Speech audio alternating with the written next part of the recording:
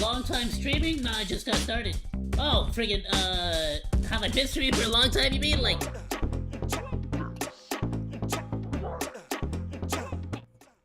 I guess, yeah, if like, pretty soon, if I haven't already passed it, I'm pretty much, like, coming up on 2 years, if I haven't already passed it, to be honest with you. Since I started streaming, but I haven't even debuted yet. Well, not like an official debut. I debuted my chibi model, but not really, like, generally. Ahem.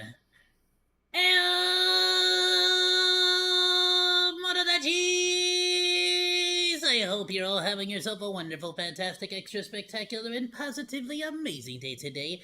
Welcome, welcome. Howdy doody. I hope you're all having a wonderful one. The plan was to play Wuthering Waves, but it's like down for maintenance. So I figure, you know what? Might as well catch up on some reactions. You know, regardless, like today I'm gonna be doing a lot of editing. And I need some more reaction content anyways, so it's like, you know what? Let's do it, bet.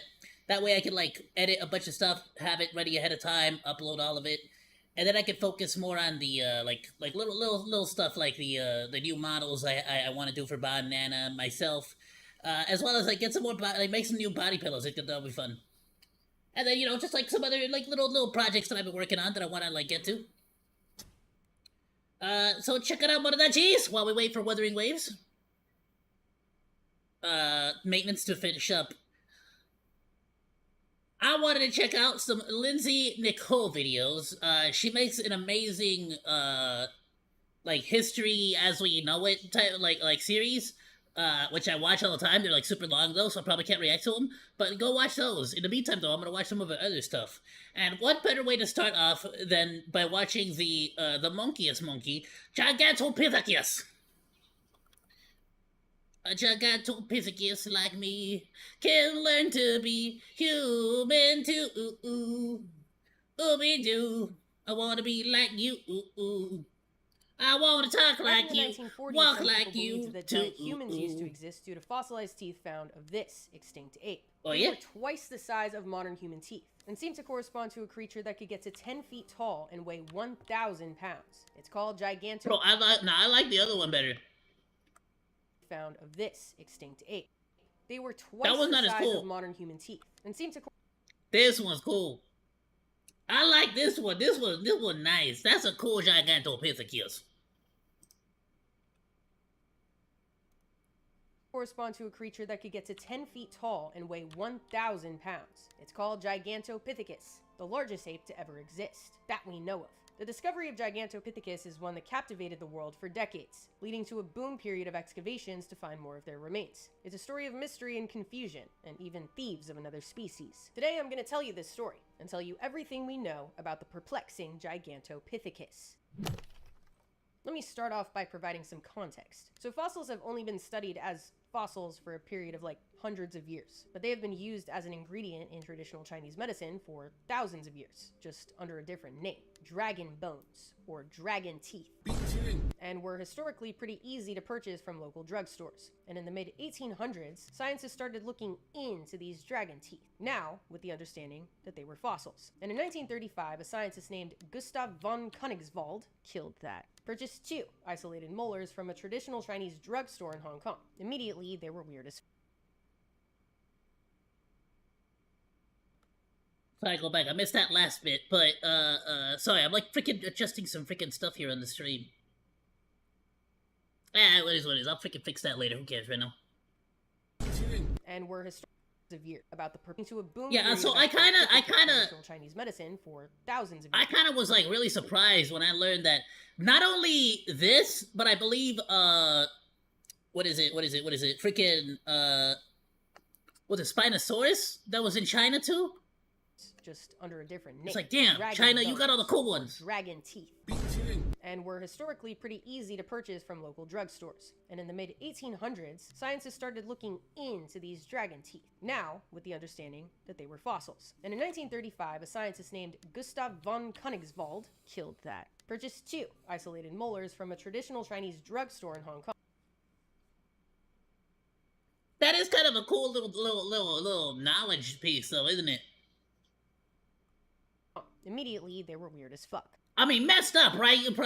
Possibly thousands of freaking fossils and stuff, samples were like sold on the black market, possibly ground up into little powder and then freaking used in medicinal purposes.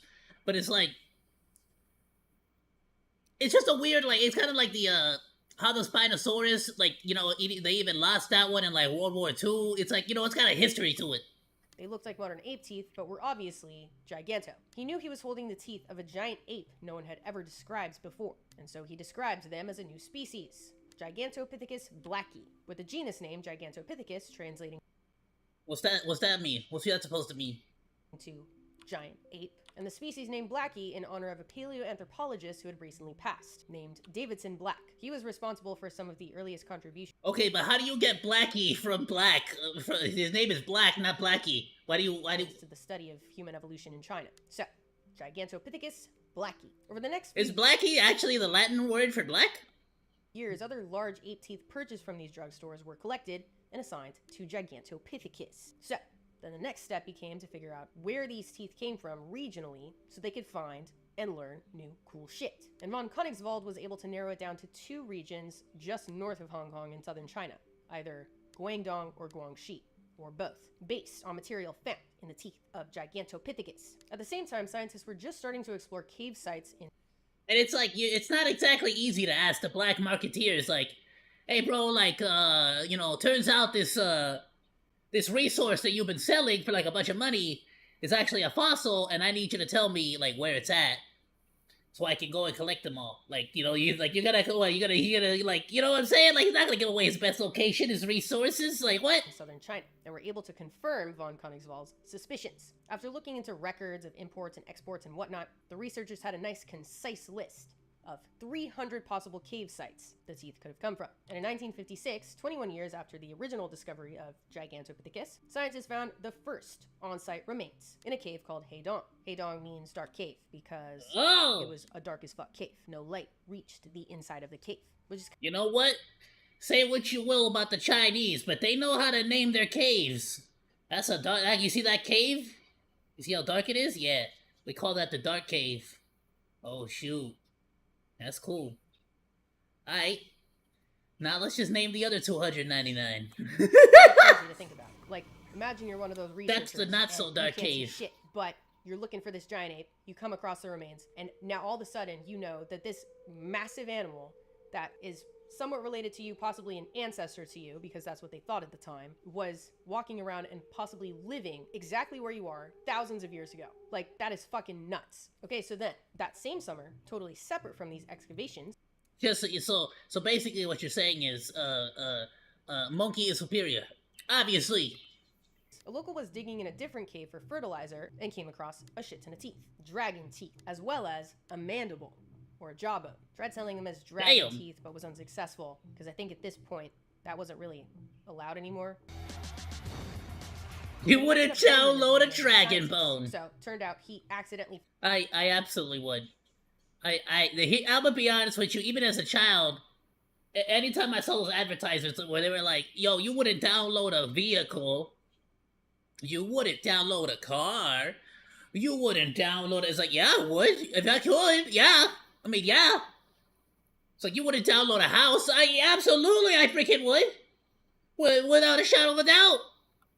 Found the first known mandible of Gigantopithecus. The scientists were led back to the cave he found it in 1957, and they were able to find 2 more mandibles and over 1,000 isolated teeth in that cave alone. So, the cave ended up being renamed Gigantopithecus Cave, but other caves remains had been found in were also renamed Gigantopithecus Caves. What? Nah, son. I like the other name before it. That one was cool. Dark Cave? Dark Cave was nice. It had a good ring to it. 7 at this point, just handing it out like candy. But this discovery kind of set off a boom period for finding more remains. Throughout the 60s and 70s, excavations were just popping off all over southern China, which led to new discoveries on where the big ape lived, new understandings on their age and morphology, hundreds of more teeth were found, and another mandible, but no, other pieces of the skeleton. Why? To this day... Damn, so basically, well, besides the fact that possibly the vast majority of them more than likely got, like, already used up in medicine, but, on top of that,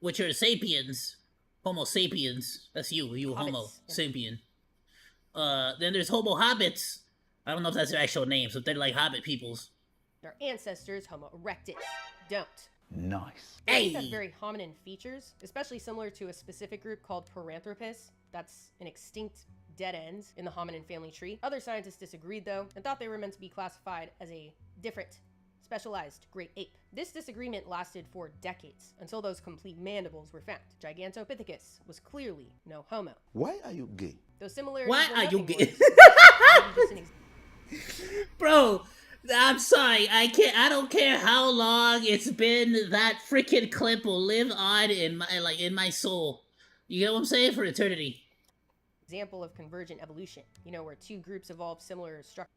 The amount of times, I swear, I could have, but maybe like in high school, the amount of times that we would just like look at each other with the most serious of faces and just look at each other with just, you know, like with that concerned tone in your voice when you just look at someone like, why are you gay? And it's just it's like what?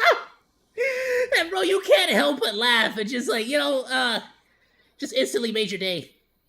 Structures or morphologies in response to similar environmental conditions, like the wings of bats. My answer was always to look my boys dead in the eyes and be like, because of you. Oh, I love the reactions after that. It was either panic or it was like an equal broship, and it was just like, all right, I'm with my peoples, you know, depending on how they reacted. And birds. So Gigantopithecus is now recognized as a great ape, most closely related to Oh, the damn! orangutan. So Hold on! Whoa, why are you getting bit like a... to similar environmental conditions, like the wings of bats and birds. So Oh no, it's freaking Carjack from Jungle Book. Damn! Gigantopithecus is now recognized as a great ape. Bro, most he's closely cheating. He attacked from behind. That's not fair. related to the modern orangutan. So still closely related to us. What was that one thing in Game of Thrones? You fight with no honor! And then that one, then Bronn is like, well, he did. No, he did. Not in our direct ancestry. To get a general idea of their size, scientists have compared Bro, what did the Gigantopithecus just take all the height DNA? What the hell? I'm a pygmy monkey. their teeth to the teeth of modern great apes. You know, that comparison, fucking cross multiply shit that we talked about in the shark video, and have come up with a maximum weight of about 1,000 pounds, with more. Oh, thank goodness, I'm not that bad. Woo! Alright, you know what? I feel good. I'm not as fat as my ancestors. Conservative estimates placing them between 400 See, if you gotta set like realistic goals, you feel me? and 600 pounds, which is so fucking big, dude. I've worked with some pretty massive Siberian tigers, and they were not even 600 pounds. They were like 550 pounds, and they still, like, I saw them every day, and every day they looked like a fake animal right in front of me. And so 600-pound ape is just fucking nuts. That is insane. And Gigantopithecus was likely... I'm gonna be real with y'all. The vast majority, and Hollywood is 100% to blame as well. There's some more reasons, but Hollywood definitely has a huge role to play in it. Most people have no freaking idea what these massive animals, and I say most people, right? I mean, in the first world countries, I should say, like, right, have no idea how massive these freaking animals are. Like, the majority of animals. Like, people be surprised to this day just how freaking massive the moose are. About twice the size of modern gorillas. I mean, their teeth alone, dude, they were definitely the biggest ape to ever exist, that we know of. Because of this, they likely didn't have any natural predators and spent... She said the thing! That's a catchphrase. That's her catchphrase. Ground. Not a lot of time in the trees, if at all. The functionality is just not there. Ground apes. Apes on the ground. With the massive amount of teeth that have been found, scientists have been able to distinguish juveniles from adults and even males from females. And it seems like males were much larger than females, which tends to imply that there was a lot of competition between the males. Gigantopithecus also got a lot larger throughout the Pleistocene. Hey, bro, there still is. Well, not as much now, actually. I think, like, the vast majority of... I've actually heard that the vast majority of people nowadays are, like, not competing at all, basically. But to be fair, it's, like, a little bit of both. I feel like the majority of people are just sort of doing their own thing. But there is definitely a huge outreach right now of, like, like, non-competitiveness in the male population of America, I feel like. The size of their teeth increased over time and also gained more complexity. Probably due Going based off of what Twitter and other people's on YouTube be saying. due to changing environmental conditions that led to a pressure to change their diets. I had mentioned in my Ice Age iceberg video that the Pleistocene saw a shit ton of ice ages, generally called the Ice Age, but the Pleistocene is multiple ice ages, swings in climate, dips, big dips, which led to pretty drastic shifts in habitats throughout those swings. So Gigantopithecus had to shift. Yeah, again, an ice age is like what it's like. Still, we're still in the ice age. Once all the ice in the planet melts and there's no more ice, then the ice age ends. And then at that point, it like slowly but surely, the planet will basically now start the complete opposite process where rather than warming up, it's gonna start to cool down over possibly thousands of years. And it'll start to freaking form ice again once again. Their food sources, and luckily, But of course, with like such wildly changing climates, like a lot of creatures, a lot of animals are going to suffer, including us, right? Of course, we'll probably pull through. But like a lot of ecosystems are gonna get wrecked and bodied by the changes. Keith can tell you a lot about that. So what we can do is we can always try to help, however we can, in whatever minuscule way to like try to improve the situation, But at the same time, but then again, a meteorite might just hit the planet and who cares? We're all gone, but still. And the Gigantopithecus teeth speak very highly of fruits. They loves that shit. They also dabbled in some leaves and stems, possibly underground storage organs, and potentially bamboo from time to time. Oh, hell yeah, bro. You telling me they're like pandas too? The reason why they went extinct. Their teeth shifted in complexity around the time that there was a big shift in climate, corresponding to the beginning of an ice age. It's an idea for now, but there's not a lot of solid, direct evidence for that at this moment in time. But it seems as though their forest habitats were definitely taken over by grasslands as the ice grew at the poles and expanded. They were around for a long time and definitely had to adapt. As the ice grew, okay, so things started getting frozen over. Understood. To ice ages before, but maybe this one just shot him over the edge. Then there's always maybe it was the humans argument. Homo erectus was potentially just arriving to the region. Listen, was it possibly the humans? Maybe it was, maybe it wasn't, but we definitely affected it. You know why? Because God made us God made us in His image, not you, creature. That's why. And around the time they went extinct, would have been humanity number one. Targets, but no direct evidence for that as well, or either. So for now, their demise is a mystery. All right, let's get. To be fair though, Monke, well, same team, a little bit of friendly fire there, is what it is. On to the questions for this week's episode. Which evolutionary trait that disappeared do you think would have been advantageous today, of any species? So when I was doing research for the dino disease video, I came across this paper that had this really short little paragraph referencing a different paper. What was that? That disappeared do you think would have been advantageous today, of any species? So when I was doing research for the dino disease did dinosaurs actually have tuberculosis? Is that a thing? Video, I came across this paper that had this really short little paragraph referencing a different paper about how there's evidence that our ancestors from 350 million years ago, like the early stem amniotes, which I'm gonna get. Oh, okay. That's my ancestor. That's my great grandmama.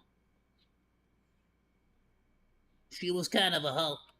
Which I'm gonna get to in the history of a gardening supply, because she used to till the land really well. Damn, chill.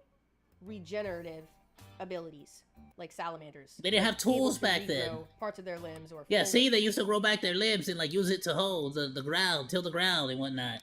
Talking gardening supplies, chill, chat. It was chill. Such a short paragraph. And I went to the paper that it was referencing, and I could not access it, even with Sci-Hub, so it kind of just ended there. I probably shouldn't be bringing it up now, because I have not confirmed it, but I did read it in a paper. So, if true, that's fucking crazy, and it's crazy that the earliest groups of our ancestors could have possibly been regenerating their limbs, and now we can't. So, I gotta look into that a little bit more. But if that's the case, then that's... So question, does that mean that just like in the sci-fi movies, eventually we could even like potentially like reintroduce or like extract that DNA out of that recessive gene out of our human DNA. That's the answer that I would give for that question. Next, how do you feel about extinct animals being scientifically brought back? So this is probably not the best way to make this announcement, but I am actually now on the youth advisory board for Colossal Biosciences, which is the main company doing the resurrecting of extinct species, which I'm super excited about. This happened a couple months ago, so I've been in a couple meetings, but I had made videos kind of giving updates on what Colossal has been up to way before they got in contact with me. And I've always had mixed feelings about all of these updates, and so I've always left the videos, you know, open-ended, kind of waiting for opinions from other people. But the main concern being this technology is being developed to resurrect extinct. Oh yeah, they're the people who are bringing back the freaking mammoths, right? I heard that she got it. That she got involved in that. And what? Who else was it? There was another YouTuber. Was it Mini Minutemen? No, it wasn't Mini Minutemen. Oh, who was it? There was another like dino historian YouTuber that also got into this program. Species. Why not focus on endangered species? And one thing that I have already learned from these meetings is that this technology is being developed for endangered species. It's just like the resurrection aspect of it is the selling point. Obviously that gets people excited, that, you know, brings in more funding and everything because it's fucking insane. And the reality is, like, humans are more interested in like crazy new technologies where you could like bring back animals that don't exist right now than saving the ones that currently exist. So I'm really excited about it. I think this is going to add a whole new element to conservation that is just nice to have once the technology is figured out. And I'm hoping in 2024 I'm going to be able to focus on Colossal a bit more, maybe do like an in the field video where I go check out what they're doing. I'm going to talk to them about it and hopefully be able to provide more updates as time goes on now that I'm on the advisory board. So I am super stoked about that, and I hope you're looking forward to it because there will definitely be more updates to come. And if you liked this video, Bro, I might like I do think about it, like if they do, because I heard that they're gonna like, since the mammoths are actually very close to what like modern day elephants are like. I do genuinely wonder if like maybe maybe mammoths are a unique situation, but it's like if you make a clone of it using elephant like DNA, it like, is the mammoth gonna act like a mammoth from back there? You know what I'm saying? Or is it gonna act a little bit too much like a modern day elephant because of the like you're putting that elephant DNA in it? You know what I'm saying? But I guess that would like, it would depend on like how much of the original mammoth DNA is being replaced with modern day elephant DNA, right?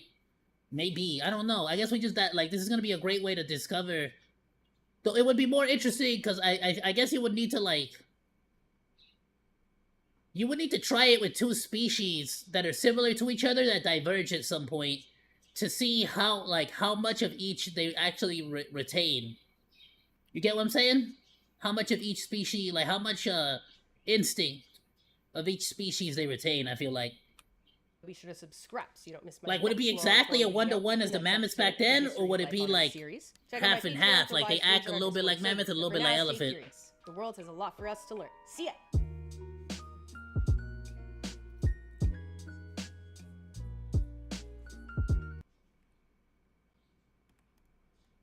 Well, that was an absolutely amazing video. Lindsay Nicole.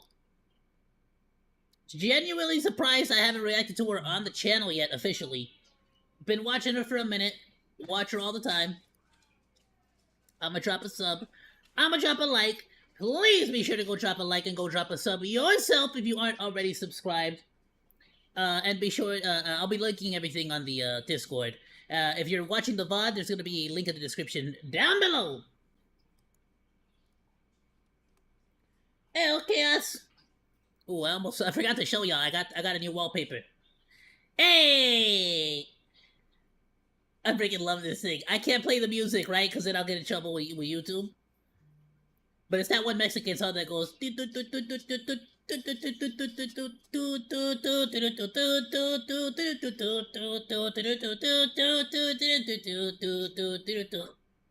freaking love it. I love when she goes ham with the maracas. So adorable. Oh, it's on Streamlabs. I mean Streamlabs on Wallpaper Engine on Steam. Wallpaper Engine.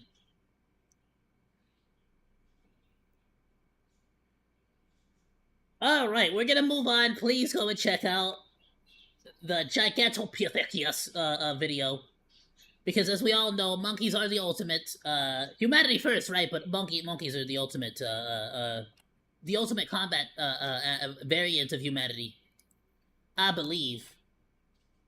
And because I want to keep supporting Lizzie Nicole, I picked like I'm trying to make it a thing where I pick like 5 of one particular channel of like videos that I like. You know what I'm saying? I might not have 5 every single time, but I'll try to pick 5 if they have like 5 videos that I wanted to check out. And the next one, which I feel like is the best name for a history video, animals like history, like prehistory video, animals that are metal as fuck. I guess it don't matter if you curse anymore on YouTube, but it's still weird for me to like get it in my brain. Like I'm programmed now to like not curse on YouTube videos, but they said that you don't get in trouble anymore. But phenomenal video. Let's check it out. Oh, I freaking muted it. Stupid. When you think about the average favorite animal, your brain probably goes to something cute, fluffy, very squeezable things. Cats and monkey, bunnies and panda bears. But most animals don't fit ooh, that category. I like pandas. What's another cool animal? The shoebill stork. Y'all see the shoebill stork? Bro, you want to see an actual like dinosaur that still like exists in modern day? Like actually though?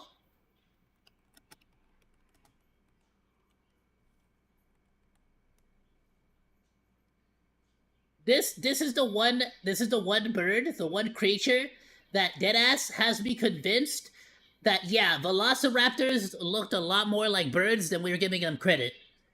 Velociraptors, like no doubt, we know for a fact that birds are like the closest things to the dinosaurs, to like T-Rexes and all that. But this thing has me convinced that like, okay, yeah, I could see it now. I could see velociraptors being like like somewhere in between bird and lizard.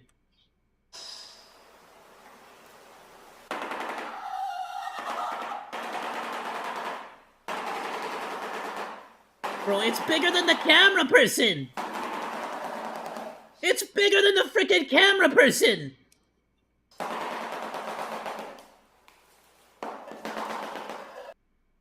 Bro! And that's how it speaks! It's just like click-clack in its freaking mouth! Sounds like it's like straight out of Compton. Category. Some, rather than cute, are metal as fuck, as in very sick and cool, have superhero-like qualities, and make you question the true limits of what animals are capable of. Oh, is that a bombardier beetle? We're playing Grounded right now. That's the one that like poops out like acid.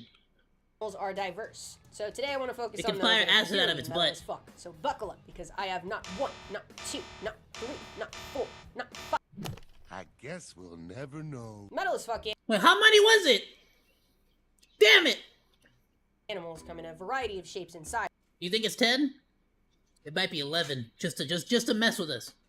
In taxonomic groups, so I don't have a general information section to get out of the way. But I did figure out a way to categorize some of them as if they are weapons. Weapons are typically made out of metal, keeping in line with the metal as fuck theme of this video. But I want to clarify that I don't think combat and warfare are metal as fuck. They just objectively, typically include some sort of metal. The first category of some might say war basically pushed metal evolution. To be completely honest with you, I feel like for the vast majority of history, metal was kind of useless until war happened. And then suddenly it's, you know what I'm saying?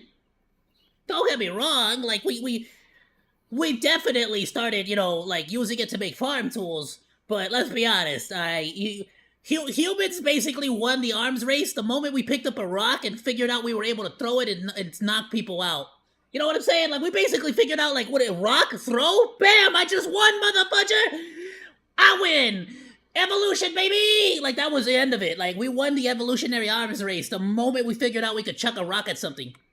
animals is close combat. Then we just got fancy with it. Then we got, we figured out we could put the rock at the end of a stick. We figured out that we could make there was fancy rocks called metal rocks, and then we found other fancy rocks called lead and other fancy rocks that explode. And then we made I'm not gonna say the word, but we made ammunition. And that basically just became a much fancier way of throwing rocks. Okay, let's be real. Metal as fuck in a close range distance. So just saying, you want to talk about metal as fudge, humanity, baby. The Iberian ribbed newt, an amphibian from, you guessed it, the Iberian Peninsula that can get to about a foot long. Why does it look like that though? Hold up. Animals is close combat. Animals that are metal as fuck in a close range distance. Exhibit A. That's the freaking the shrimp, the mantis shrimp, one that punches. Bro, see, this is like, how is this not like Quagsire? Y'all remember what's that one fool? Is it Quagsire?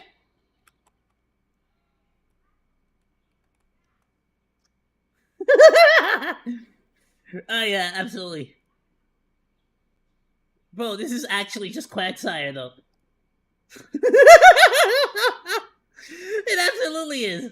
The Iberian ribbed newt, an amphibian from, you guessed it, the Iberian Peninsula that can get to about a foot long. At first glance, this newt looks basic, nothing to write home about, but your eyes deceive you once again. Nonsense. Look at his pose. Blades. It's got blades? Hold a minute, forget the blades, bro. Look at him. The Iberian Peninsula that can get to. Bro looks like he's freaking ready to go. He looks like he's ready to go, dude.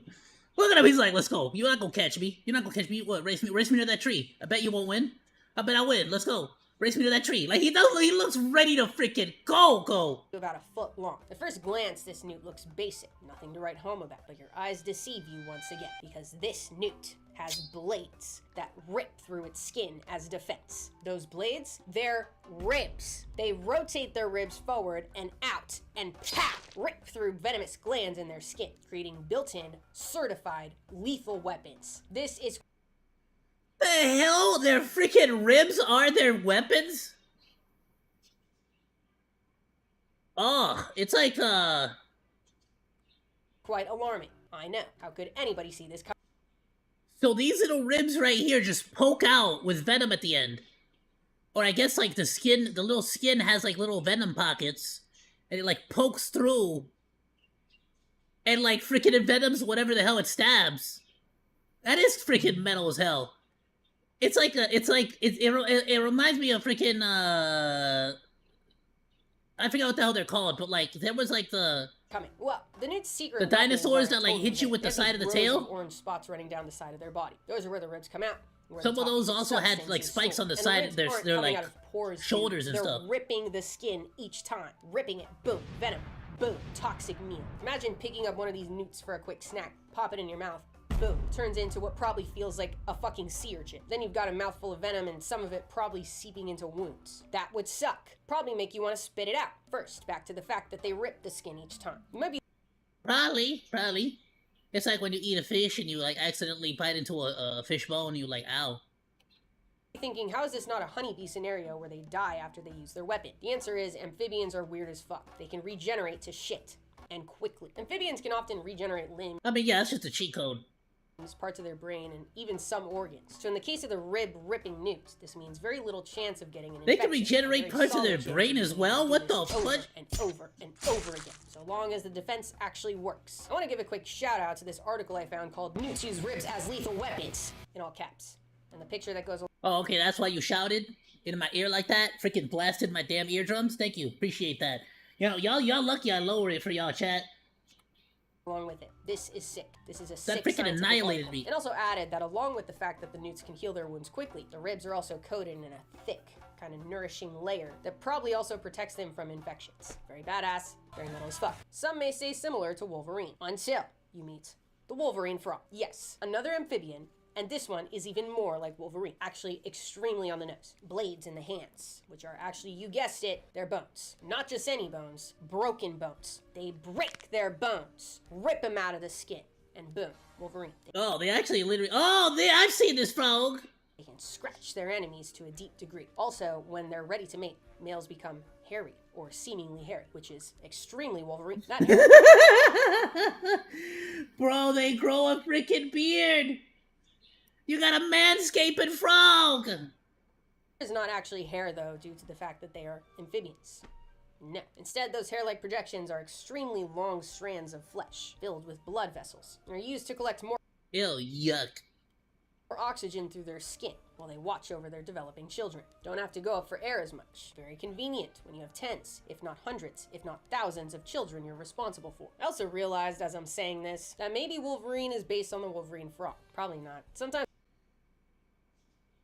I mean, maybe, but to be fair, that makes me start to wonder, like, if it was a good idea for that one fool that like raised an army of frogs. Remember? Then he like released them all. I say stuff and then there's comments that are like, oh, well, it was actually based off this character. And I don't know shit like that. So I don't think Wolverine was based off this frog. I think it's just a coincidence, but maybe it was. Maybe if somebody could clarify in the comments, that would be very appreciated. Back to the bones and how they go about breaking them. Inside of their toes, the tips of the terminal phalanges are not... I think Wolverine is based off of a Canadian. fused to the rest of the toe skeleton. So, when threatened, the frog contracts muscles in its feet, and the blades break free from these nodules they're attached to and rip through the skin of its toe pads. This defense is unexpected, so effective. Early reports of handling them in the 1950s mentioned deep bleeding wounds on the researchers. That's Damn. to a human being. Imagine how much they could fuck up a predatory bird. After the threat has been eliminated, the Wolverine frog's... I'm gonna be real. I've seen how humans act. It's a little bit more impressive if they do that to an animal.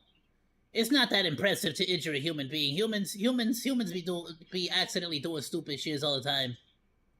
Bone blades go back into their original place. And as you would expect from an amphibian, the skin and connection to the nodules are healed very quickly via regeneration. They are totally cool and totally metal as fuck. Now we're moving away from close combat into more long-range combat, relatively long-range combat, starting off with the horned lizard, found in deserts in North America. There's about 20 Is that the same as the bearded dragon? species, and many of them have a very sick defense. They squirt blood out of their eyes. Oh, I thought that was the bearded dragon that did that. Can't get more metal than that. So, horned lizards have blood filling their sinuses all around their eyes. So when they get threatened, they restrict blood flow from the head, which increases the pressure in these sinuses until the tiny vessels burst, releasing a stream of blood. Somehow they have very Yeah, they have a freaking, it's like water gun, but like, you know, like in Pokemon, it's like if a lizard could use water gun, but it was called red water gun. Yuck. accurate aim. They can squirt blood up to 5 feet away and are able to target the mouths and eyes of their attackers. And this is not just a... What? So what do they? So they just like give the freaking animal AIDS? What the hell is the point of shooting blood in their mouth? Or does it like taste really bad? sick, disgusting prank. The blood is toxic. Yeah, it turns out the it lizards is! eat a very large amount of venomous ants. Their digestive system is adapted to neutralize the ants' venom so they don't get hurt, but then they're able to take it a step further and incorporate the venom into their blood. Kind of like the aeolid. Oh, that's interesting, because I feel like most creatures, whenever they're toxic, they'll like make it a big deal to show off their colors. Like go ahead, bite me, see what happens. You know what I'm saying? Nudibranchs to some degree, literally spraying venomous blood out of their eyes. That is unfathomably metal. They're so metal, It definitely is. It's definitely another unique way to like use venom. But you see, the thing about that is like, what is the old saying? If you bite it and you unalive, it's poisonous. But if it bites you and you unalive, then it's venomous. Alright, but what about if it shoots its own blood into your mouth? Like, is that poisonous or venomous at that point? Like, because she's saying venomous, right? But it's like, but technically you're eating the blood, right? So isn't that poisonous? alkali. Chemists, let me know if that makes sense in the comments, because I think alkali is like the most metal. You get what I'm saying? Like, this is like the best, like, this is the Hannah Montana of lizards. It's the best of both worlds. Metal. So I think that makes sense in terms of chemistry and chemical. Oh, bro, potassium. I almost died because I didn't have enough of that one time. Elements. All right, the next one on the list is kind of in the same It's the Bombadillo! long-range combat category, I guess, but also combined with explosives. Bombardier Let me Beetle! introduce you to the Bombardier Beetle. They Let's create go! It's in Grounded, bro. Freaking hate this guy. He freaking causes you to burn. boiling toxic chemical compounds inside of their bodies and project them out at their enemies, literally shitting out explosives as defense. Let me break it down. So at any It's a typical boiling moment, hot the water bombardier gun. beetle has 2 reservoirs of Water force multiplier is what I meant to say, YouTube. So you totally didn't hear that. Like, actually, they have a water force multiplier. chemicals in their abdomen. One contains hydroquinone, and the other Sphincter muscle is just a fancy word for booty muscle. contains hydrogen peroxide. On their own, fine. When threatened, these chemicals get mixed together in a reaction chamber inside of their bodies and create a superheated mixture of benzoquinone, a pungent and poisonous chemical compound. We all had that chemistry teacher in high school that wasn't all there and would make insane little explosions in their beakers. Actually, probably not all. Oh, bro, not only did I have that teacher, one time, this freaking, like, kid... This freaking kid in our class thought it would be so funny to, like, pop a freaking, a fart bomb in class and then chuck it across the room. And he was like, haha, like the prank, right? It was a prank, funny prank. But the scientist, the chemistry teacher, was like, you think it's funny? Okay. So he went and he shut all the windows and he shut all the doors. And he's just like, we're gonna sit here and we're all gonna suffer with the smell. He's like, I don't care. I'm a chemist. I smell these terrible smelling chemicals all day, every day and night. Bro, let me tell you something. Afterwards, nobody ratted nobody out. Somebody got their their ass whooped in the playground. I'm just gonna leave it at that, alright? Somebody got their ass whooped in the playground later that day. This was in middle school. Oh my goodness, bro. Good lord. Because of all the fucking... nobody, there ain't no rats, right? But, like, there were some people that knew who did it, and they were not happy about having to sit for an actual, 30 minutes of just pure, smelly as hell torture, bro. explosions. But It was like a sure Dutch you oven in there, remember bro, how in the there's 2 California liquids. heat. 2 liquids. We get all pressurized and freak out. That's exactly what happens inside the bodies of the bombardier beetles. And that pressure forces the liquid out of the bombardillo. venous exit, i.e. a valve, at the tip of their abdomen, with a popping sound. Some people might say bombardillo bitibillo. In a pulsating jet that can reach up to 22 miles per hour. It's a pulsating jet rather than a long stream, so the reaction chamber can cool off, and the beetle doesn't It poops. It farts hot acid water at you. fucking combust in the process. This one, I think, feels harder to imagine in an evolutionary context. How the fuck did this happen? Well, as I've said many times, and will say many times more, there are a shit ton of beetles. Over 350,000 species of beetles that we know of, and they make up about They're insane. There's so freaking many beetles, dude. 25% of all animal species. All animal species, dude. So, with that much diversity in just one group, it's not surprising that some of them just went totally sci-fi. Tons of beetles have chemical defenses. I've mentioned my experience with blister beetles. They'll spray you with this liquid that will leave blisters on you for weeks. Some ground beetles do this thing called reflex bleeding, where toxic liquid seeps out of their legs when threatened. Other beetles have other toxic liquid Bro, it'll actually leave you with blisters. How hot it is, damn. that seep out of other parts of their body. Beetles have been all about toxic liquids and seeping toxic liquids. I know that there's one that's called the domino beetle. That's freaking insane too. I think it was the polka dot beetle or the domino beetle, something like that. Very long time. So those chemical compounds have been part of the beetle lineage for millions of years. And that's what led to these particular chemicals being able to be combined and react in the bombardier beetles' bodies. Bombardier beetles' bodies. Bombardier beetles' bodies. If you think about it, all the beetles need is Real the tongue presence twister. or development of the chemicals and the ability to not be harmed by them. The chemical reaction and explosion and pressure is what would happen between these chemicals in whatever environment they get combined in. So if it's in a body, it gets combined in a body. Just gotta make sure the body can deal with it. Am I making any sense? And as you would expect, this defense works one. I wonder if it wasn't for the exoskeleton, would it be impossible for something to, because we're mammals, right? We don't got an exoskeleton. We have an internal skeleton. Some might call it an endoskeleton. In which case, is it a situation where it's impossible for us to be able to do something like that because we would effectively be boiling our own skin? Whereas with these bugs, it's it's being mixed together in his body, but right at the butthole, right? Right at the very entrance or the exit. So it's really the only thing it's hitting itself is its own exoskeleton. They can spray the liquid up to about 20 times before running out of fuel. And with the right-sized predator, that is a 20. lethal attack. A toad, perhaps. A study back in 2018 found that bombardier beetles that are swallowed by toads have almost a 50% survival rate because the toads turn their stomachs inside out, throw up the beetles when they realize. Damn, they can actually turn their stomachs inside out? That's insane. So even if they like power through it and like get it down, the beetle's like, screw it, I'm just gonna keep going. It's not gonna stop.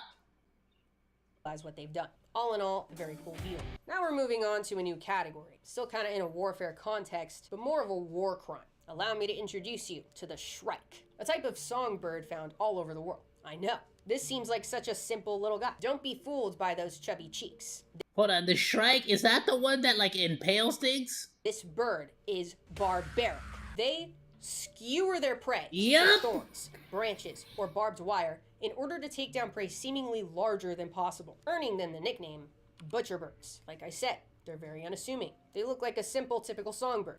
Listen, it might look barbaric, but they actually, like, when they say butcher bird, they actually do be treating it like a butcher shop. Like, they're actually incredibly, like, incredibly organized and clean. Big heads, but very small overall. Very cute. There's one feature that hints at their sinister ways. Those black mask markings over their eyes. Likely to reduce glare in their eyes while hunting, but also identifies them as sly criminals. Another thing they have is hooked bills, similar to birds of prey. Like a bandito. Like the classic, black and white striped criminals, you know what I'm saying? Birds they strive to be, like the whole lion inside every house cat thing. Birds of prey are much more equipped to take down their kills. They have those sharp talons to grasp and immobilize. Bro, look at the freaking texture on the feet, though.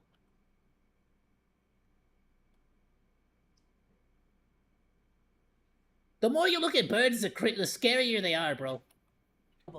The shrike could only dream of talent. So instead, in order to achieve their dreams of being one of the greats, they use sharp objects. Impaling has the dual purpose of grasping and immobilizing things, like talons, but it also creates a supply of food for later on. No need to eat it now. The kebab is probably not going anywhere. As long as they have access to a sharp object, they can take down anything they can get skewered onto it. Insects, other vertebrates, even other birds. In the most extreme case, they really go after other birds too? That's so brutal. Or is it more like they found a bird that's been unalived by other means, and so they sort of like, they were like, you know what? What's the point in letting it go to waste? Is that like their method of attack too? Like maybe for insects, I just have a hard time seeing them doing that to lizards. This is ducks and pigeons. Or like, do they deal with them separately and then impale them?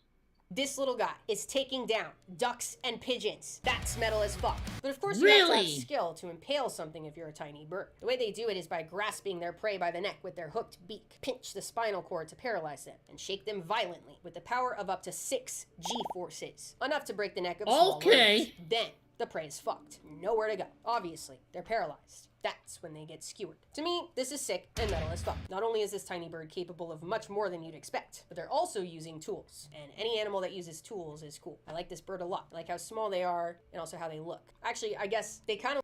Oh, okay. The freaking tiny little bird starts to butcher creatures and stick them on hooks, and he's cute, adorable, and metal. I do it, and I'm a psychopath that just belongs in jail. Look like the tiny orcas of the bird world. Maybe they're orcas reincarnated as tiny birds. The last one on the list is metal as fuck in a totally different way. In a truly literal way. Meet the volcano snail. A mollusk that lives near hydrothermal vents and builds its shell. Bro, I completely forgot about this creature. I've heard about them, but I thought they were only like in underwater volcanoes. Are they also on top? Like in above ground volcanoes? In a totally different way. In a truly literal way. Meet the volcano snail. A mollusk that lives near hydrothermal vents and builds its shell out of iron. Literally metal as fuck. The snail was first found back in 2000. Dude, even I'm sure it's probably like one of those things where it's like, no, don't touch it. It's not, the ecosystem and whatnot. I would love to have a freaking snail shell made out of metal, bro. 2001 at the first On display hydrothermal here at vents home, they'll be identified in the sick. Indian Ocean. As you probably know, hydrothermal vents have all sorts of minerals spewing out of them. It's probably where life originated, and life still exists there today. Organisms near the vents use these minerals to survive. It's the only way how. It's the fucking deep sea. But this snail was different. The iron shell was a shock, and it became a sensation immediately, like a 6-year-old who can play piano on the Ellen Show. It had hundreds of these scale-shaped exoskeletal structures made of iron sulfides all over its foot. That big fleshy part they use to move around. Same function as our foot, locomotion, in a very different font. Its shell was made of these same iron sulfides, making it the first and only animal to use iron in its skeleton that we know of. Most animals with shells and exoskeletons in the ocean use calcium carbonate to get it done. Calcium and carbonate ions are all over the place, easy to extract, easy to use, seemingly unlimited supply. So it's not crazy that an animal would use a different material that's abundant in their unusual environment. Iron.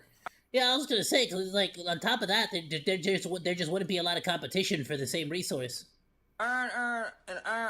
Which makes this animal Iron. certified metal as fuck free, and that was the last one on the list. I hope you enjoyed it. Just so you know, to keep you up to date, I'm gonna be doing a little bit of redecorating. Not too much. I'm gonna be moving this to a different wall. So I think I'm gonna keep the same thing going on. I like the plant over there. I'm probably gonna put the base back if it fits. I'm gonna keep the big whiteboard. I'm gonna keep all this stuff too. But if you have any suggestions on maybe some things that you would like to see me add to my backdrop, let me know. I wanna figure out how to put up the Bro, those air plants are wild, bro. I don't know how the hell they do what they do. Smilodon skull somewhere, but it might just like not look right on camera, you know? It might have to be like here, and obviously you can't go there because of the whiteboard.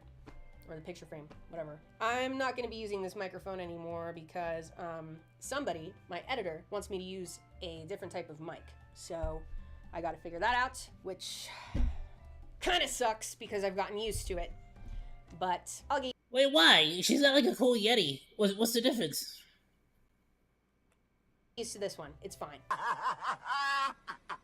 This will probably be the same, but just in a slightly different area because it's going to a slightly Is it not a different condenser wall. mic? It's the era of redecorating. So, I will see you then. And if you like this video, be sure to subscribe so you don't miss the first episode of the history of cats that we know of. I don't know what it's going to be called yet, but that's the general gist. It's the history of cats that we know of. That's coming out next week, I think. Keep up with behind-the-scenes content and live streams on Patreon, where we also have a Discord server. And for now, stay curious. The world has a lot for us to learn. See ya!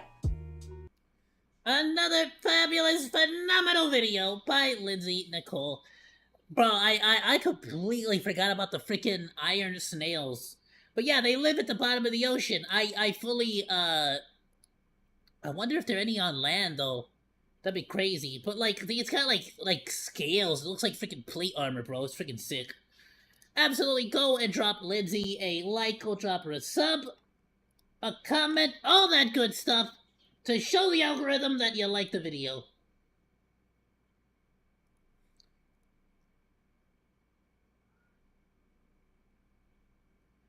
And we're gonna go from the most, like, hardcore metal animals to the most, let's say, not maternal necessarily, but but basically maternal creature. I was recently asked why all the cool The seahorse. I think this is just about seahorses, which I'm like, you know what, screw it. I don't know jack squat about seahorses, except the fact that they're horses that live in the sea. So let's check it out. I was recently asked why all the cool animals aren't alive anymore. While it is true, a lot of cool animals are extinct. There's a lot of cool animals alive that you're taking for granted. Exhibit A, the seahorse. An extremely cool animal that, if it was extinct, Exhibit B, me, monkey. you would wish was still alive today. It would probably be called the most unusual fish to ever exist. Well, actually, maybe it is already. And it definitely should be. If seahorses weren't alive today, you'd probably be shouting about them from the rooftops. They look like horses, male pregnancy, etc. Yet here you are, probably forgetting they even exist in the first place most of the time. So today I'm gonna introduce you to the seahorse. Now, I used to really, like, think seahorses were, like, super dope and super cool, and they do look awesome. I mean, look at them. The only issue with seahorses is that they have, like, I can't keep them as, like, a pet without, like, going through an exaggerated amount of maintenance and, like, stuff. So it's like, oh, damn. So I kind of, like, it's like, who cares? You can't keep them as a pet? Eh. An animal that is actually pretty sick. Let's get Like, the you can general keep 'em as a information pet, but out it's of the way. difficult. Seahorses are weird as fuck. They're like someone took the front of a horse, shrunk it down, stuck it in the ocean, threw bony plates all over it, and then gave it a curly tail and a tube for a mouth. But, as you would probably expect, that is not what happened in this case. Seahorses are simply fish of a strange shape. They've been around for like 25 million years. I believe what you meant to say is it's a fish. Since the late Oligocene epoch, so pretty new in the grand scheme of things. There's 47 species that we know of, and they all belong to the genus Hippocampus. Hippocampus, you say, like the thing in our brain that helps us I was about to say, yeah, I'm like, that sounds familiar. remember shit. Yes, exactly like that. Coincidence? I think not. Back in 1587, an anatomist named Julius Caesar Laurentius was looking at the brain, all the different sections of the brain. Saw Yeah. the hippocampus. At the time, obviously called nothing. Said, wow, that looks like a seahorse. Others were like, what the fuck are you on? Looks more like a silkworm or a dolphin, maybe even the horn of a ram. Nevertheless, seahorse stuck, and it was named the scientific name of seahorse. Really? So the hippocampus in our brain is named after the seahorse? Even though it looks nothing like a freaking seahorse? That is the stupidest thing I've ever heard. And it has to do with the human brain. It's just like the irony is astonishing. Hippocampus. What a cool, sick, interesting fact. I was not very familiar with seahorses before I made this video. You forgot stupid, but also the things you said. Also the things you said, but also stupid. I didn't know their genus name was hippocampus. So when I started seeing that in different articles, I was like, you mean as in the part of your brain? How is no one mentioning that it's the same fucking word? Then I looked it up, because I was like, there must be something going on here. UselessEntomology.com said the hippocampus was named after the seahorse genus Hippocampus due to shape. I resent that useless entomology. And also said, I know this one seems sort of obvious, and maybe even common knowledge, given the compound structure and recognizable roots. No, cause it's like you say that, but then we still got people like, and we still, frankly, nobody wants to admit it. We still don't freaking know really 100%. Like, what was it? The color orange first, or was it orange the fruit first?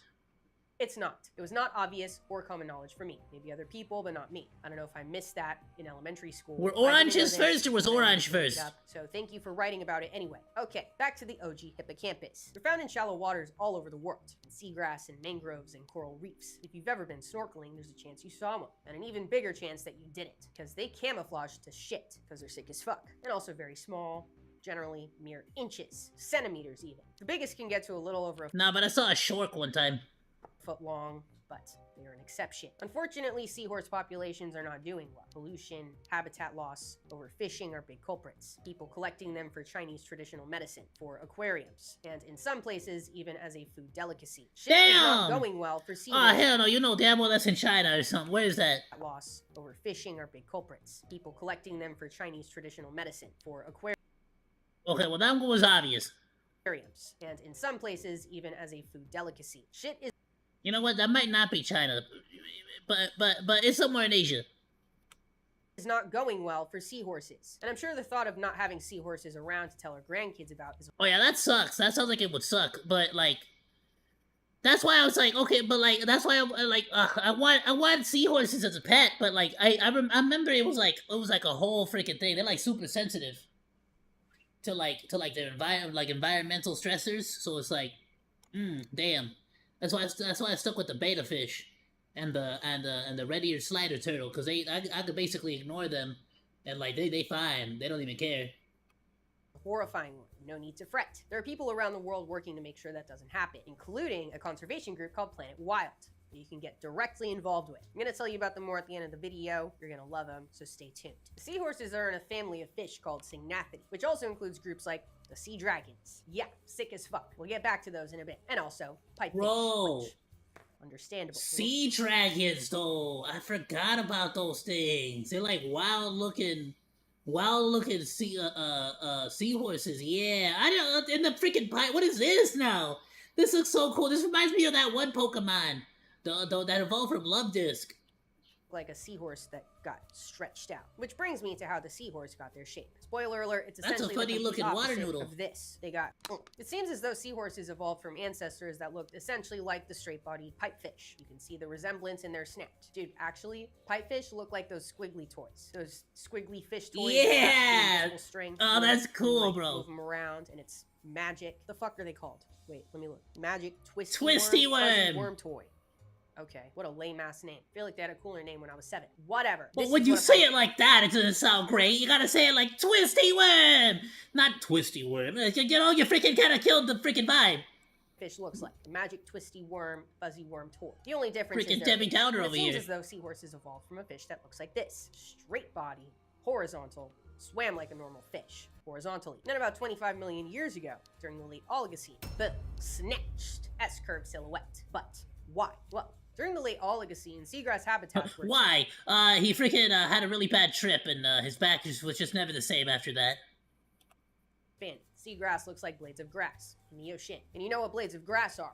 Upright, vertical. So how does one blend into blades of grass? You go vertical as well. Get That's rotated, one. idiot! How about the climate? Prehensile, That is my as in favorite seagrass. freaking clip You might of have shorts. noticed that a lot of the time, seahorses are attached to something. A coral, a blade of seagrass, perhaps. Each other on occasion. That's thanks to the very cool and sick prehensile tail. While they're hanging out, scan the water for tiny shrimps, waiting for the perfect It's like a monkey tail. moment to snap their snout and suck up their prey. That's when the final piece of the Damn, puzzle let me see comes that. in. Cool and sick prehensile tail. While they're hanging out, scan the water for tiny shrimps, waiting for the perfect moment to snap their snout and suck up their prey. That's when the final piece of the puzzle comes in. Yo! The shape of a Okay, snout. hold on though. Yes, That sir. why? Tell me why that was Scan actually the water kind of for like, tiny shrimps, waiting for bro was quick with it though. Look at that. the perfect moment to snap. their Bam! Like snout. just instantly. You didn't even see him suck that thing up, bro. Let me frame by frame this.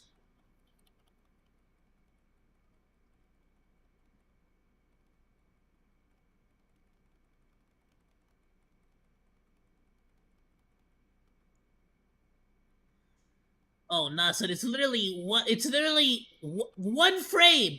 It ate that shrimp in one freaking frame, bro.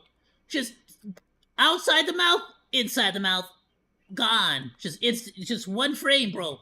Their snout and suck up their prey. That's Less when the than a final piece of second. the puzzle Less than a comes in. The second. shape of a stallion. Why the S pose? An explanation lies in a paper published back in 2011. An adaptive explanation for the horse-like shape of seahorses. I love when shit is titled straight to the point, no mumbo jumbo. So, seahorses, about 80% of the 47 species, use sit and wait capture strategy, which I explained before, attached to something via prehensile tail, Let me guess, they sit and they wait. and strike. The seahorse prey of choice is small shrimps, or larval fishes, two groups that tend to get away from a threat in rapid speed, so fast you don't even see them. So the seahorses need to be fast too. Also, before I forget, I forgot to write this, they have no stomachs, so food just goes right through them, so they need to eat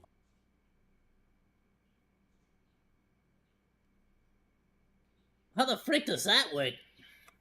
all the time, which means they need to be fast all the time. In order to be the most efficient in your sit and wait strategy, you want to be able to capture prey from the furthest distance possible. You know, so for example, if this was you're in one spot all the time, a couch perhaps. It's beneficial to be able to have longer arms so you can reach further around you, to a side table, coffee table. A shark grabber toy would be very appealing to you. For seahorses, it's all about their head. They don't have arms or shark grabber toys. Turns out by having their head angled down more, rather than the classic horizontal ship pipefish got going on, they're able to increase the available distance for prey to be in because suddenly they can, boom, snap their head up this way with a more efficient force than if their head was here. It's like, instead of, you know what I mean? Pretty sick. So, I have no idea what the hell you're talking about there. You lost me on that one.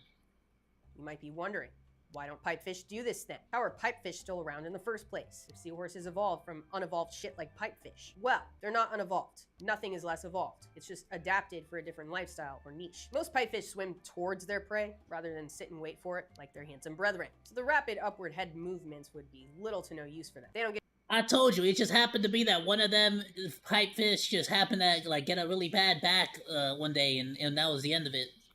give a shit. But there was a pipefish they mentioned in their study, Corythrictes intestinalis, or the scribbled pipefish, that does have a similar strategy. Bro, what if all unicorns? All unicorns stupid. And what if all freaking seahorses? What if all seahorses are actually just like pipefish with like back problems? Like they were just born with back problems permanently. Seahorses in behavior. They are a maverick in the pipefish community. Before they start feeding, they make their head more curved like a seahorse, then use the same kind of spring-loaded bullet in the chamber feeding strategy. Cute. Understandable to see how this would become extreme over time in the seahorse ancestors, who adopted this newfound sit-and-wait strategy in the newly developed seagrass. And it is extremely effective. Seahorses have something like a 90% success rate when feeding. That's up there with some of the most successful predators on the planet. Black-footed cats, dragonflies, servals. I never would have thought seahorses were some of the most successful predators out there. Etc. If you're a tiny shrimp that's found yourself near one of these, you can call yourself absolutely fucked. Also worth mentioning, real quick, their tails have a square cross section. Weird. Sick. Nice for gripping slippery shit. They're also covered in armor. Bony plates instead of scales. Sick. They also lost their collar. Bro, my tail's also squared. But that's because I can't freaking make it a circle. I suck at anatomy. Pelvic fins. Didn't need them. But now they swim like shit. They're horrific swimmers. Matter of fact, the slowest fish in the ocean, which is not sick. But overall, boom, that's a seahorse, physically. Now let's get into reproductively. As you probably know, seahorse pregnancy is very avant-garde, done by the males. The only animals that have male pregnancy that we know of. That's pretty sick. Especially considering pregnancy has evolved independently over 150 times. Only one of those times it was the males. And actually, let me clarify, the whole family Yeah, what are the odds of that, actually? as pregnant fathers, Syngnathidae as a whole. And it can look different depending on the species. It can range from very simple egg attached to father setup, all the way to looks and acts like a human uterus, placenta and all. A gradient of really? pregnancy Damn. complexity, if you will. Let me explain how it works. A boy horse, not horse, seahorse. A boy seahorse and a girl seahorse. Don't worry, it wasn't as bad as unicorn. Horse on love. They get tangled up together in a lovely dance for a while, maybe even days. Males have a special brood pouch. Think of it kind of like a kangaroo pouch. It's either on their abdomen, trunk, or tail. The female has all the unfertilized eggs, as expected, and she deposits them into his pouch. As they're going in, the male is fertilizing them. The embryos make their way into individual compartments in the tissues on the pouch. Oh. So the male still has the sperm, it's just that he like carries the freaking babies in his pouch. Okay. Pouch. The pouch acts a lot like a human uterus, complete with placenta-like structure that supplies the embryos with oxygen, nutrients, and even immune protection, which is very sick. This looks different depending on the species, like I said with the complexity gradient in the whole Syngnathidae family. In some pipefish, the eggs are just stuck to the male's skin, no protection. In others, the eggs are covered by flaps of skin. In seahorses, the pouch is fully enclosed, skin everywhere, and the embryos are embedded in tissue that's packed with blood vessels, just like the mammalian placenta. Research within the last 5 years shows that male seahorses don't just provide oxygen and nutrients. They also Bro, I swear, the more you look at the seahorse, the more it feels like God just basically took a bunch of different, attributes from different animals and mashed them together to see, what would come out. Like, he really just hit the random generator on the character creator screen. also deliver proteins to their developing embryos, which helps regulate growth and development. So seahorse dads are doing a lot more than just carrying the kids. They're actively feeding and protecting them, which is so sick and also cool and also very sick. But why the males? Why is this the only time we've ever seen this happen? Scientists are still figuring it out. The biggest idea is that it lets females start making more eggs while the male is carrying the current batch, which lets both parents maximize their reproductive output, which I guess, yeah, makes sense. Eggs take a lot of energy to make, but He's like, listen, girl, I'll handle the babies. You just get ready to get preggo again. That's all I need you to concern yourself about. I don't know. I'm not buying it. I feel like we'd be seeing pregnant males all over the place if it was that simple. What the fuck do I know, though? So, to wrap it up, pregnant males with full-on uteruses. This is the future liberals want, and now let's move on. I want to shout out some Let's specific go! or species. The alliteration, yeah, because That's why it's actually secretly a plan by baby kangaroo pouch. Whatever the hell you call those? You know the kangaroo freaking like baby carriers that they have on the front? It's actually all a scheme by them to like make you like buy more of their product. not all seahorses are the same. Take Bargabant's, I love that name. I hope it's pronounced like that. Bargabant's Pygmy seahorse, found in 1969 by marine biologist George Bargabant. This species is arguably the best camouflage It looks like the animal spiky dragon from How to Train Your Dragon. on the planet. They live on certain species of Gorgonian coral. Their bodies are covered in tubercles, little bumps that perfectly mimic the color and texture of their host coral. They're so well hidden that the first specimens were only discovered by accident. Scientists brought coral back to the lab, and there just so happened to be tiny seahorses clinging to it. Very cute ones at that. Another pygmy seahorse. Oh, that's freaking cute. That's adorable and awesome. Even the way that they were discovered is cool. Seahorses are the best, to be honest. They're really cute. Satamese pygmy seahorse. They're even smaller. They're less than 1.5 centimeters long. There's also the potbelly seahorse, the biggest one. Big bellies, as you The can see. potbelly, I love it. It's like the freaking the redneck of society. It's like, oh yeah, I got my big gut, just hanging out. And then there's the rest of the family. You know, he looks like look at him. He looks like Pygmy seahorse. They're even smaller. They're less than 1.5 centimeters long. There's also the look at him. He looks like he would hang around with a tall boy. You know what I'm saying? On the tractor. potbelly seahorse, the biggest one. Big bellies, as you can see. And then there's the rest of the family. Pipefish. You kind of get what's going on with them. What about the sea dragons? I told you I was going to get back to the sea dragons. Let me introduce you to some very sick ones. They are masters of camouflage, usually looking and moving like seaweed, such as the leafy sea dragon, arguably the icon of the sea dragon group. They're found in rocky reefs in southern and western Australia, and they just look like seaweed in the most beautiful way possible. Of course, Australia. Covered in these leaf-like appendages, which are just lobes of skin that help it blend seamlessly into kelp and seagrass beds. They can get pretty big, like 30 to 46 centimeters long, and are so well camouflaged that once they're fully grown, they're pretty much predator-free. They're also very low maintenance. They don't have to go anywhere. They can just hang out in the same spot for like days. They don't give a fuck. All right, next, the weedy How large is that actually? Comparable like to like a human? sea dragon. Maybe it's because the camera is so close, but it seemed like larger than normal seahorses. Going on, sea dragons are similar things. Definitely a lot less elaborate than the leafy sea dragon, but still worth mentioning because still very sick. Also found in Australia, can also get to 45 centimeters long. And the ruby sea dragon, the newest discovered and rarest member of the sea dragon family, only first described in 2015. They're found in deeper waters than their leafy and weedy relatives, at least 150 feet deep. They're also smaller, less than 1 foot long, and a very beautiful red. Well, I mean, there's a really good shot actually. Maybe not for the other one, but I know in most seahorses are like this, but I genuinely want to know the one that looks like seaweed. And a very beautiful red hue, likely an adaptation to the dim, red filtered light of deeper waters. Sea dragons are that sick, one. And what's even more sick is that they are related I to want to see that one, which are also sick. So now it's time for you know the drill. The sick-ass conservation work Planet Wild is doing to help the seahorses out. I've partnered with them before, I'm even a member myself. But if you're not familiar with them, they're a nature protection organization based in Berlin that works globally on a variety of projects to protect endangered species, clean up waterways, or restore forests. Just last month, they announced their new mission to repopulate. I love the forest restoration projects. I kind of want to check out some videos on that. But I also love that they're doing a seabed floor, whatever what you will call it, seabed restoration, where they're like throwing these like ginormous cement blocks down there that are like shaped and designed in such a way that coral can like grow on them to have like more coral surface area. And on top of that, smaller fishes and other like natural fishes that live there have like more places to hide, as a sort of like way to like make up for the missing coral structures, coral beds, and sort of help new coral beds and coral structures regrow back in place. White seahorses in Sydney, Australia. If you didn't know, Sydney Harbor, despite being incredibly populated with boat traffic, is also a biodiversity hotspot and is home to white seahorse. The seagrass habitats the seahorses know and love have declined, so the seahorses in the harbor have too. So, Planet Wild partnered with the Sydney Seahorse Project to build seahorse hotels, breed seahorse babies in the safety of their laps, and release them into the harbor to increase their population numbers. And this was all thanks to the 12,000 Planet Wild members who funded this project, which, yes, could be you. They're essentially That's freaking awesome, dude. Doing crowdfunding for nature. You can sign up for just $6 Bro, I swear, how do you get a job doing stuff like that, bro? Just freaking like, you know, releasing baby seahorses.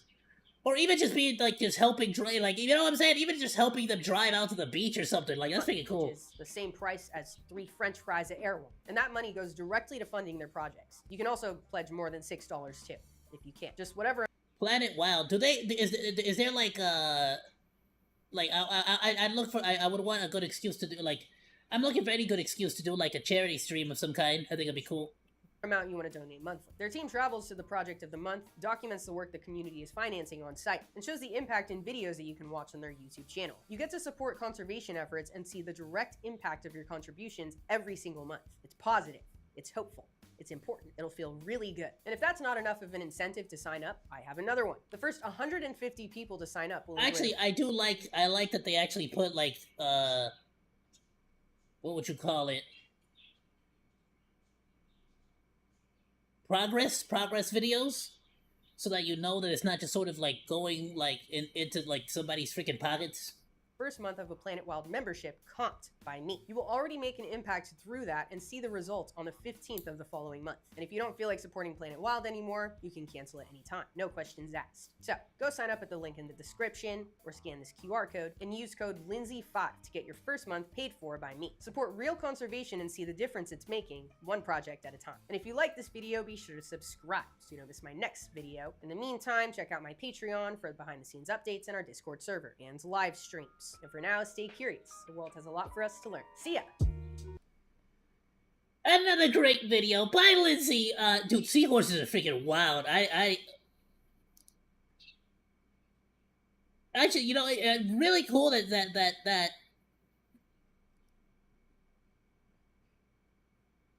there's like organizations like that are like trying to like preserve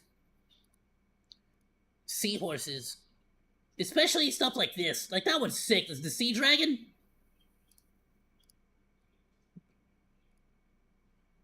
Though I can't lie. First time I've ever learned about the Bargabans,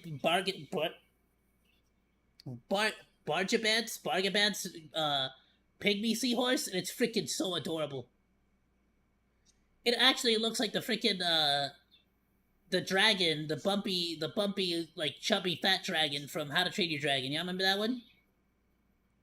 The one that shoots like cannonballs? That was sick. Love it! Absolutely amazing. I'm gonna go ahead and link the video on the Discord, and if you are watching on the VODs, be sure to check it out in the description below. Go drop a like, go drop a sub, go drop a comment so the algorithm knows that you like what you're seeing. All that good stuff.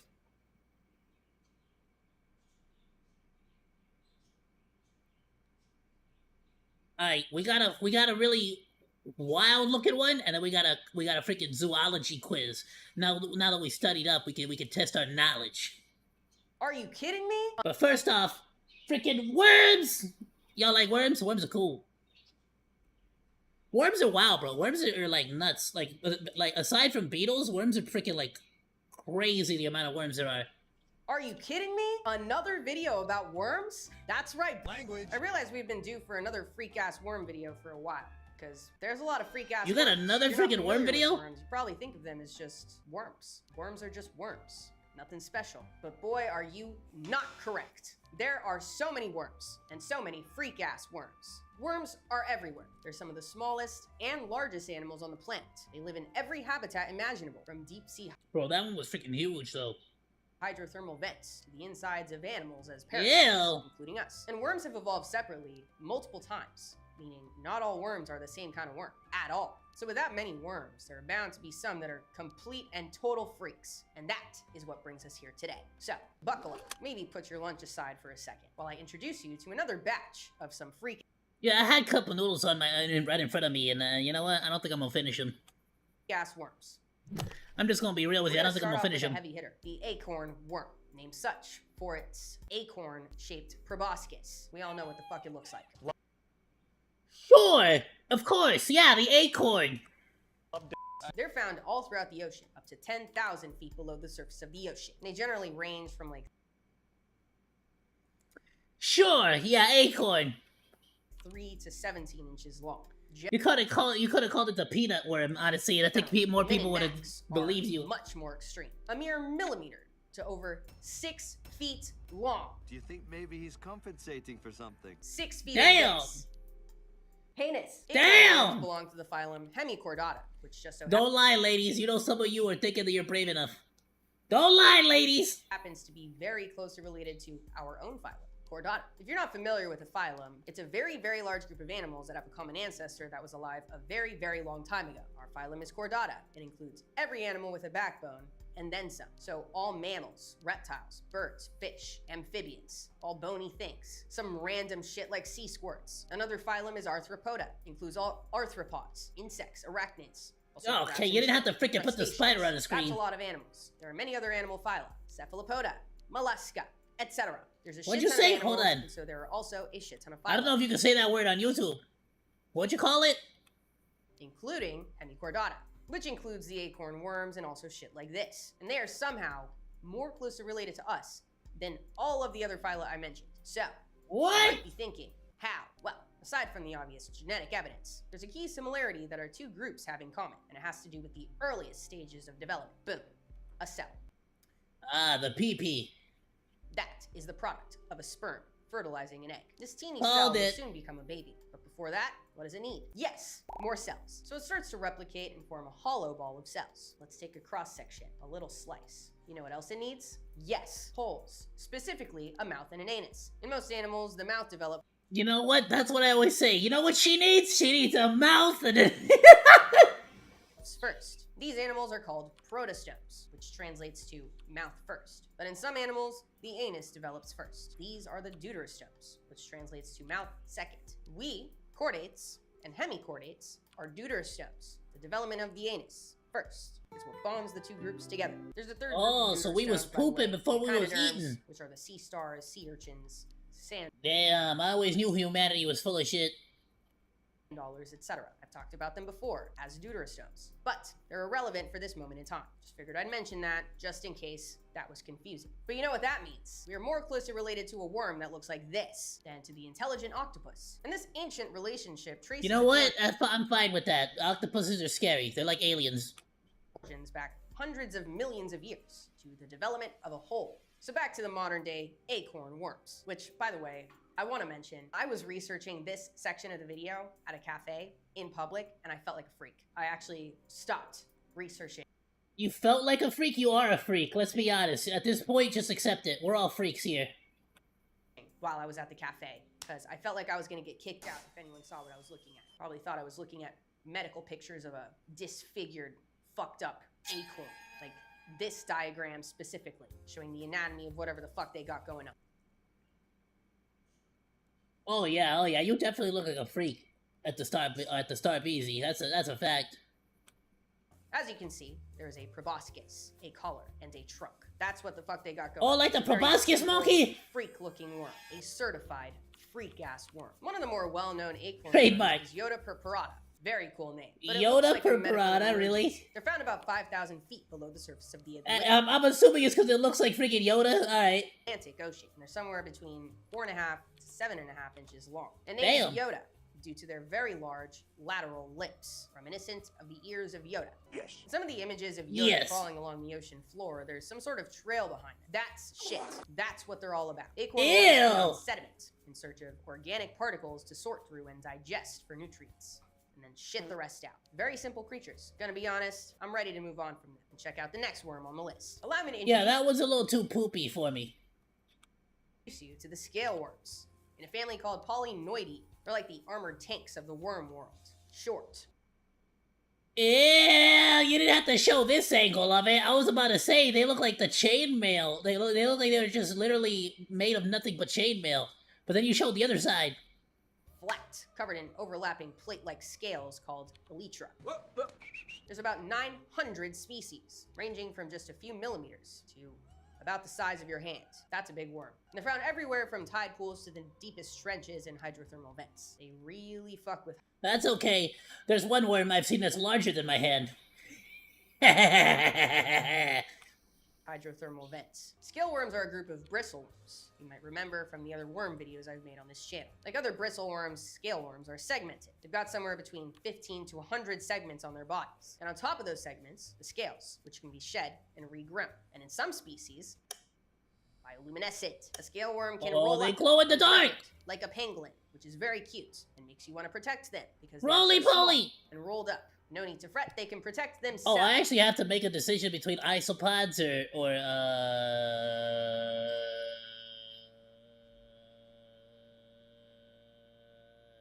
what do you call the other ones? Isopods and not fruit flies. Springtails for my reptile enclosure. and not only with their scales. Many scale worms have symbiotic relationships with other animals, like Arctino. They like to live on animals like sea stars and just hang out, don't really do much. They get protection and maybe eat bacteria off their backs, and occasionally create worm paths as evidence of their visit. Another one, Branchipollina. These are some of the ones that really fuck with hydrothermal vents. They live. That was a little intimidating. Giant vent muscles. For a long time, they were thought to just I don't know if it's because it reminds me of like the velvet ants and stuff, like the red fuzz. It's a little intimidating, isn't it? hang out, not It's like the mite from Grounded too, but like a worm. Quality of life. But turns out this might be parasitic. Turns out the muscles get tissue damage and stunted growth on occasion. Freak ass parasitic worm. Most of these scale worms. Oh, it's a are predators, parasite. but some feed on bacterial mats. To reproduce, they free spawn, throwing their shit out into the water and hoping that it sticks. Their heads are packed with sensory gear, antenna, palps, sometimes a couple eyes. But enough about the general shit. Sometimes. The one eyes. scale worm in particular I wanted to show you. Feast your eyes on the Atlantic scale worm, a beast found in the waters of Antarctic, not Atlantic. You got it wrong. You said it wrong. Guessed it, Antarctica. Like their brethren, they're covered in scales, but their most heinous body part is their retractable mouth. Yes, retractable. Oh, it's it goes back inside? Yuck. Untucked, equipped with large, sharp teeth, meant for quick and aggressive hunts. This freak gets to 8 inches long, and you'll notice when taken outside of their deep sea dwelling, it looks like their segmented bodies are made up of human teeth. What a heinous coincidence. Let me show you what they look like in real life. You might like them a little more. Still images of them are very harsh. They're not very photogenic. They look a lot better on video. Hey, actually pretty cool. Very cool. Wow, look at those scales. All right, the next one on the list is this. Oh, come on. Not on it, right? But I mean, like that. You know what I meant. Like that's I'm pretty sure I can't show that one on YouTube. You're thinking, doesn't look like much of a worm at all. Looks like a lot of things. Definitely not a worm, but yet it is. This is Chaetopterus pugaporcinus. It looks like it was inspired by Nicki Minaj. Also known as the pig butt worm. And that's actually what their species The pig butt worm? Despite their appearance, this is yet another bristleworm. Yeah, just like the Really now? other bristleworms from other videos. Which means yes, they're also segmented. You just can't tell because the middle segment's got a BBL. They sequence their DNA because this is not an obvious bristleworm at first glance, and determine they fit into the family Chaetopteridae, whose relatives look nothing like them. This is a super twisted, freak-ass worm. The pig butt worm is about the size of a hazelnut. Yeah, like at what point did that thing freaking like divergent evolution? Oh, it's that small? It drifts through the water column at like 3,000 to 4,000 feet below the surface of the ocean. They remain buoyant here with the help of their inflated cheeks. And this is also, of course, where they eat. The way they eat is as freak-ass as the animal itself. Pig butt worm creates mucus. It casts out a web of sticky snot into the water around it. A sticky, mucus net, kind of like a spider web. It traps tiny bits of organic debris called marine snow. Also, by the way, they're bioluminescent, and their mucus net glows with them for a few seconds when threatened. I feel like I've mentioned marine snow a few times on this channel. Really? So it just throws out snot like a spider web?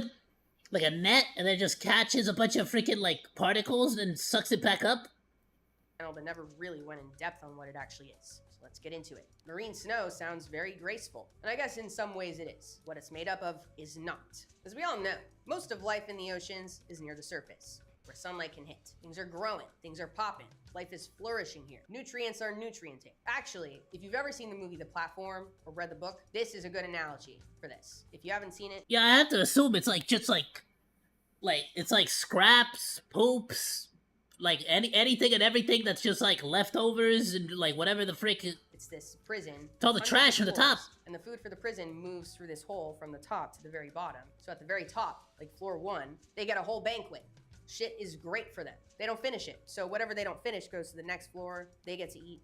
Next floor, they eat their leftovers. And it keeps going, and so on. And floor 200, it is the actual trenches. They are perpetually starving. That's how nutrients in the ocean work, kinda. Life at the top got plenty to choose from. Let's say a shark eats a seal. A couple of chunks fly off in the mix of it. Those chunks start to sink, start to get eaten up by some smaller fish down below. Smaller chunks fly off in the mix of it. And what's left is this conveyor belt of smaller and smaller chunks making their way down to the depths. And the chunks can be anything, not just seal, obviously. Any dead or decaying plants and animals, particles of shit, plankton, bacteria.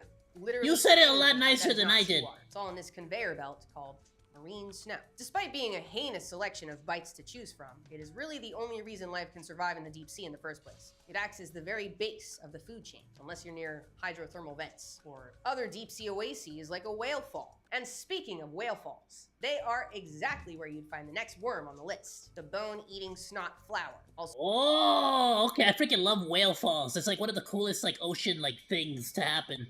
known as Where like Ozomatli. a whale body going down to the bottom of the ocean is basically like creating an entire ecosystem, literally just from the corpse of one whale.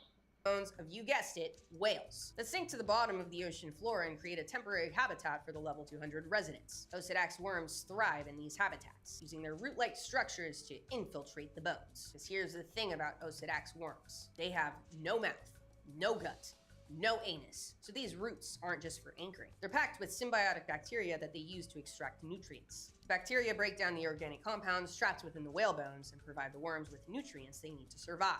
And what's sick is traces of these worms have been found on fossilized whale bones from up to 30 million years ago. These bitches, Damn, they're old. But like, what a wild way to like break down bone. have been around.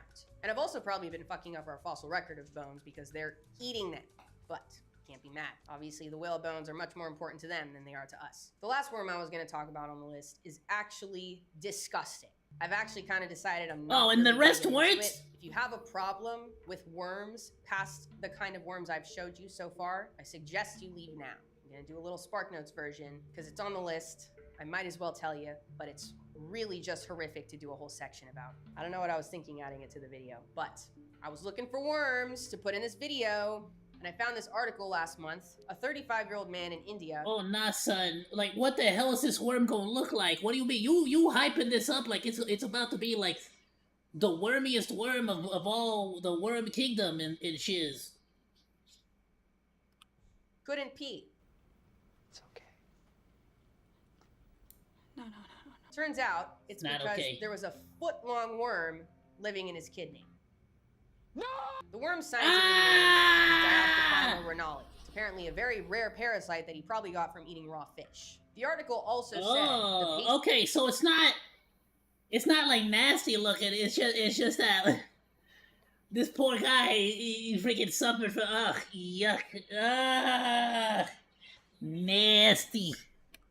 patient also noted that this was not the first time he had passed such a worm. Why? To the list for the video, but I decided I actually did not want Like, go to the doctor for Pete's sake. Like, get yourself checked out. my knowledge of this worm to go any further than the Live Science article. Turns out there are some worms that are even too freak-ass for me. Also, I hate the recommended articles they gave me. You may like. No, I will not like. That's how we're ending this video. If you liked it, for some reason, be sure to subscribe so you don't miss the next. You know, I've got some other worm videos that you can check out, and I won't be doing one for a little bit. The next video I'm putting out is arguably a lot more enjoyable. The history of cats. I don't know about that. I might go after the other worm video. Episode 3. Keep up with behind-the-scenes content and our Discord server on Patreon. And for now, stay curious. The world has a lot for us to learn. See ya! I don't know. That other worm video, it feels like it's calling my name. But if you did like this one, please go and drop Lindsay a like, go drop a sub, go drop a freaking comment, go drop all that good stuff. Links will be on the VOD and in the Discord. Sorry, in the Discord and on the VOD in the description. There we go.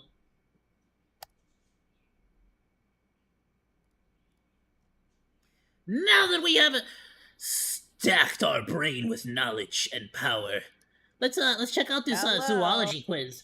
I'm gonna test my animal knowledge with the animals. Because I'm just Hello? such a smart monkey, you know? Like, obviously I'm gonna, like, ace this instantaneously. It's a 15-minute one, so let's see how this one plays out. Let's do it. Hello. You know what time it is. It's time for a quiz. Adventure It's time for a time! quiz. Oh, okay. Quiz. That's right, bitch. It's time for a hyper-specific quiz on the last 10 videos I've uploaded on this channel. If you're Oh, here, damn. you probably know the drill, but if not, here's the drill. I'm gonna give you 30 questions based on I'm gonna be real with you. I don't know if we watched the last 10 video. I don't even know where. Maybe. the last 10 videos, which means each of the last 10 videos has 3 Hold on. Wait. We watched the metal is fudge one. We haven't watched the history of cats. We watched the worms one.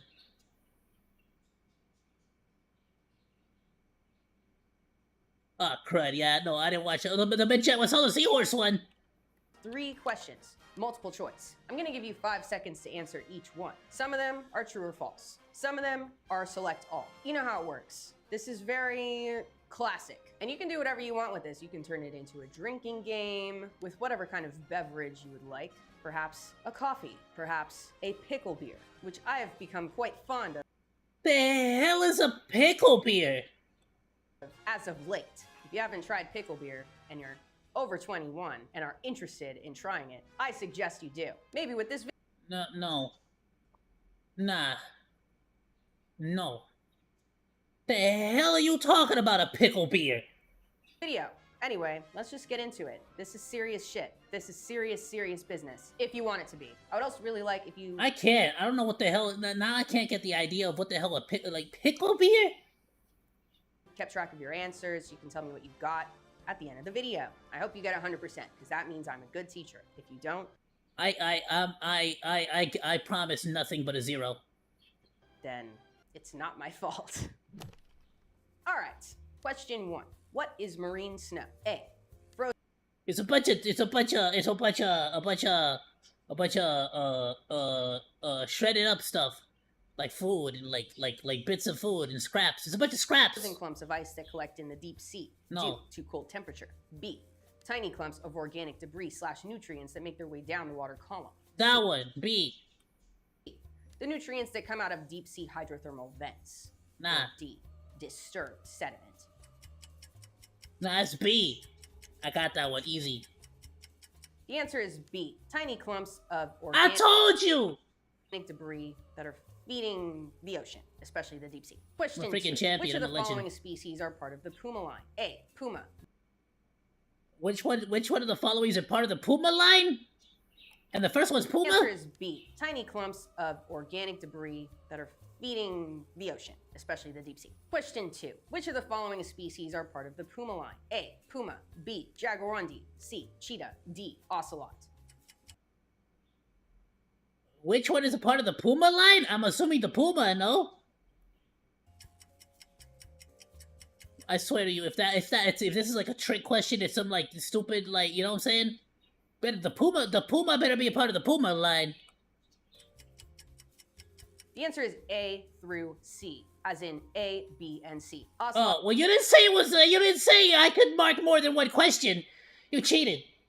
Yeah, have right. their own line, named after them. Question 3. What genus represents the earliest cats that we know of? A. Pseudailerus. B. Proailerus. C. Metailerus. Or D. Dinofelis.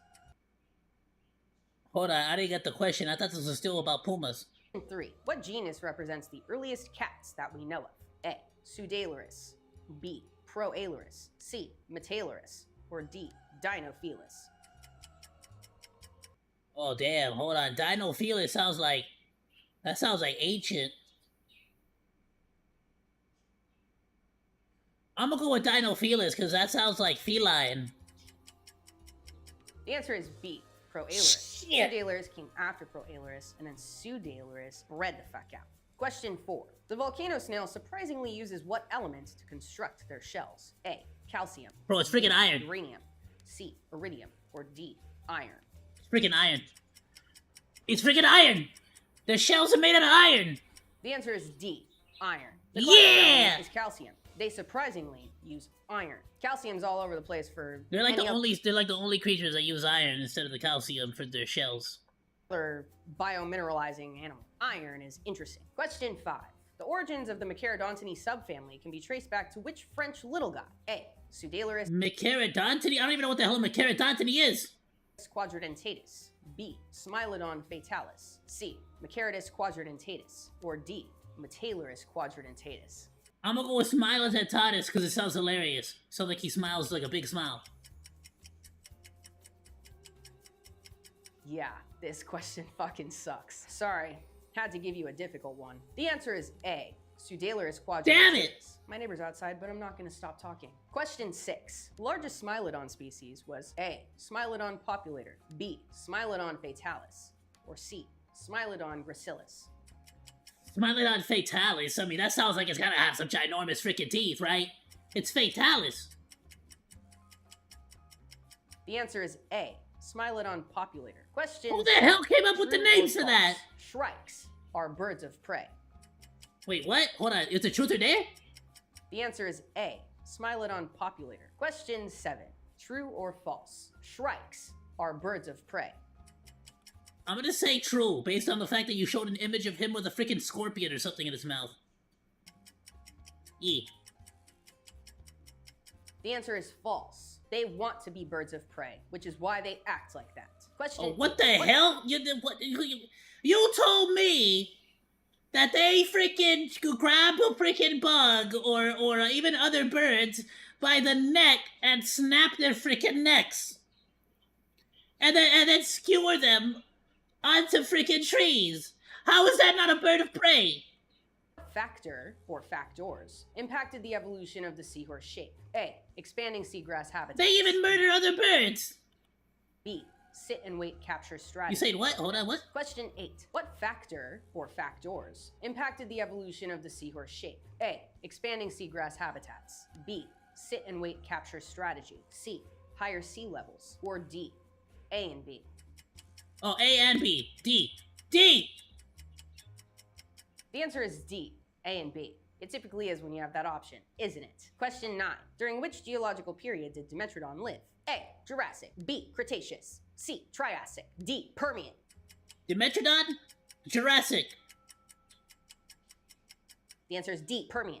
Way Damn before it! the dinosaurs even thought of existing. Oh, before? Question 10. Which chemical compound is the superheated mixture bombardier beetles used to fuck shit up? A. Hydroquinone. B. Hydrogen peroxide. C. Benzoquinone. D. Simply salt and vinegar. B.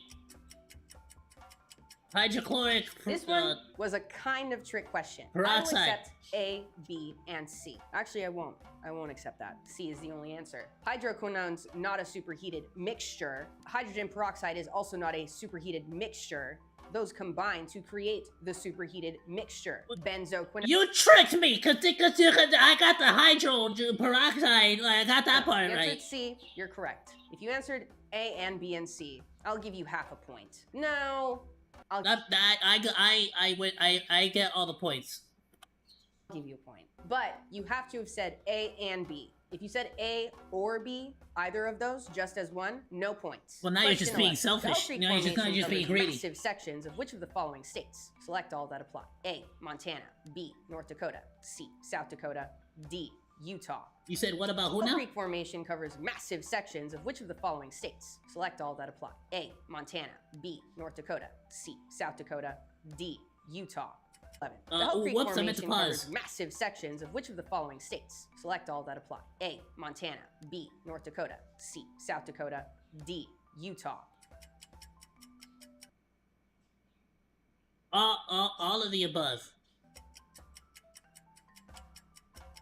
The answer is A, B, and C. That's just what it is. Oh, damn, okay. Question 12. I What does the figured. scientific genus seahorses belong to? I mean, I technically was wrong because I said D as well, but I kind of figured, I'm like, I feel like those kinds of, like, structures are, like, massive multi-state, like, type of deals, no? A. Cerebellum. B. Hippocampus. C. Thalamus. D. Hippocampus! See what I did there? The hippocampus looks like a seahorse! The answer is B. Hippocampus. Yeah! Quite clever for that question. Question 13. The tribe Smilodontini is also known as A. The scimitar-toothed cats. B. Dirk-toothed cats. C. the Misfits, or D, laser-toothed cats? I'm assuming the Dirk-toothed cats? While D would be very sick, the answer is B, Dirk-toothed cats. Yeah! 14. Draco Rex was Yeah! Because Diego is from Ice Age is a saber-toothed cat.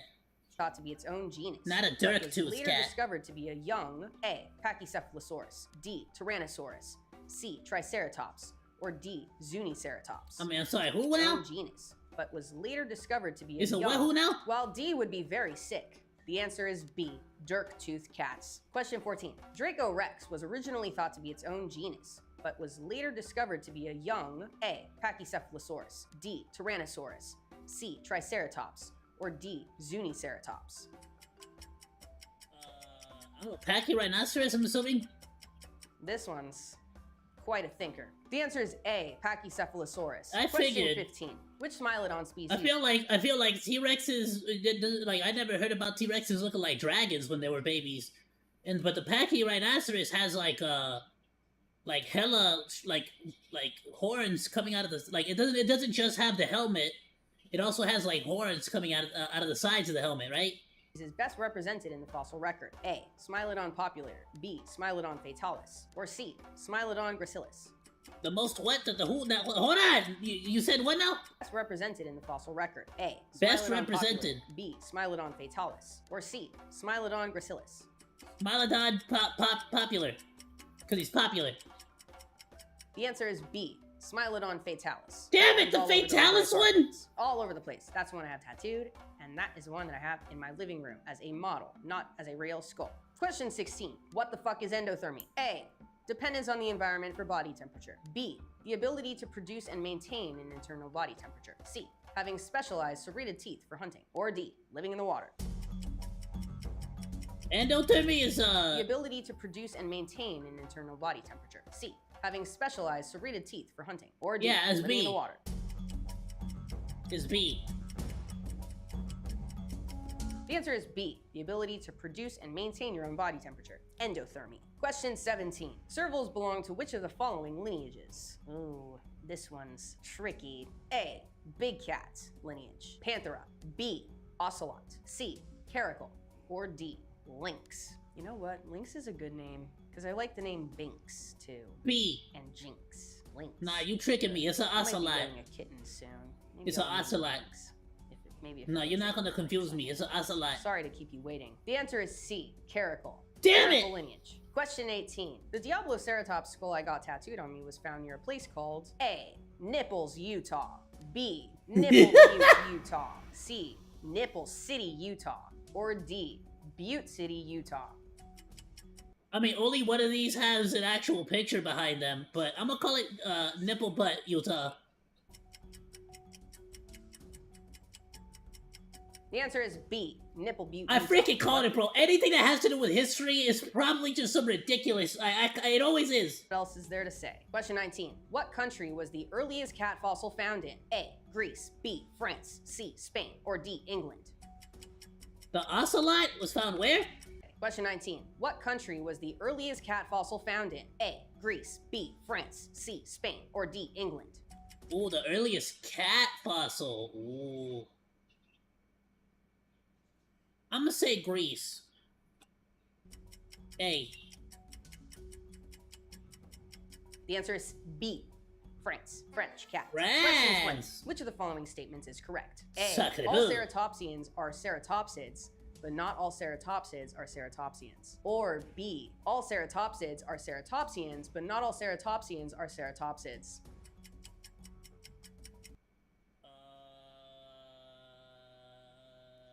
B. All ceratopsids are ceratopsians, but not all ceratopsians are ceratopsids. The answer is B. If you get this wrong, it's okay to be mad at me. No, I think what gave it away was the CNs, the ceratopsians. That typically is a higher order type of deal, and and then the ids are typically of a higher order. I mean, a lower order. It sucked. Question. Think of the hominids, the hominids, and then the sapiens. The you know what I'm saying?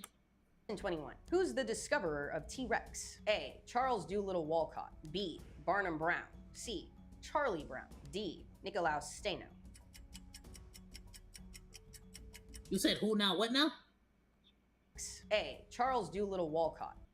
The answer is B. If you get this wrong, it's okay to be mad at me. That question sucked.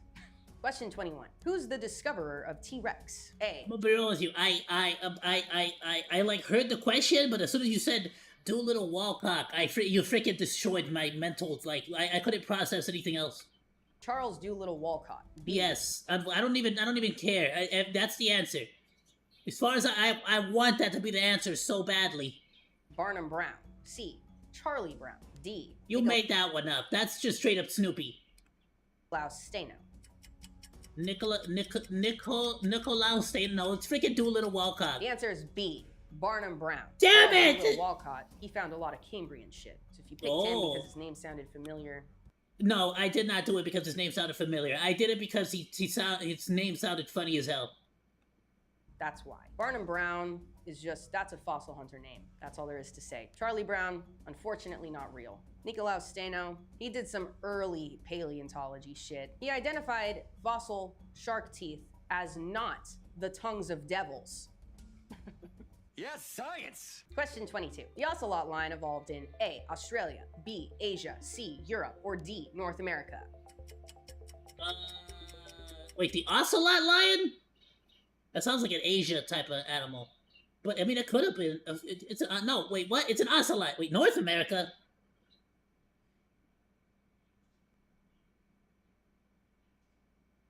Yeah, North America.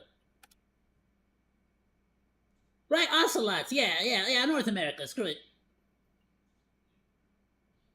Oh, I freaking muted. My bad. My bad. C. Europe, or D. North America. It's ocelot. That's like a Mexican name. That's a Spanish name. That's a Hispanic. This question is that's like also very Aztec. difficult. I'm very sorry. The answer is D. North America. Oh, I think my quizzes are getting a little too difficult. The confusion, the reason why that one was tough is because I think most people would have instantly gone like for South America. So I think it might have been confusing for some people. Let me know what you think of that, if I need them to be easier. Or maybe you like the challenge after a long, hard day of work or school. Maybe you like to think a lot. I think I'm I'm like 10 out of 10, right? So far, I'm like 100%. Be frustrated by it. Question 23. Here's a little relief. True or false? The saber-toothed tiger is an extinct tiger. Oh, true, bro. That fool's dead. That's Diego. That's from Ice Age. The answer is false. The hell? An extinct tiger. Question 24. Deuterostomes. It's not. There's still saber-toothed tigers out there. What the frick? Be frustrated by it. Question 23. Here's a little relief. True or false? The saber-toothed tiger is an extinct tiger.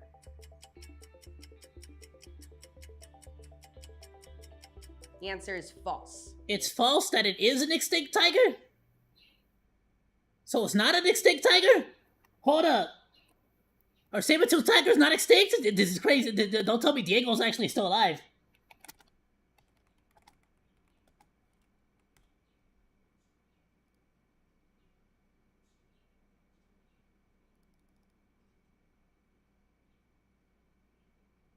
You lied to me! They're dead as hell! You messed that one up. That was not on me. That's on her. It is not an extinct tiger. Question 24. Deuterostomes are animals who A. Develop. But you're saying it's not an extinct animal? Yes, it is. Well, according to Google. It's Google. Who's lying to me here? First, B. Have a backbone. C. Have eyes. Or D. Eat rocks. I'm sorry. What about who now? Who A. Develop ass. The answer is false. It is not an extinct tiger. Question 24. Deuterostomes are animals who A. Develop ass first. B. Have a backbone. C. Have eyes. Or D. Eat rocks. The people who develop booty cheeks first. Yeah. Let's go through this one by one. Deuterostomes are echinoderms, hemichordates, and chordates. We're chordates. We don't eat rocks. D's out. C. Have eyes. Oh, damn, it might have been the ones with the spines. Urchins don't have eyes, that we know of. Starfish as well. Most echinoderms, except for a brittle star species that has some sort of an eye all over their body. That's pretty sick. But not all deuterostomes have eyes. Cross that out. What about backbone? That's a chordate thing. Echinoderms are not chordates, so that's out. All we have left Oh, is thank goodness I was develop right. first. And that is the one that's correct. In the earliest stages of development of a single cell multiplying into some sort of shape, protostomes develop mouth first. The development, that first opening is the mouth. Deuterostomes, the first opening is the anus. Now we can move on. Yeah, they Question started 25. with the What booty kind cheeks. of worm is the pig butt worm? A. A nematode. By the way, in case you're wondering, we're booty cheeks. We're booty cheek monsters. We developed our booty cheeks first. B. A bristleworm. C. An earthworm. D. The name is actually misleading, for it is not a worm at all. Wait, the what? The who now? What worm name you said? A nematode. Element, that first opening is the mouth. Deuterostomes, the first opening is the anus. Now we can move on. Question 25. What kind of worm is the pig butt worm? A. A nematode. B. A bristleworm. C. An earthworm. D. The name is actually misleading, for it is not a worm at all. It's a bristleworm. No, it's segmented though. The answer is B, bristleworm. Oh, I was Just because right. it's the longest answer doesn't mean it's correct. Question 26. The etymology of the cat genus Yoshi? A. It was the name of one of the describer's cats. B. It was the name of one of the describer's lizards. C. The cat's skull was surprisingly similar to the fictional Yoshis. Or D. No relevance or correlation. It's either his pet cat or he has absolutely no relevant. No, it was that.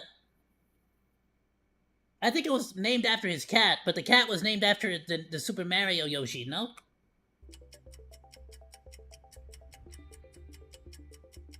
The answer is A. One of the describers has a cat named Yoshi and named this genus after his cat. Super cute. Question 27.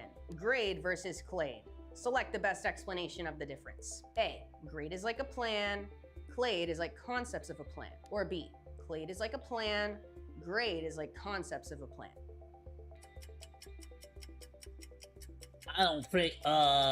B. The answer is B. Yes! Another question I knew it. fucking sucks. Sorry. A clade is, you know, the descendants and the ancestors in general. You know how shit got to the way. Yeah, I that it totally knew that. A grade is like a concept of I absolutely knew all of that. None of you can deny it because I got that answer right. group of animals that are related somehow, but how? Who knows? Pseudailarus is a grade. A clade is like vertebrates. Question 28. True or false? Diabloceratops is the oldest and most primitive centrosaurian that we know of. The most primitive centrosaurian? Yeah, sure. The answer is true. Question 29. Hey! Dimetrodon is a synapsid, not a dinosaur like people generally think. What is the primary characteristic that distinguishes them as a synapsid rather than a sauropsid, which is what dinosaurs and reptiles are? A. Their large size and predatory nature. B. The presence of a single temporal fenestra It's in their its feet. skull. C. Its sail-like structure on its back. D. It was in the Permian period. Oh, shoot.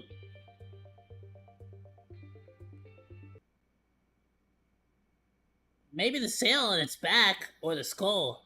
I think C. I'm gonna go with C. The answer is the temporal fenestra. Damn it! B. I should have I Synapsids knew have it. A single set of temporal fenestra. All right. Question 30 is more of a bonus question. Do you like cats? A. Yes. B. No. The answer is A. Yes. Can't be no. It just can't be. Oh, That's okay. it. That's the That was alright. quiz. It was pretty- Tally up they're pretty your cool. They're pretty answers. alright. Let me know what you got. Because I would love to know. Yeah, that's I quiz used to have 7, some which cats. is fucking crazy because that means I've made 70 videos so far, which is nuts. That's a lot. I hope you liked Nice. the quiz, and I hope you had a good time, and I hope you have a great time now that the quiz is over. I hope everything's just great. The next video that comes out after this quiz is related to sharks. So I hope you're excited. If you're not subscribed already, make sure you become subscribed so you don't miss it. Keep up with behind the scenes content and our Discord server on Patreon. And for now, stay curious. The world has a lot for us to learn. See ya! Well, I was lucky. I actually left this one for last after like 5 freaking videos. Alright, you know what? The freaking Gigantopithecus one didn't even do squat. But luckily, the other 3 actually we did watch. So you know what? Fair game. I win. I think I won the game. I think that was I got 100 out of 100% because I'm amazing. It's just how it is. The ancient Hobbit people. I'm gonna save that for next time. because I want to learn about the Hobbit peoples.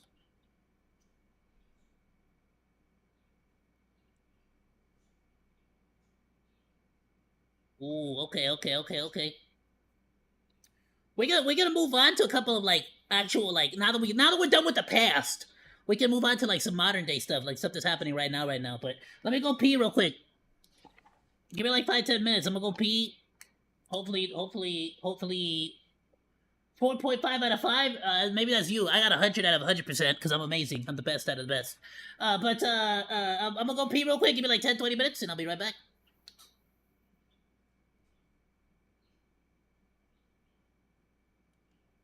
Bro, I've been chugging water and eating soups like crazy lately.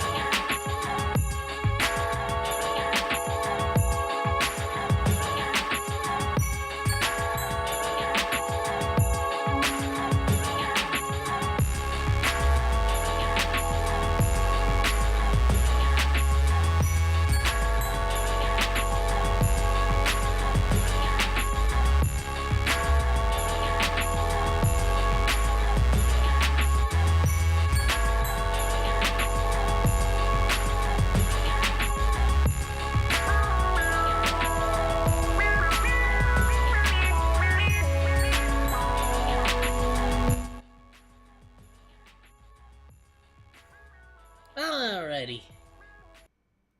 Yeah, I freaking put the starting screen instead of the freaking PRB. My bad.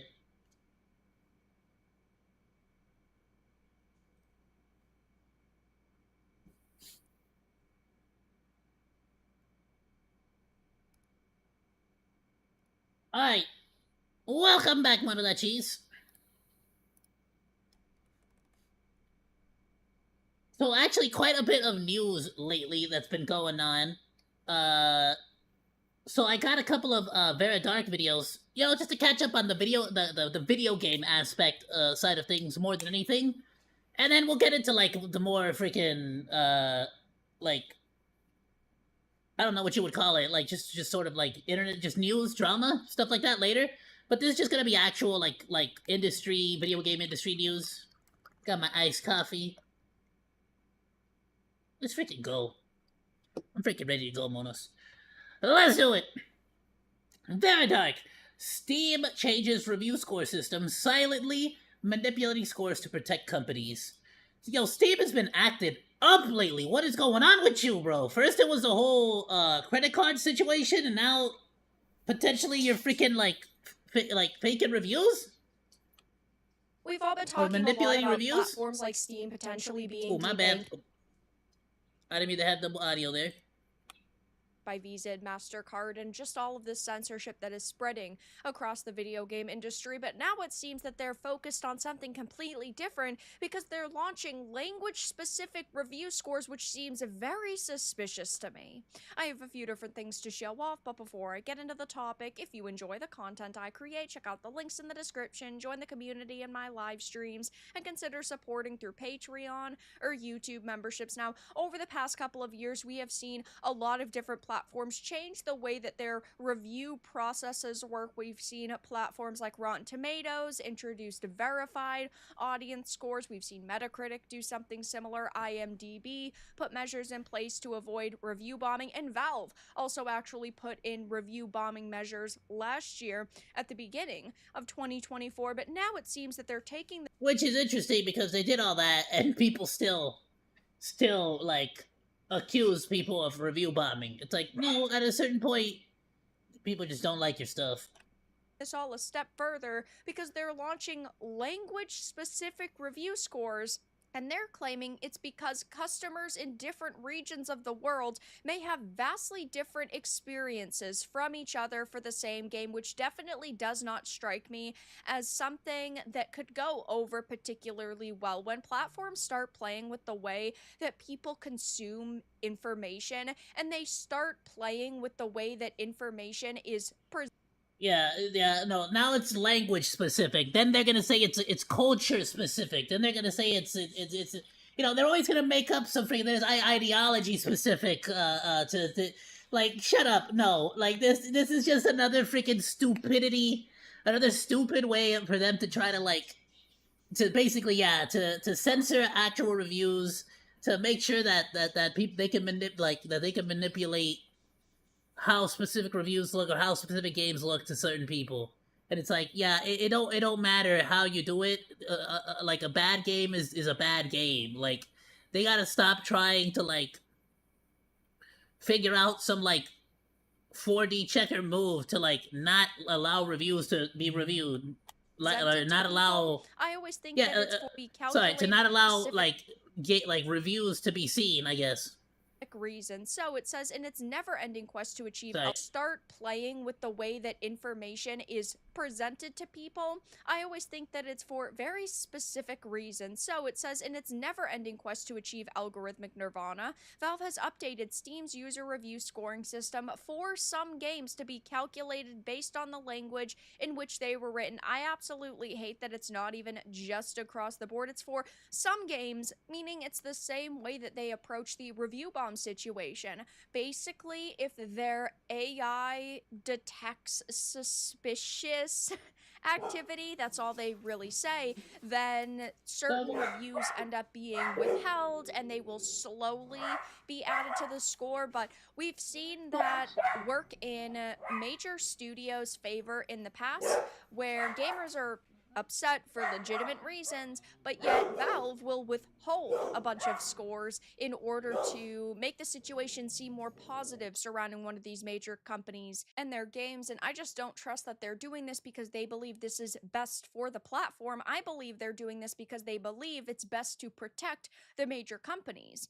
When there are enough reviews written in a particular language, Steam will calculate a review score for that language, Valve explained. The review score displayed to users will be based on their primary language. What this means is that some languages may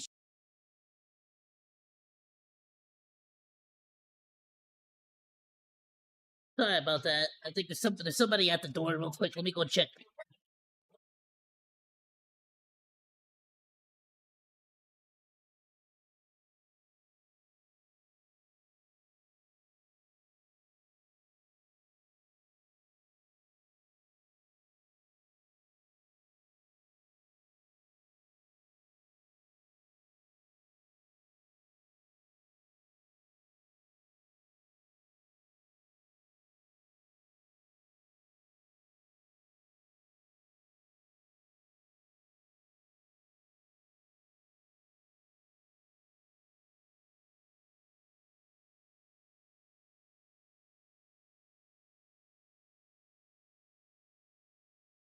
Sorry about that. There was nobody there. Doggos are just going nuts for no reason. They just freaking like. I promise you, I'm trying to freaking like get them like. I'm trying to teach them to like not do that. It's a very bad habit of theirs. show more positive review scores while others may show more negative ones for the same game. The language specific review breakdown will be provided for any game with more than 2,000 public user reviews, at least 200 of which are written in at least one language. Valve said the thresholds are high.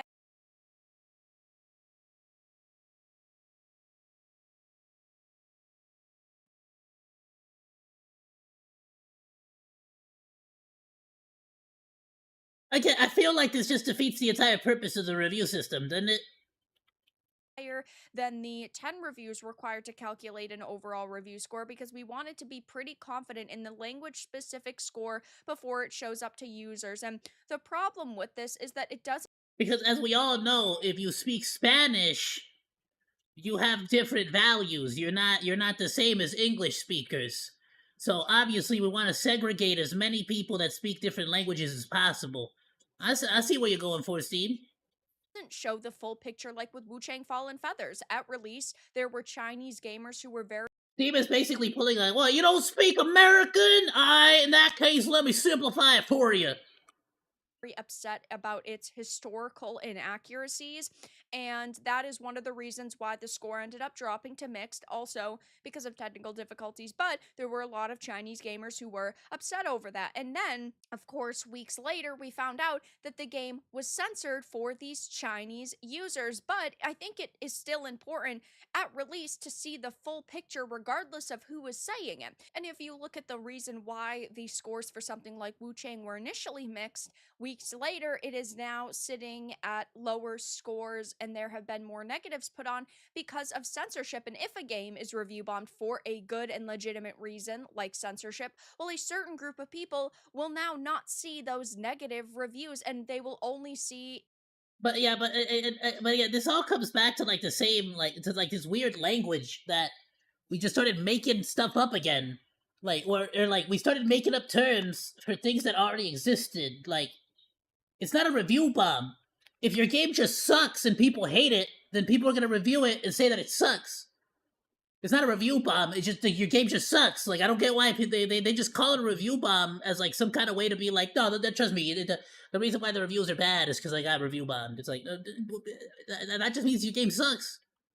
In some places, apparently, a very positive score now. If all the reviews are bad, it just probably just means your game don't sucks. have all of the knowledge, and then when it gets censored, they'll have no idea why until it's too late. Look at all of the media that we consume worldwide at this point. I consume a lot of media from Japan and China and South Korea, but their criticisms might be valid, and I want to know what they are. I think that it is important that we see an overall picture and not just the picture that Valve wants to paint surrounding certain subtitles. I think that this just could go very wrong very quickly.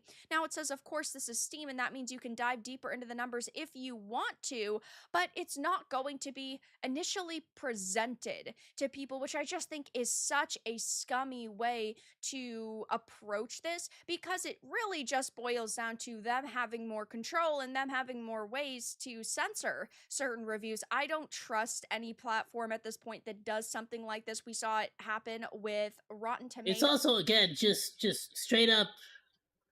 It literally is just straight up trying to besides like trying to censor. It's also literally just another form of like separating people.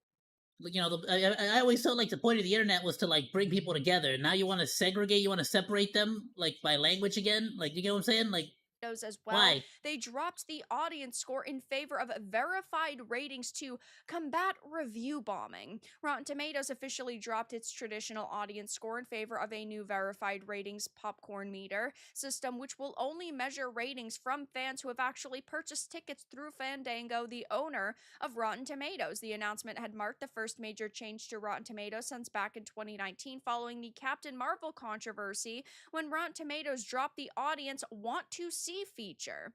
Now, when users go to Rotten Tomatoes, they will see the popcorn meter instead of the audience score, and that's not all, as Rotten Tomatoes has also revamped how it makes scores available, which depends on the movie's box office estimate. Bro, it's like it's no wonder and no surprise that the majority of people no longer even look at Rotten Tomato scores. See below. No longer will scores be made available right away, with a limited number of reviews or ratings available. So right now, with all of the censorship that is going on worldwide, I just don't particularly believe that this is some massive coincidence. Valve said that it wants users and their reviews to be as useful as possible without requiring users to twiddle with the many knobs the system has, but you can switch back to all language ratings in your Steam settings if you prefer. I wanna point out the fact that they use that language. They want the reviews to be as useful as possible. They didn't say they didn't say they wanted them to be accurate. They didn't say they wanted them to be honest as possible. They said they wanted them to be useful. Yeah, but again, they are basically making it so certain games appear a certain way, Useful in a lot to of who? cases much more positively to Because I feel like if a game is review bombed for a good reason, that's incredibly useful to me.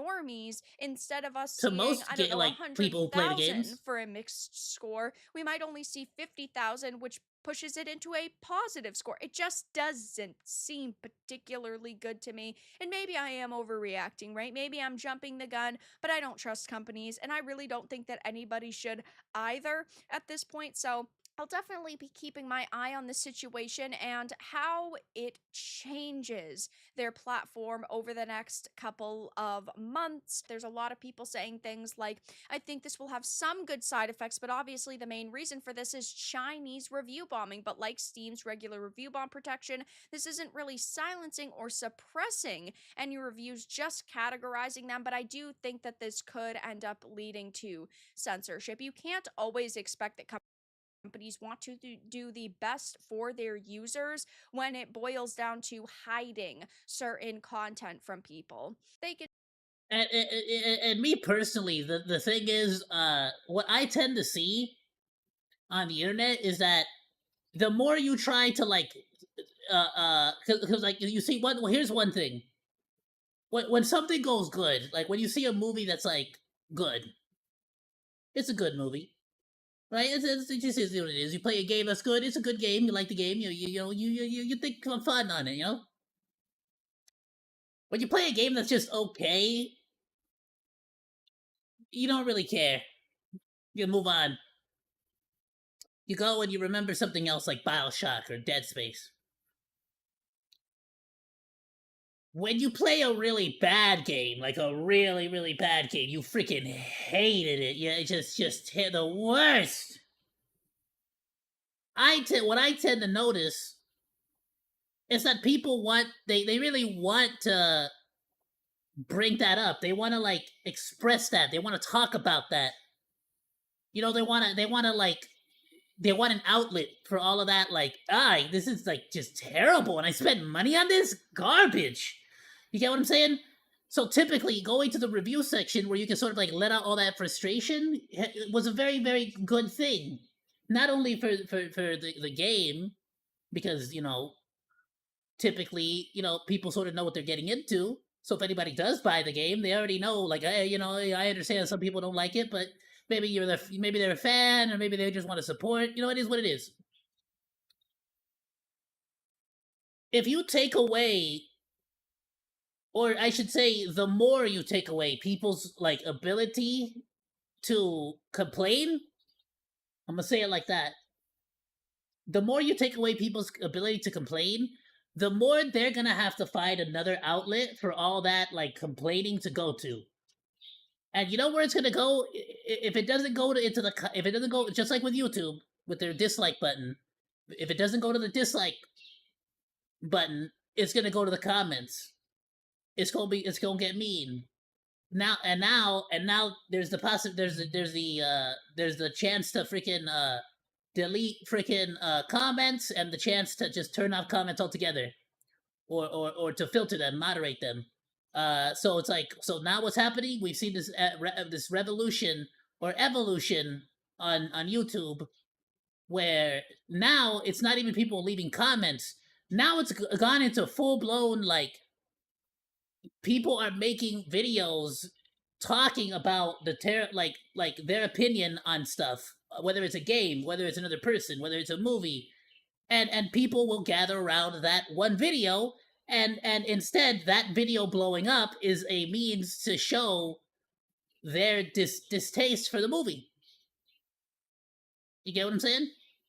So very similar to that, if you don't allow people to leave an honest review on the game and for them to feel satisfied with that, then it's either going to go into the mean words in the comments of those reviews, or it's going to go into YouTube videos talking about how bad the game is, or it's going to go into people basically what you see happening right now, which is where companies like Sweet Baby Inc. basically have every single opportunity to them taken away, because people are just like so freaking tired of them getting involved, and so freaking tired of them messing with good games, that they will find any and all ways to be like, all right, you want to take away the things that I like, I'm gonna take away all the things you like too. Let's play that game. You want to play ball? Let's freaking play ball. They're going to go to Twitter. They're gonna go to Reddit. They're gonna go to wherever the hell they go to like release that freaking like anger, that frustration they have with the crappy game. And like I've said many times in the past, it's kind of like one of the major reasons why, especially when I was younger, I was a big fan of Angry Joe. It was the Mass Effect 3 ending, when basically it was the exact same ending, but whether you wanted a green, blue, or red ending. And it was like, I was so incredibly dissatisfied and just pissed off with that ending that I needed to find. I would not stop until I found one person on the internet that shared that same like anger, frustration towards it. Like, y'all had so many years of perfection to just like throw it away in an instant. You get me? It was so dumb. It was so freaking bad.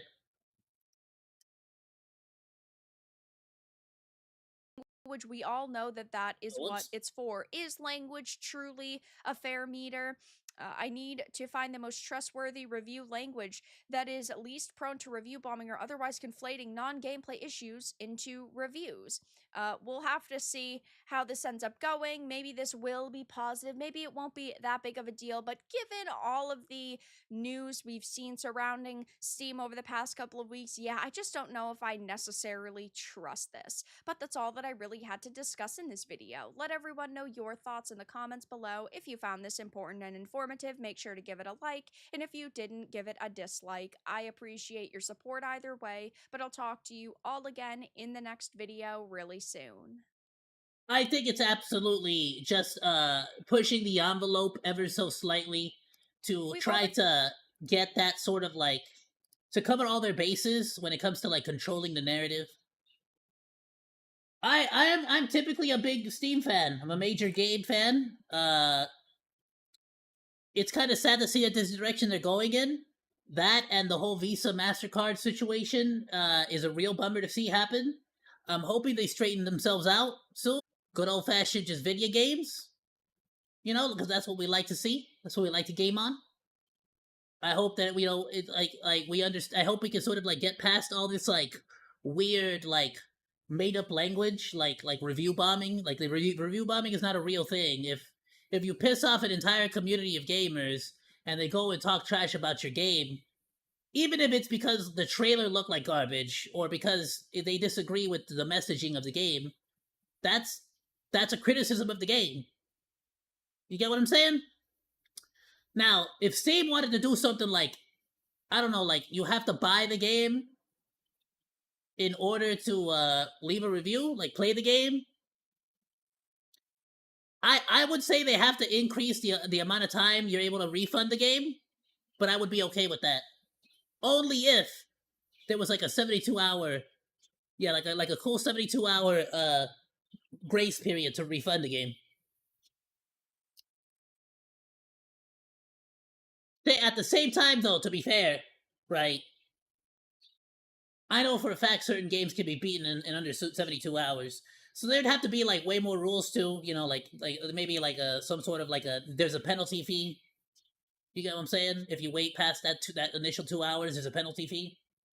I can say that much. I can see that for sure. It's just software at the end of the day. Alright, Monodachis, what a freaking phenomenal video. Please go and drop a like or drop a sub to Vera Dark for informing us. I would not have known at all if I didn't freaking wasn't for this video. I didn't even know this happened. Flat out. This was like 8 days ago. Had no idea this was happening.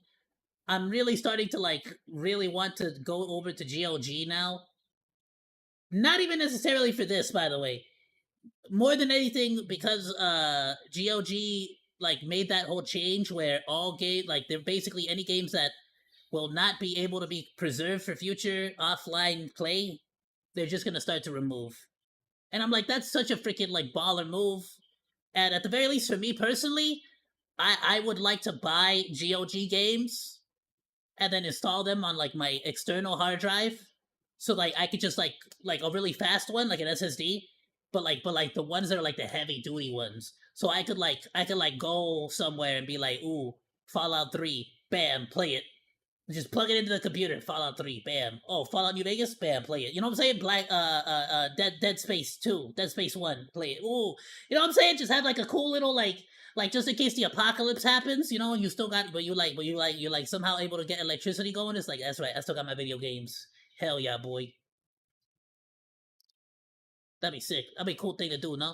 I also wanted to turn an external like SSD into like my own portable little editing station with like Adobe. Well, it was gonna be freaking Premiere, but now since they changed to the freaking like monthly thing, I only have my old versions.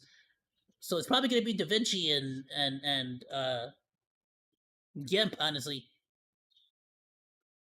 But I'll let y'all know how that turns out. I got hella distracted there at the end. All right, moving on. Okay, I heard about Collective Shout. I don't know a whole hell of a lot about them, but these are basically the chicks that have been like, I'm pretty sure the Collective Shout is like the company that like was trying to get like Steam and a bunch of other companies to like start censoring the hell out of their games. But like and not just like good censorships, but also like censorships that are like taking it too far. Like they were like, "Ooh, are there boobas in the game?" No, no booba. It's like, oh damn. Nah, so in that case, I don't think we should censor anything then if y'all gonna take it that far. Over the past few weeks, we have seen the feminists at Collective Shout try their best to frame gamers as the most degenerate, disgusting individuals on the face of the earth, and they want to try to continue to. You didn't really have to try with me. I feel like I'll admit it flat out. Like yeah, yeah. I mean yeah.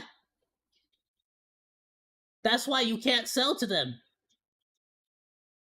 I mean, yeah, basically, like you figured out why you can't sell to this audience is because you don't like that. You like you're not trying to sell like they're degenerate, like they're degenerates. Like try to sell, you know what I'm saying? You try to sell to the modern audience and they don't exist. To silence us and our hobby, and they do not They care don't play video who games, even they if they have did to exist, attack in right? the process. And really, it's funny because it boils down to them saying that all of the people who are attacking them are just men, when really there are plenty of women out there criticizing their stance. And even Savvy is now saying that they are trying their very best to frame her for violence. I have a few different things to show off, but before I get into the topic, if you enjoy the content I create, check out the links in the description, join the community in my live streams, and consider supporting through Patreon or YouTube memberships. Now, I myself have gone through a lot of problems with the women at Collective Shout. They have made some posts about me, they have been blocking me, they don't really want to interact with women who criticize. You know, I'll let her finish the point because she's basically going to say the same thing I'm about to say. Is their stance, which of course is really funny because they're supposed to be standing up for women and defending women's rights, but yet they want to silence women and they want to censor women. Doesn't seem very progressive to me, but Sav. Yeah, but see, because if they acknowledge you in any kind of way, shape, or form, if they interact with you, if they like talk to you, it creates the potential for other women that, especially more moderate women, more collective women, more like mentally, let's say collected to like well put together like women, you know, women who may believe what they're saying and may actually have a noble heart and noble intentions, but they have a more like sound mind, so they might actually be influenced in the opposite direction of what they actually want the message to be. So they don't want them to even know that you exist, because if they know that you exist, they might watch one of your videos and they might say, hey, you know what, this lady's right. You get what I'm saying? No, they have to create the entire perspective that it's evil men pushing what they want on video games. And it's like that's just not the case. It's really not. But in order to keep that image, they have to pretend like these, like, in my opinion, pretty large out like outstanding, and I mean outstanding as in like they stand out in the community of gamers, and like like games journalism. Veridark, Madam Savvy, just on Twitter alone, like is absolute, like her freaking Twitter following is insane. Uh, but like these are women in the field that actually have power, actually have influence, and they know that the moment any normal person, any normal woman, uh actually hears a reasonable argument, there's a real strong possibility they're gonna lose them. They have to pull the wool over their eyes, otherwise they lose. Has also been fighting back against them tooth and nail, and now apparently they are framing her for violence. So she has been very vocal. She's been standing up for video games, standing up for gamers, has been a very big voice in this discussion. But now she's saying, I find it fascinating that Collective Shout have tried very hard to frame me, and yet the most that came out of it was some Newsmax lady blocking me. No one is coming to their defense. So watching a few of them flounder and tag Elon like he would ever defend them, it's quite funny. Now, yes, they believe that they deserve more support, that they deserve more people coming to their aid. And I'm gonna be real with everyone. Like I said, it's like Savvy is not just some rando journalist. This is somebody that's pretty well known in the gaming community, especially in gaming journalism. Okay, like you're not gonna like, you know, not only because she's like very outspoken, but like, let's just be real, she talks hella shit like all the time, and people just love to see it. They really do. She is very straight to the point about everything. She's very blunt. hilarious. So like you could try to frame her, but like it's just not gonna work. It's really not. Like she is like you could try that on like some nobody, or maybe on somebody that has like a negative image in the community, but it's not gonna work on like somebody like Madame Savvy. I'm not just trying to freaking like it's not just trying to turn this into a glaze fest here, but I'm just saying like this isn't just some rando. You get what I'm saying? Like say what you want. She has a whole lot of good she has a pretty good reputation. That's what I'm trying to say here.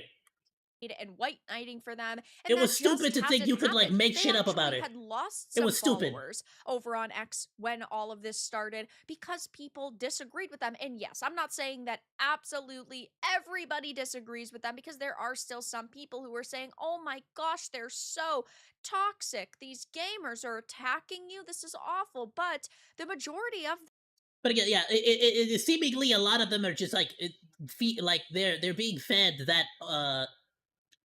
that like narrative that it's like just a bunch of toxic men. their posts are not getting interaction, and they're really not getting a lot of positivity in their comment section. Maybe it just goes to show that when you sit here and you attack women, even though you're claiming to try to protect women, it doesn't really work out and you look like a massive fucking hypocrite. But she also had said, And I promise I'll stop pausing. But this goes back to the conversation from the video we saw earlier, where with Vera Dark as well, where just like the same reason why Steam wants to create a language-based reviews is because when you allow the masses, the entirety of the internet as a collective, to speak their opinions, they're gonna speak their opinions. So you kind of any possibility of like picking and choosing which ones you show, you know what I'm saying, is gonna allow you to control the narrative better. And same thing here. They're hoping to try to like they're trying to like make sure no other women find out about people like Madame Savvy, or if they do find out about Madame Savvy, they try to accuse them of crimes. They try to accuse them of being misogynists. They basically try to put like a million different labels on them so that whoever listens to them or finds out about them will instantly say, oh, well, that's a terrible person. I'm just not even going to listen to what they have to say. They'll just sort of like skip them. You know what I'm saying? And it's a scum move. It's a scummy move. And it really like if you had what did legal mindset say? It was ad hominem. It's ad hominem. If you have to just lead to like insults or making shit up about people, it's because you don't have a legitimate argument. You've already conceded that you basically have like you don't got shit to argue. You can't argue your own stupid points. So all you can do is just attack the person in hope that people don't agree with them. You know what I'm saying? That's it. Savvy mentioned, because of course they do that. No, this is not misogyny. This is hating you for the actions you've taken. It's so funny to me that the women at Collective Shout are trying to frame this as if everybody hates them because of their gender, which of course is what happened during the days of Gamergate 1 with Anita Sarkeesian, Brianna Wu, and Zoe Quinn, when really it boils down to the awful opinions you have and the censorship you are trying to force upon this industry. People hate your stance and people are going to criticize your I like to if it's Twitter or YouTube comments, I always leave it because the interaction is good. But if it's like actually in my live stream, actively, and it's just somebody just being a douche, I'll just ban them. If it's somebody in my Discord just posting something they're not supposed to, I'll just ban them. You know, like if it's like a situation where I might get myself in trouble, it's like I'm not gonna waste my time with you. Just ban them. Just ban and move on. Ban and move on. Ban and move on. Now, I am not sitting here saying that there is absolutely no I one mean, out like you there really don't who's need to deal with pushing any of that. limits, right? There's no there are point. definitely people. I who will. are going to You inevitably will be say replaced by the something next that 2, 3, 4 can be people deemed as a that subscribe to my threat, channel. That is terrible, and those posts are not okay. Those messages. I literally lied. I was at 620 at the beginning of this month. I got down to 600. I'm back to 620 already today. Life's good. Life is good, Monodachis. Yeah, I know I pissed off a lot of people recently with some of the videos I put up. On top of that, I think there was like some freaking like you know, I've been gone for a while. No duh. I haven't been able to post up videos and stuff with my injuries. But Like I like you will like get rid of whoever the hell is just giving you a bad vibe. You don't got to deal with that mess. You will replace them to them quickly, are quickly. unacceptable. But And of course, the frankly, collective with shout, when they want to present the, it the more as if you this is ban, all the higher of the quality of attacks that they're audience you will getting, have, or right? community, I That should they're say. not actually getting Babies, hey, genuine no fighting, criticism. They are being no harassed fighting, babies. viciously when I would say 98% of the people that are criticizing them are criticizing them. They're not actually harassing them or sending them death threats or R threats or anything else. We all get trolls. The normal thing to do is just to report and move on. But no, you are using this as a means to discredit me and nothing more. Of course, they're going to use a few unhinged individuals to try to discredit anybody with an opinion that is different than theirs. Now, yes, Savvy did post about this thread that Caitlin Roper had made. Caitlin Roper's, as you can see from what I'm bringing up, made quite a few different threads recently that are certainly a bit unhinged, but Caitlin Roper He been tweeting like it's a job. had said this is what the misogynist gamers behind this campaign of mass hatred and abuse against the women at Collective Shout do because we Misogynist gamers. Again, and she's saying this about Savvy, effectively Savvy, and one would assume very dark. Since seemingly very dark is sort of like more on Savvy's side here. It's like it's not like it has nothing to do with misogyny. Like you can't just like cry wolf every single time you get a little bit of pushback. Like this is ridiculous. got their rape games taken down. Most people do not care about the gameplay itself in this case. I don't. I'm not sitting here defending it because it's a sex game and I love sex games and I'm going to buy them and play them because I'm not. I'm defending them because I am anti censorship. I do not believe that games should be able to be censored. And these women are based in Australia, right? The land of the censored. So it's not shocking that they feel that it should be normal for The companies land of the censored. Boy, sucks to be you. America, baby. to listen to them and cater to their every demand. But now, of course, Caitlin Roper and Melinda Tankard Rice, all of the women that are part of I'm just saying, y'all got like, all your freaking crabs got our freaking venomous down there. Collective Shout have been sharing posts that Everything from their crabs to their Karens spit poison.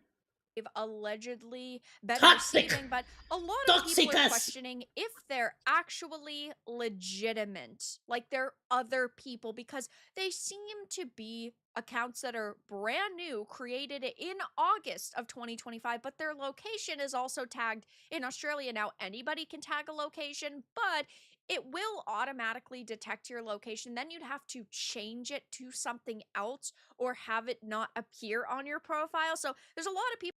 Bro, there is no way they started like faking their own hate threads just to like seem like victims. I mean, it's an absolute Karen thing to do, right? I can totally see it happening. I'm just saying, like, really? That think that it's just these women that are creating these accounts themselves so that they can continue to have ammunition to use against gamers. And at this point, I really wouldn't put it past these feminists. Yeah, I mean, I can't say I'm shocked that they're going on social media and they're trying to almost feed the trolls to get more attention because they want government interference. They want people to be arrested for criticizing them. These are serious cases of cyber harassment, and there needs to be government responses, including government responses. The hell do you want? What do you mean government responses? If any of it's real, go to the law. Actually file a report. File a lawsuit. What do you mean? If it's actually real, you could do that. What do you mean? Why are you going on Twitter to ask for government responses? international cooperation between law enforcement agencies. So they want to get law enforcement across the world together and respond to cyber harassment and start arresting gamers. I talked about this in another video. It'll be linked down below. But this stance was absolutely wrecked. And look at this. Coralie Allison, the movement operations manager at Collective Shout, who has 5,000 followers, got 32 likes on this post, and there are Get freaking ratioed. Damn. hundreds of comments and reposts, and then likes on those reposts and comments that show most gamers that are interacting. I love the 17 reposts to 17 bookmarks, by the way. Interacting with this post disagree with this, and honestly, the people who agree, they're Like, you know, the reposts that, like, at that point, I'm convinced the reposts are literally just like, what the hell's the name of that one guy? Yeet and all that. Like, you know what I'm saying? Like, it's like everybody who's just reporting on how stupid of a statement it is, basically. just feminist freaks. What I like most about it is that it did nothing to provide any evidence of misinformation, and then out of everyone, somehow I'm chosen, once again presented as a man, and now being blamed for things that aren't happening. Also, you can take advantage of middle-aged women who have to dip into their savings while you lot laugh to the bank. Is there any low y'all won't go to? Also, it makes me so happy you type to have virtue. Gives me new corruption to research. Jesus, this is beyond hypocritical for you and Collective Shout to demand international law enforcement crackdowns over online backlash when your organization has deliberately targeted and speared creators, including other women, simply for creating or defending fictional content you personally dislike. Your group defended Cuties, you know, a film that exploited real underage girls on camera. There is no freaking. They defended Cuties? Nah, son, I don't care who you are. I've heard the freaking arguments and all the other shiz. I don't give a damn if the entire point was to talk about how bad beauty pageants for children are. It's like the fact that you record, like, who the hell watches like you still have to, like, you're still watching a bunch of like little freaking girls dressing up like freaking, like, damn near like you know what I'm saying? Like, no. Just no. Who the hell watches it? Who puts that on? Like, who goes and be like, oh, you know what, this might be nice to watch. It was like just weird, bro. Just weird. Just weirdo, bro. Like, no. Camera under the excuse of commentary. And it's like one thing to hear somebody be like, oh, well, apparently they were trying to say that it was weird. That was the whole point. And it's like, all right, but like, don't expect me to watch it. Like, you get what I'm saying? Like, don't expect, like, no, I'm not trying to like see that at all. Even if it's to criticize it, I don't want to see it. Like, you know what I'm saying? I just don't want it on my vision. But to go as far as to defend it, like, to try, like, you know what I'm saying? It's just like, what a hell, it's like Sneeko. It's like, what a hill to die on, bro. Like, no. Fight, like, live to fight another day. Like, you know, freaking, what is it? Retreat, abort. Like, this is not the mission to go to die on. But now you're calling for the blacklisting of adult creators for games that involve fantasy, satire, or trauma-informed narratives. You're not protecting children at all. You're just peddling censorship dressed up as virtue. And of course, these people don't actually care about protecting women or protecting girls. They care about power and control. And I'm even going to be more honest. This is Moral Panic 101, the same pearl-clutching hysteria we saw during the Satanic Panic in the video games cause violence eras. You're not even part of the gaming community, but here you are yelling from the sidelines about evil like someone's grandmother on Facebook. And they do talk a lot about Gamergate, and they compare this situation to Gamergate 1, which is so funny because they're claiming that Gamergate returns when Gamergate returned last year in early 2024. We saw the start of Gamergate 2. So these people don't know anything about the state of the video game industry. They just took to Steam, looked at NSFW tagged titles, found some that they personally took offense to, and then they started complaining about them. And this is an unfortunate situation that these companies, of course, now technically have to listen to them, right? Because payment processors are backing them into a corner saying you have to remove this content. Now, I don't believe payment processors forced Steam and itch.io to remove this content just because of Collective Shout, but I do think that there is the potential that Collective Shout maybe push this situation along a little bit quicker because of their complaints, though. At the end of the day, Sorry if you guys hear the barking. I swear to y'all, 70% of it is at the neighbors' dogs. Cause like I'll be real with you, like if it's like the like if it's like a real like my family or something, they're real quiet about it and they come through or something like that. It's all chill and stuff. Not like my family that comes here normally, but like visiting. But if it's like my neighbor's dogs start to bark because it's somebody they don't know, then these fools start to go off like crazy.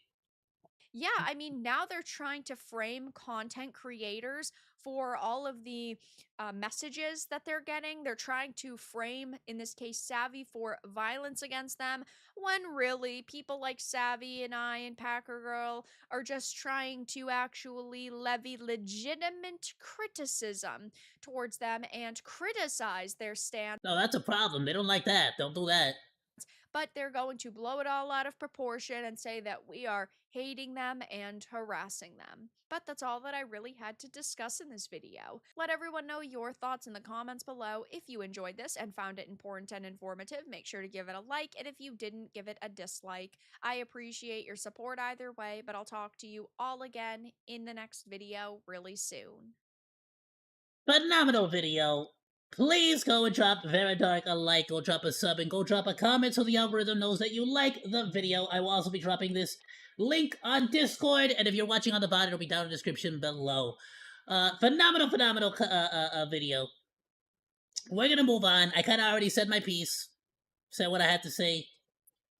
It really is just like, again, the boy who cried wolf all over again.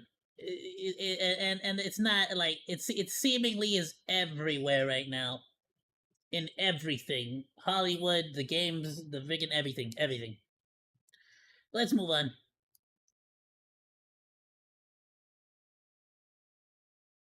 Now I'm gonna get on this one because I actually We have seen so many. I caught a lot of flack on Twitter actually because I was making fun of IGN for promoting Ghost of Tsushima, Ghost of the Yotai. And I don't know if y'all know this or saw it, but the actual like model, the lady that they used for that game, like she's like gorgeous, beautiful. But like they made the online, like the actual in-game model, they made her fugly as all hell. I don't know why. They made her look like a bloated zombie. And which I pointed that out very kindly to the IGN Twitter post. And unfortunately, a lot of people got mad at me. But so I decided, I might as well make a whole video talking about how fugly ladies in video games don't belong, and and then they should be taken out. Let's check this out. We have seen so many once beloved franchises be taken and twisted around by activists to the point. All right, first things first. Ew! All right, second thing. This is just like Darkfire or whatever from freaking Baldur's Gate 3, except like disturbingly hideous. Like, what happened? The frick? Where you can't even really recognize them anymore. Call of Duty is a major. It looks like you just like, I don't know. You like gave her like a fat middle school like chubby kid's chin.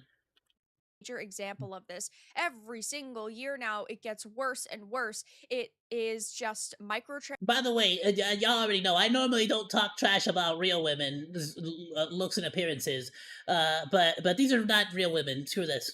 They look fugly. slop. They have failed to innovate. Real women don't look like this. It's come to the story. Like this looks like the meme where like they made the face too small. Like they should have like increased the face ratio a little bit higher. That don't look like real women. Gameplay. I've seen a lot of real women, even ugly real women. And this year at Gamescom Opening Night Live 2025, it really showed off just how many franchises have been ruined and how much slop the AAA industry. Bro, I just gotta say, I am really freaking excited for Black Ops 6. Battlefield 6. My apologies. That's what I meant to say. Battlefield 6. Sorry, Black Ops. Anyway, yeah, Battlefield 6. That's gonna be really freaking awesome. I can't wait. Super excited, dude. I think it's not too much longer, bro. When is it coming out again? Ooh, you know what? Let me look it up real quick. Battlefield.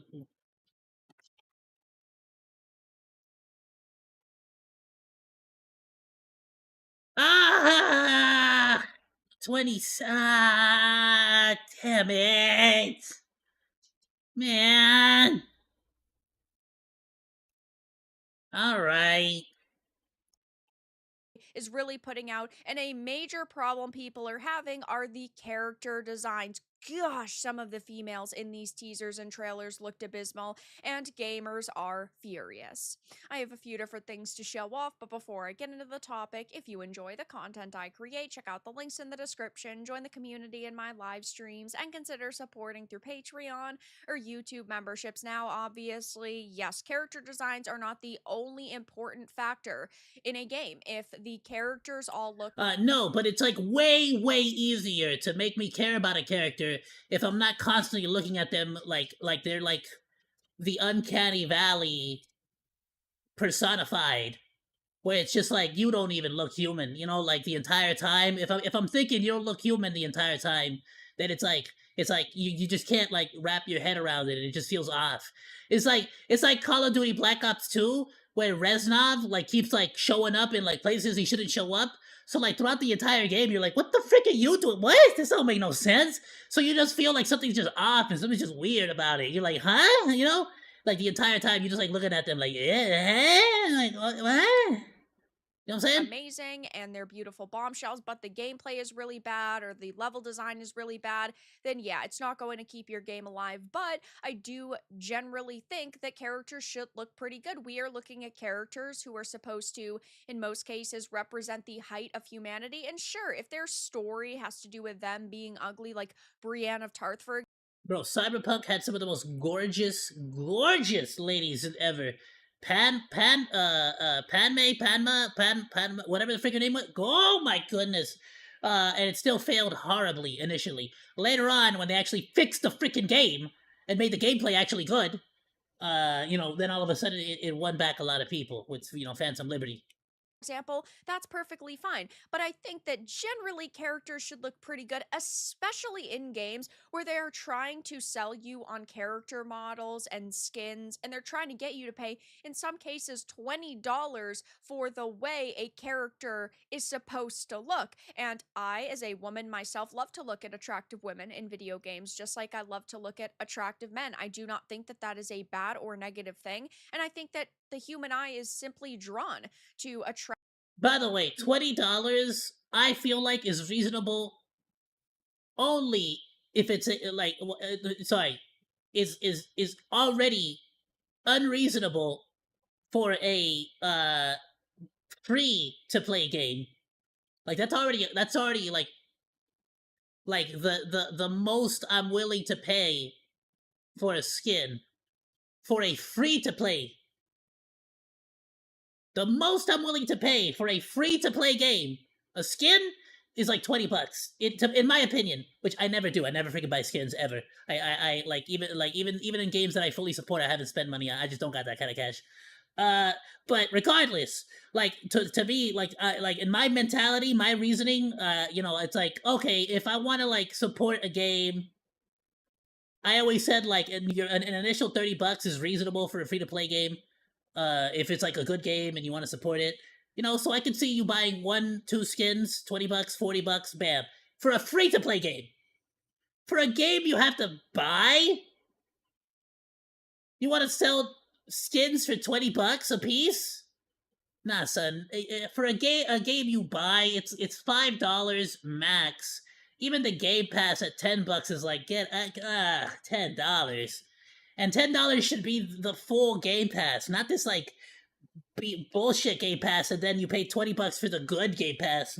Attractive individuals, and that's not a problem. Of course, we've seen so many activist developers over By the way, Wuthering Waves, I'm looking at you with your $30 exaggerated ass skins. last decade say that they didn't want their characters to appeal to the male gaze, so what they did was they intentionally made them ugly, and that's just something that gamers are not really willing to support anymore or look past anymore. People are calling these games out left, right, and center, and there were quite a few that we saw at Gamescom opening night live that We wanted to make sure that no men were attracted to the women in the game, and that they would not buy the game because of the attractive women. Wait, hold on. Wait, why? How come none of the men? How come there's no men buying the game? Wait, how come you're not buying the game? What is that? What's going on? Just because I'm taking out all the stuff you guys like, you guys don't want to buy the game anymore? What the frig? Really made my jaw drop, and not for positive reasons. They look abysmal. As a woman, I don't want to see ugly women in my games, and it's very clear that other I just gotta point this out.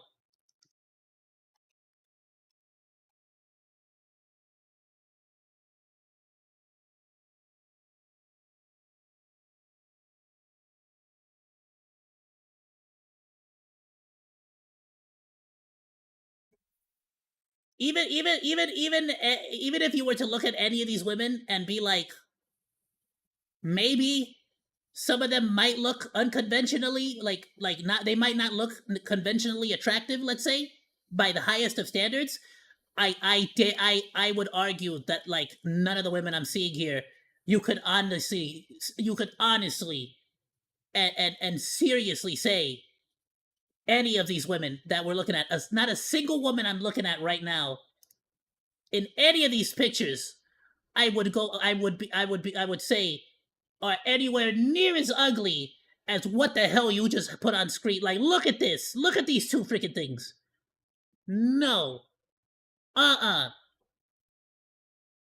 They really be acting like you like you know what I'm saying? Like they really be acting like this is like like just looking normal is like an unattainable beauty standard. Like you get what I'm saying? Like I like you try to act like well, just because they're in the military, they're ugly. Oh, you're a woman. You joined the army. Sorry, you're ugly now. You're just a fugly. You're fugly as hell. That's it. It's over. You have to be fugly. You're not allowed to be beautiful or gorgeous. If you're in the military, it's just over. It's just over. You're done. Oh, she's very cute. I'm sorry. I don't mean to freaking comment on people, but what? Like you understand what I'm saying? It's just like what is this? What is it? You're trying to say that if you're a woman in the military, you're just banned from being beautiful. You're banned from being gorgeous. You're saying that women in the military cannot be gorgeous. That's like it's like you're demeaning and bringing women down so hard. other people agree. So here are just two of the many questionable looking characters in Black Ops 7. And Black Ops has a major problem anyway. Like over the past couple of years, Call of Duty has really fallen off. I know that it's still making money. I'm not saying monetarily, I'm just saying in the eyes of gamers, right? The franchise is not even close to where it once was, which is why they're taking a step back and they're trying to compare it a lot more to Black Ops 2. We saw maps like Hijack in the trailer. We saw some guns that were in Black Ops 2 that were really great, and that's cool, but we basically just know that they're Yeah, if they don't bring back the Galil, I don't care. going to throw a playlist With the 308 of 5 ammo. different iterations of Nuketown into this game, and then with the bolt that like looks like a tire iron. slap $25 skins in it and say, here you go, guys, hope you enjoy. Now, the trailer itself is sparking a lot of backlash for a lot of different reasons. There are a lot of people who are saying we might be able to check some of this stuff out, but if I do that, I'm sorry, it's gonna be kick like it's I'm pretty much gonna have to start doing kick exclusive streams on certain days. Like, especially if it has anything to do with like if y'all actually want me to like react to things like Happy Tree Friends or anything that has like anything that has a copyright, even if it's allowed, even if you're allowed to react to it, because I believe you're allowed to react to Happy Tree Friends, just you're not allowed to react to it live on stream. If y'all want me to do that stuff, we can do it, but it's gonna have to be basically a Kick exclusive, like not no Twitch, no YouTube. I don't know enough about Twitter yet, but we're gonna try to start streaming Twitter soon. things like the fall of Call of Duty has to be studied. I can't wait to play Battlefield 6 soon. This franchise is like Madden, same game for every release, yet people will buy it anyway. Over the past couple of Call of Duty releases, though, we Was I making a point there? What was the point I was? Oh, right. We might check out those trailers, but I just can't. We not today. Have seen more competition stem, and this year it's definitely Battlefield 6, and I do think that it is going to affect the sales. I mean, they still always boast about the sales, but one reason why they're able to kind of boast about numbers now is because of Game Pass. And I think if they weren't able to add in those Game Pass player numbers into the picture, I think that we would actually be seeing a drop over the last few years. Now it says Activision official. You're not wrong, and I'll be completely honest with you. As somebody who has Game Pass, and I actually have, like, not only do I have Game Pass, but for me it makes a lot more sense than for most people because I have Game Pass that not only I use for, like, streaming here, but it's also, like, I have 3 younger siblings, younger brothers that use it. And the same logic goes for Crunchyroll, but even then, I'm debating getting rid of that too. For censorship purposes. Like, I don't like their censorships.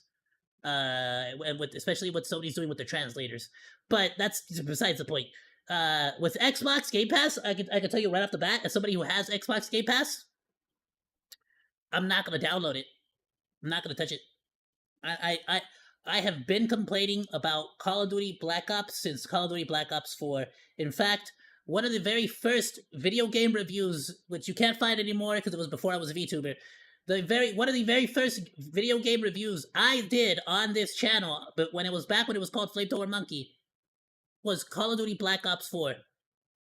And I talked so much trash, and I was given so much trash back because I was one of the few people speaking out against Black Ops. All the way back in Black Ops 4. All the way back in Black Ops 4, I was already saying that the whole, like, these people could not, for the life of them, think of a better story than Call of Duty Black Ops 1 and Call of Duty Black Ops 2. They cannot figure out a better storyline. And guess what? Black Ops 7 were still freaking here.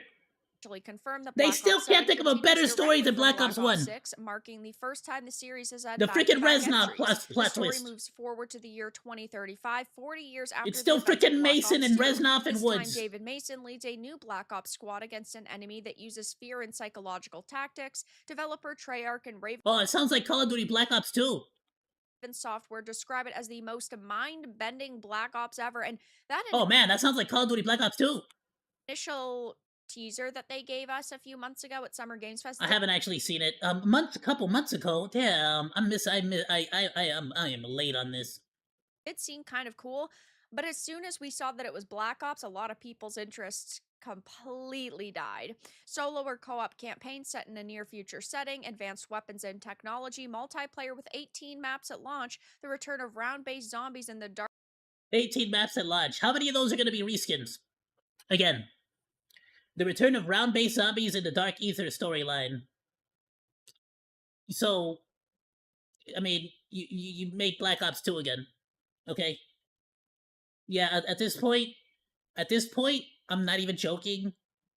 I've actually been doing this lately, and I'm about to order a battery pack for my Nintendo 64, and I'm gonna get Donkey Kong 64, and I'm hoping to actually hook that up to. I don't know if this Elgato is gonna be able to handle it, but if not this Elgato, then I'm gonna freaking order a brand new one. Not only for the Nintendo 64 stuff, but in general, so we can start playing console games on the channel. And I really, really, really, really badly want to start going back and playing older games. One of those games would be like getting the original Call of Duty Black Ops 1 and the original Call of Duty Black Ops 2, because the zombies in those games, like, I'm gonna be honest with you, brother, like, it's still fun to just, like, I don't know why or what the difference is, but, like, on some of those, it's more fun to just run rounds. Even though there's, like, challenges and, like, way more Easter eggs and challenges and freaking, like, things to do and, like, yada yada, and freaking, like, with the newer ones, sometimes it's just freaking fun to just play the zombies for the zombies and just freaking, like, try to get to a high round and the challenge of it all. I don't know, bro. Like, they kind of lost sight of what the hell they were doing with the whole thing. You know what I'm saying? Dark Ether storyline, so that doesn't sound bad. But then you actually get to the trailer and you see Like, tell me why they haven't made a map as fun as Kino Der Totem to this day. Deadass how though. people are reacting. 16 Name a better million map. views in 23 Name a better map than Kino Der Totem or 5 to this day. To be fair, I never played the monkey map, the one where they go back in time. They get stuck back in time and they go to the place with the monkeys, the zombie monkeys. So I haven't played that one. But other than that, name a better map. Like besides the like even the George A. Romero one, which was amazing, like still wasn't like it didn't reach the peak. That one was still a little bit too freaking like like that one was just too like run around in a circle-ish, like for like not run around in a circle but necessarily, but like that one was too damn like tight spaces that lead to dead ends, like just, you know, it was like nothing but dead ends. It was like kind of a cruddy map, but unique enough that like like it was an 8 out of 10 compared to what the hell we have now. You understand what I'm saying? Like we're arguing over 2 masterclass maps here. Like don't get me wrong. Freaking love the George A. Romero map. hours. 35,000 likes to 149,000 Freaking dislikes, and of course the the one comments with are Robert Englund, absolutely wrecking them. freaking AKA No Freddy Krueger particular and shock Machete. there from a COD player. Thank you for making it easy to choose BF. Will it outsell Battlefield 6 though? No, absolutely not. No. I think this is gonna be the first year that Black Ops Battlefield 6 is gonna overtake Call of Duty. I think Battlefield 6 is gonna overtake Call of Duty, and I think the next Call of Duty is probably gonna be like their entire freaking thing is gonna be the Call of Duty the way it used to be, going back to the classics, back to the, you know what I'm saying? I guarantee it.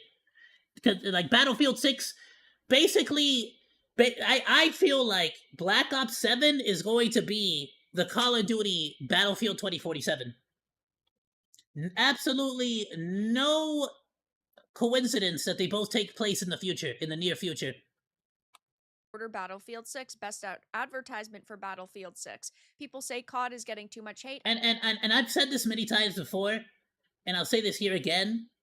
The reason why every single game has to be in the near future, is because they have to make up this fake bad guy, this fake corporation, this fake evil government, US, this fake evil, like, secret organization, this, that, and the, you know why? You know why? You know why? Because everybody's too damn scared to say that North Korea is the bad guy. They're too damn scared. If it's not a Nazi, which I can't say that on YouTube. Damn, I already said it. So it's not, if it's not a Yahtzee. Ooh. If it's not, from now on, it's Yahtzee. If it's not a Yahtzee, you can't say it. If it's not North Korea, you can't say it. You can't. No, you're not allowed. You're not allowed to say that the USSR is evil, because that's Russia now. Even though Russia now and the USSR back then are not the same entities in any way, shape, or form. Even if you agree or disagree with Putin's current like stuff, they're not the same entities. But if you freaking like make Russia or the USSR the evil bad guys, oh, that's offensive. Oh, that's this, that, and the other. If you freaking make if you make China the bad guys in the future army, oh no, you can't do that either. That's not allowed. That's offensive to the Chinese people. You know, like you can't make anybody the bad guy now. That's why they're too scared to they're too scared to offend anybody. So they have to like make up a pretend world where there's like this random secret organization that doesn't have a, you know, particular motive or like country of origin or a morality or really any real sort of like alliance to anybody. They just sort of generally want to be evil and generally want to control the world and generally want to make war with who the hell knows. They just want to make war. They got missiles. We just know they got missiles. That's all we know. They got missiles, and we gotta go deactivate the missiles. I personally think COD said that they are too big to fail. Can zombies carry it there? Nah. Zombies got boring. A lot of people are bored of zombies. The like a lot of the zombies community is bored, and just like with the Genshin Impact community, a lot of it is just sort of sticking around because there's still a niche fan base for the niche like content creators. It's a niche within a niche. I don't think zombies will be able to carry it there. I think they've been BSing people because they've been using the Game Pass numbers. But I will say this much: just like with Fortnite, just like with anything else, there's gonna be some at Call of Duty D riders that are absolutely willing to spend like so much money just to support Call of Duty. And let's be honest, even if Call of Duty 7 Black Ops 7 fails, it's not gonna matter. It doesn't matter to Activision Blizzard. It's Activision Blizzard. Well, sorry, Activision Blizzard King. It's Activision Blizzard King. It's not that Call of Duty is too big to fail. It's that Activision Blizzard King is too big to fail. They don't care if the game sells good. It can fail for all they care. They are making all their money off of the battle passes from Warzone. They have made and will continue to make all the money they need from that Fortnite freaking clone. Because people will play it, people will buy skins. It's a consistent stream of revenue. And what do they do? What do they do? What do they do every month? They don't do jack shit. They don't do squat. They don't even freaking patch the damn game. Half the freaking updates that they bring out are broken. Half the new weapons that they bring out are just overpowered because they're too damn lazy to balance it. So just whatever, is that the new weapon? It's overpowered. I don't care. I'm not about to sit here and balance it with all the other weapons. It's just overpowered. There's the same thing with Genshin Impact. The same thing with Honkai Star Rail.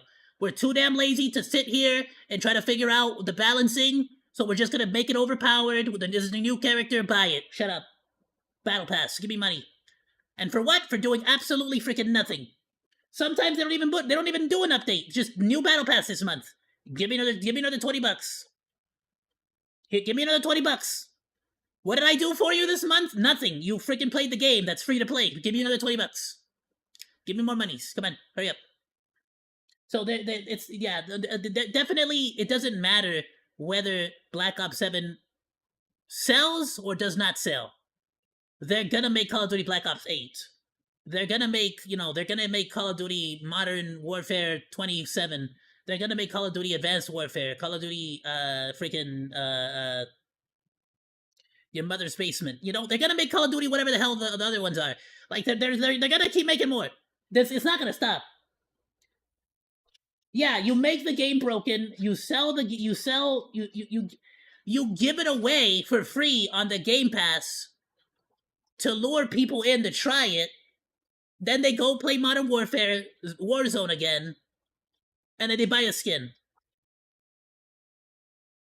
And you know why they're gonna go and they're gonna play it? Because if they want to level up the Warzone weapons, they have to go and they have to play the new Black Ops 7 to level up the weapons faster on multiplayer. Because it's way faster to level them up on multiplayer than it is on Warzone.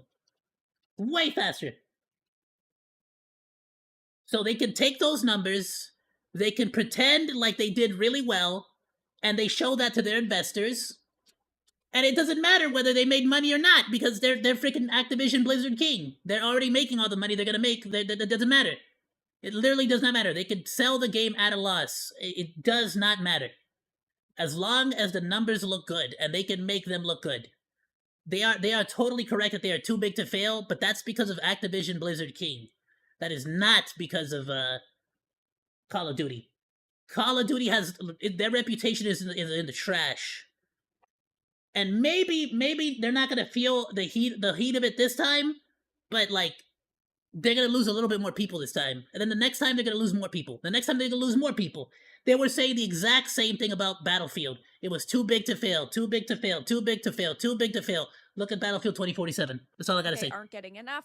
I expect Look at Battlefield 2047. Still managed to disappoint. EA Too damn big to fail my ass cheeks. A giant party tonight. And then you go to Bro, they were social saying, media I swear, maybe I might be being a hypocrite. I don't want to accuse them of anything, but I swear to you, at one point, Jack Frag said that Battlefield was too big to fail. I swear to you, I feel like Jack Frag at some point said, he said, paraphrasing, I feel like Battlefield is too big to fail. A lot of or people are some other major content creator for Battlefield. But I know that this was a constant like criticism that it was too big to fail, and that nobody is like mad enough or outraged enough, and that they're just gonna keep making it worse and worse and worse and worse and worse. discussing the way Then that the Battlefield characters 2047 came out, in this and game look. Here there you are go. two of the so-called females. But to be and fair, EA does not have Game Pass. They had freaking EA Pass, and that was kind of garbage. And yeah, I mean, this is just an abysmal look. You're trying to sell me on a game, and these are the types of characters that you present. We need to go back to the days of sexy sells, because it does still sell. And if you put attractive females in this game, well, I think that you'd have a little bit more interest, that's for sure. People raising their eyebrows, saying, yeah, bloody hell. hell, this is bad. I I'm love that honestly one. so glad I get to watch these overdone Okay, but flat out though, 40 checkers, 40 checkers, 40 chess. Fire whoever's in charge of the Call of Duty franchise right now, step in, and then like make the next one sexy as hell, and it's gonna sell like bonkers, and then you could take credit for saving the series. Bam, flop there you go. FPS franchises die during my Let's be lifetime honest, on a because show. you I know, personally am sad because I the used to, whole like woke, like freaking like you're misogynist. That's all dying. Like nobody cares anymore. It's slowly but surely nobody cares anymore. Nobody cares about getting Call canceled. of Duty. I used to buy every single one. I would put hundreds of thousands of hours into them. So nostalgic, but yeah, I mean, we're talking about the fall of a franchise really just because a company got greedy. If they started listening to people, maybe they'd be able to make a boatload of money again. And they already do make a lot of money, but imagine if everybody who used to play Call of Duty was still supporting them. They would be making so much more. Go check out the writers. They look like They absolutely would. They absolutely would be making so much more. The question comes down to, just like with many other companies, like there might be too many points of failure to where it's sort of like everybody has somebody who they can point their finger to, so nobody can really take any blame anywhere at any point in time. So it's kind of like, oh, the story's garbage. Well, whose fault is it? Is it the writer's fault? Well, there's 47 writers. Oh, well, then who the hell can you blame then? Oh, what's wrong? The multiplayer sucks. It's buggy. Well, whose fault is it? Is it the developers? Is it the testers? Is it the quality control? Whose fault is that? Well, you can't. Everybody's points at somebody. So it's like nobody faces any real consequences. So they just again, they basically just like streamlined it so much that it's like, hey, at this point, just let them make a garbage game. Let them put the garbage game out. As long as the garbage game hits the highlight points, the bullet points, it has to have the scene where you almost die and everything goes into slow-mo. It has to have the scene where it goes into slow-mo and you have to aim at the guy and pull the trigger or throw the knife or do the thing. It has to have the scene where the helicopter goes down when you're about to get on it. Oh no. As long as it hits all the story beats, and as long as it somehow is able to push you into the Game Pass, or sorry, the Battle Pass, so it's able to push you into Warzone in one way or another, they don't care. And let's be honest, the vast majority of people who still support Call of Duty to this day, they install the game and they don't even install the freaking campaign. They don't even care. They install the multiplayer for Warzone. They don't even install the freaking campaign. That's why you're able to install them separately. You don't even have to install the campaign anymore. We're not even just talking about Black Ops at this point. We're talking about the Outer Worlds 2 as well. We've gotten a lot of games recently with cringe squads. I'm actually a fan of Outer Worlds 1. I'm really hoping this Outer Worlds 2 is good. We'll see. Just like with Borderlands 4, I'm a fan of both series, and I'm really hoping they're good. I'm seeing a lot of red flags, but I'm hoping they're good. like Suicide I'm gonna Squad, cry if they're Kill not. Justice League. I'm These gonna cry games if they're come not. out, they fail like Dustboard, and then people really just look at them and roast them. And when I see this cast of characters, Damn it! Don't say that, Veritark. There's still listen. There's still time. Okay, there's still time for them to. There's still time for them to turn it around.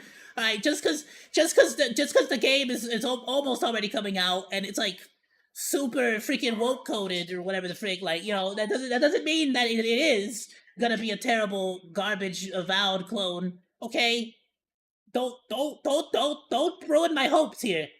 right here, there's not even a single one that mildly interests me. These are supposed to be The OG Call of Duty developers that got fired at Activision are leading the development for Battlefield 6.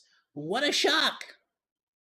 You're telling me the people who used to make the good Call of Duty games are making the Battlefield game that everybody seems to be interested in?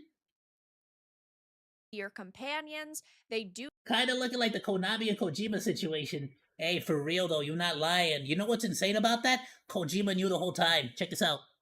Kojima knew he was gonna get fired. He already knew. They were planning on getting rid of him.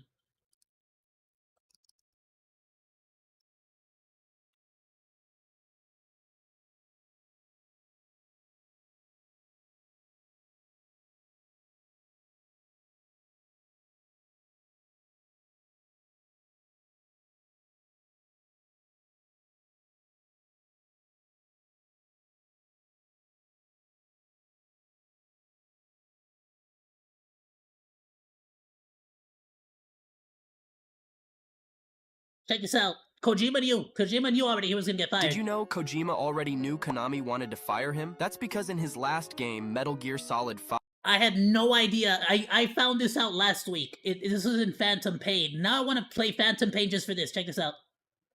he was already kind of sensing that Konami was planning to cut him from the company. There's even a part in the game where, if you shine a light on the Metal Gear titles made by Kojima, they disappear. But if you shine it on the games he didn't make, the logos stay. And the character even says there's nothing special there. Now, Kojima's game Bro was taking shots before they freaking even kicked him out, bro. What a legend. disappearing, that basically symbolizes Konami erasing his legacy from the series. And when you manage to erase all the games he worked on, this happens. You erased all the markings. Every one of them will always be with you. You seem to be a fan of Hideo. Did you know? Bro freaking knew he was gonna get fired. I'm telling you, it's not like these takeovers of these companies didn't just suddenly happen.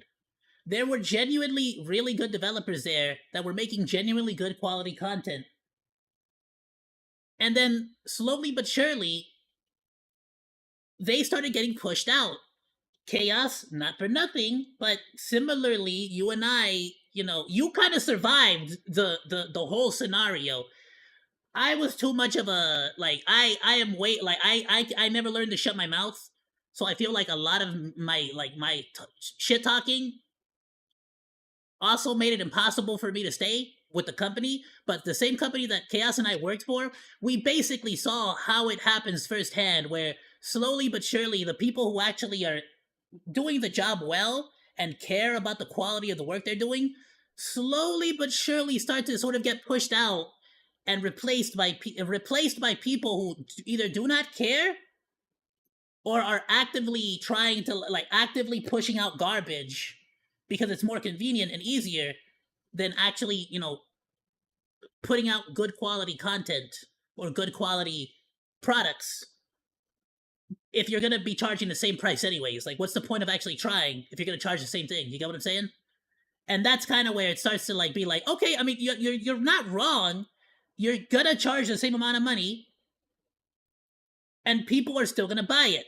The problem is, just like with Battlefield, little by little by little, you're gonna start losing the faith of your audience. And maybe not this Call of Duty, maybe not the next Call of Duty, but the one after that, you're gonna freaking, like, you're gonna eventually feel the hurt. You know, since Battlefield 4, people were complaining. Battlefield Hardline, how many people, I remember the amount of people that talked trash about Battlefield Hardline story, bro. So many people talking trash about Battlefield Hardline story. The multiplayer, day one multiplayer on Hardline was broken. But no, too big to fail, too big to fail, too big to fail. All right, okay, Battlefield 4. All right, too big to fail. Battlefield Hardline, too big to fail. You know what I'm saying? Like, it's like, but then Battlefield 2042 came out, and it's just like, you lost all credibility. Nobody is gonna defend you anymore. You lost everybody. Anyone who had good faith is no longer gonna defend you. And that's where Call of Duty is at right now. But again, they have a safety net.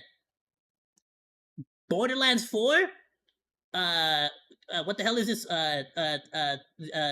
Outer Worlds. They don't have a safety net like the same way that Call of Duty does. They don't have a war zone. They don't have Mama, Papa, Activision, Blizzard King drinking breast milk. You know, they don't got that. Do not look cool. They do not look interesting. Really, it's just another set of characters that they said to themselves, we need to put as much diversity. Yeah, they got a sell skins mentality with the new devs. Yeah. We don't listen. This is not I think I've talked about this in the past, so it's not like any secret or anything like that, but it's like, yeah, we're not concerned with fixing this.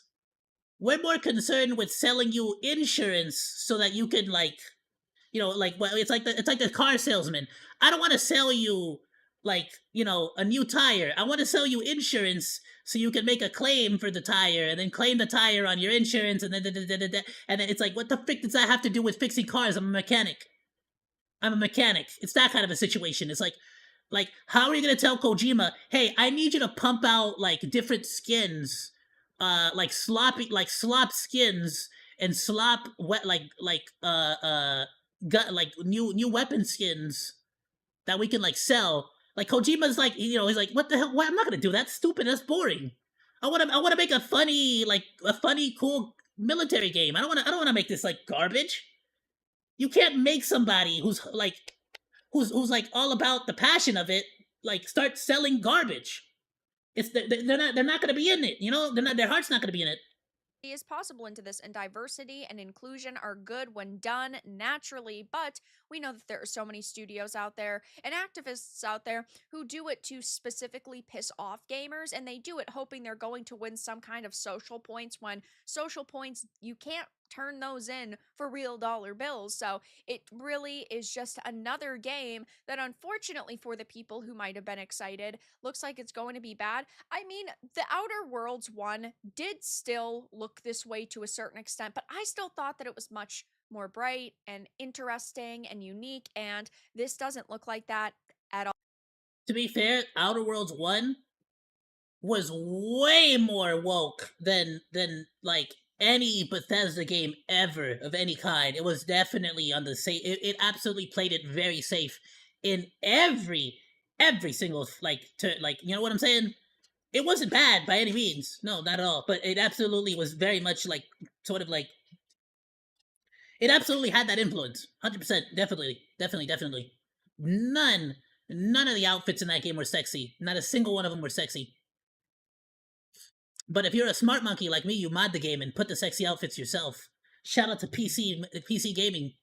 All whatsoever. And now you've even got people comparing it with Concord. Here's Outer Worlds 2 in a random comparison with Concord. Notice the strange obsession with mushrooms and chaotic palettes that ignore design patterns. These designs almost always come from Californian devs, showcasing the echo-chambered progressive mindsets. They don't look cool, they don't look interesting, and half these characters are supposed to be women, and none of them actually look like women. I'm so sick. Yeah, I can't argue with you there. And to be fair, this looks like shit. This is kind of garbage. This one's I'm gonna be real with y'all. If you have a skirt and leggings, it's a hat on a hat. Pick a freaking lane. That is so stupid. That's like something you see on a freaking child. Learn to dress up like a freaking woman, like an adult. Of seeing females being masculinized. You know what I'm saying? Like, what the hell's wrong with you? Grow up. in my entertainment like so many other people. I don't think that all of them need to be small, petite bombshells, but damn, is it nice every once in a while to see a half decent looking character. Looks more like the modern Audience Day designs. Go woke, go broke seems to be a myth to these developers. Now, Obsidian has always tried to, I would say, I will say, to be fair, this game, because I'm a fan of the first game, and because the first game left a good impression on me, I will give it a chance. If it's on Game Pass, I'm definitely not gonna put money on it. You get what I'm saying? Like, I'm being dead ass when I tell y'all, I'm still, I'm struggling right now to figure out a way to, get my hands on, Resident Evil 5, since Boss offered me, made an offer to do a collaboration. So I don't got it like that. And even if I do, I'm not, by the way, I'm not struggling. I don't want y'all to think I'm freaking over here my last dollar in my wallet. No, but you understand what I'm saying? Like any money I do get my hands on, any checks I get from my part-time job, anything, any money I make, it's going to other more important things, not to freaking video games. I'm already putting $15 a month for Game Pass. So I will absolutely play it if it's on Game Pass. No way in the hell am I gonna freaking spend money on this. I'm right now. I already put my first $15. Well, now it's like $30 away for Battlefield 6. You understand what I'm saying? I put money away ever since the beta, and I'm like, still, you know what I'm saying? And like day of, I'm probably gonna go and exchange all my coins because I got a coin piggy bank, and I'm constantly doing stuff like that. And I got 6 bags of aluminum cans and plastic bottles that I've been storing away.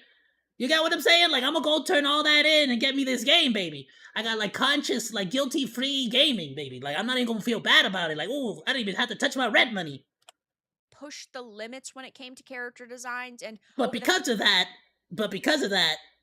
it's I'm not gonna risk buying a game that looks like this, as opposed to a game that looks and plays like Battlefield 6. Now that's a game I can confidently say I can spend hours and hours and hours on.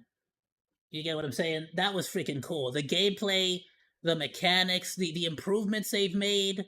I don't know if some people are this is a discussion for another time. It's off topic, but we'll talk about Battlefield 6 another day. past 5 to 10 years, definitely. Chaos. Just because you reminded me of it, though. What do you think about locked weapons, though? Like where engineers can only have SMGs, snipers can only have, scouts can only have snipers. And so on and so forth. In terms of making something that appeals to the modern What do you think about audience. that? The Outer Worlds one, The in shoddy my ones are opinion, the only still thing that's didn't class even look exclusive now. close to being this bad.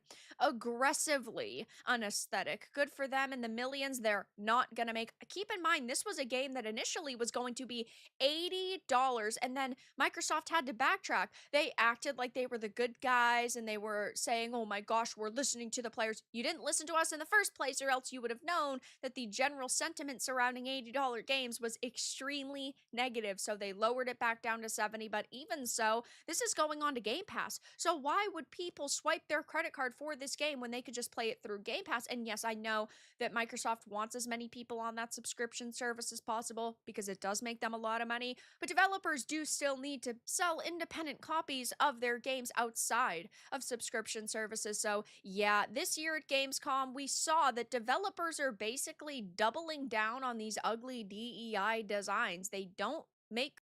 And again, that might be good to inflate your numbers. You can maybe make the board happy, make your stockholders look like you can make the numbers look good to them. But at the end of the day, it that's not a genuine, real replacement for actual video game sales. Call of Duty, it doesn't matter, right?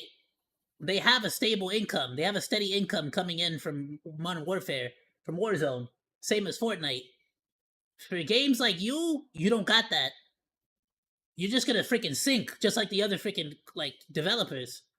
Good looking characters anymore, and that's why we have to look at indie developers and AA developers, because they are doing a hell of a lot better. So I'll be keeping my eye on The Outer Worlds 2 and on Black Ops 7, but right now these games are getting absolutely wrecked by gamers because of their mediocre stories, from what we understand about the stories, of course, the unaesthetic designs, and just the fact that these developers are still not listening to their customers. But that's all that I really had to discuss in this video. Let everyone know your thoughts in the comments below. If you enjoyed this and found it important and informative, make sure to give it a like, and if you didn't, give it a dislike. I appreciate your support either way, but I'll talk to you all again in the next video really soon.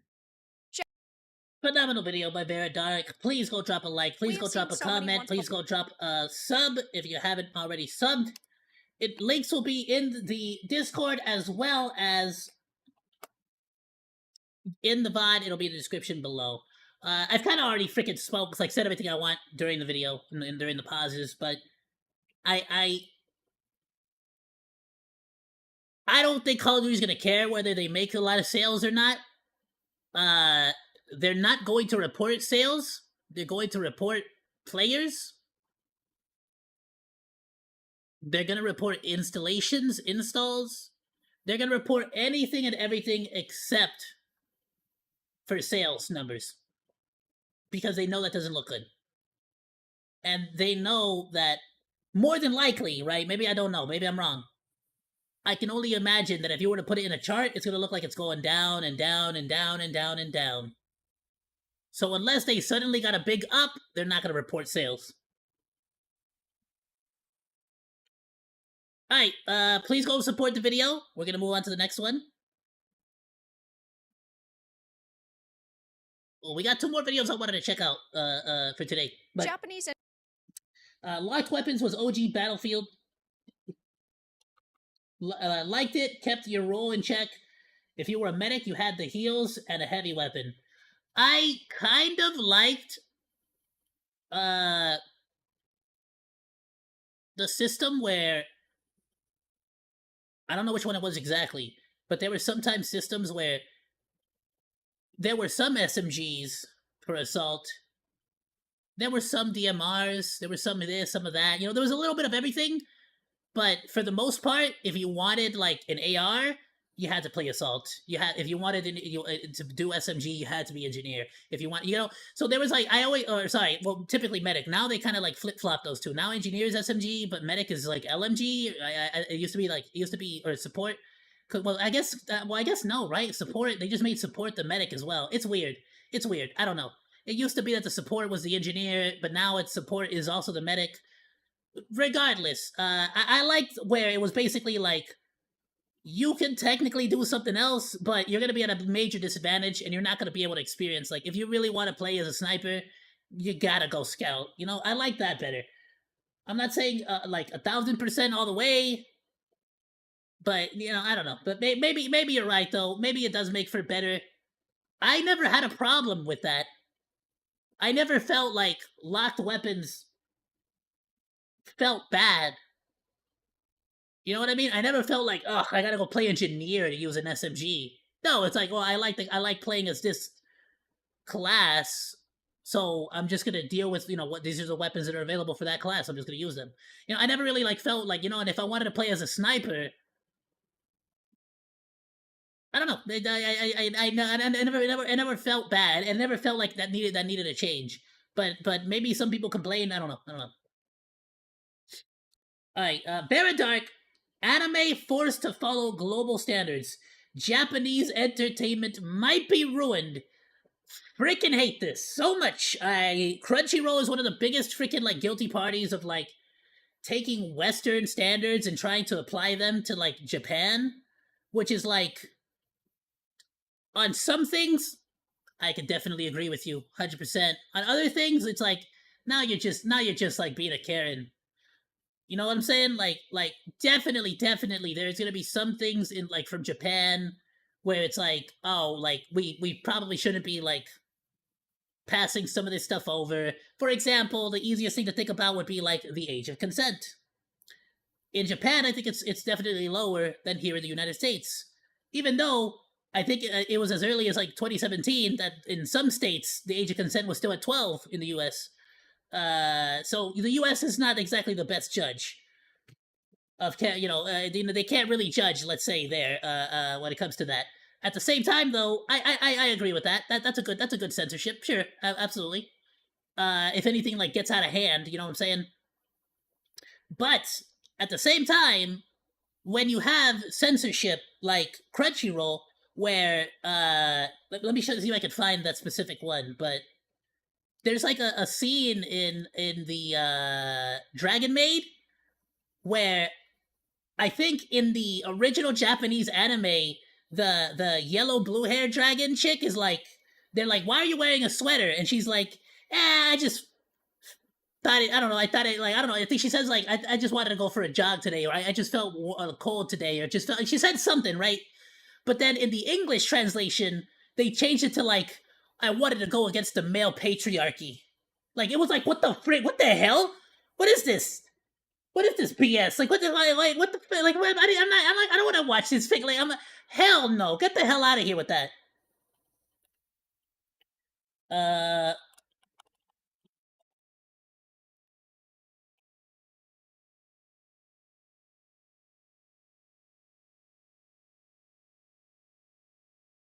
It was this one.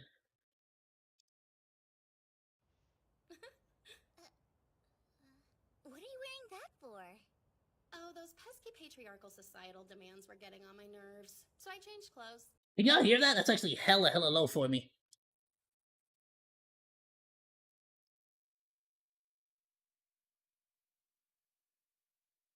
I swear in the original Japanese one, it was like something very minute, like, I just felt cute today. I just felt like wearing a sweater today. I just felt, no, or something like, I just felt like a change of outfit today. Instead of her normal, usual outfit, like with the, which is like the shorts, the short jeans with the tank top. Like, she was just like, just felt like a change of outfit today. But they changed it from that to this. What are you wearing that for? Oh, those pesky patriarchal societal demands were getting on my nerves, so I changed clothes. Give it a week, they'll be begging you to change back. You see, like, you're like, what the, like, what?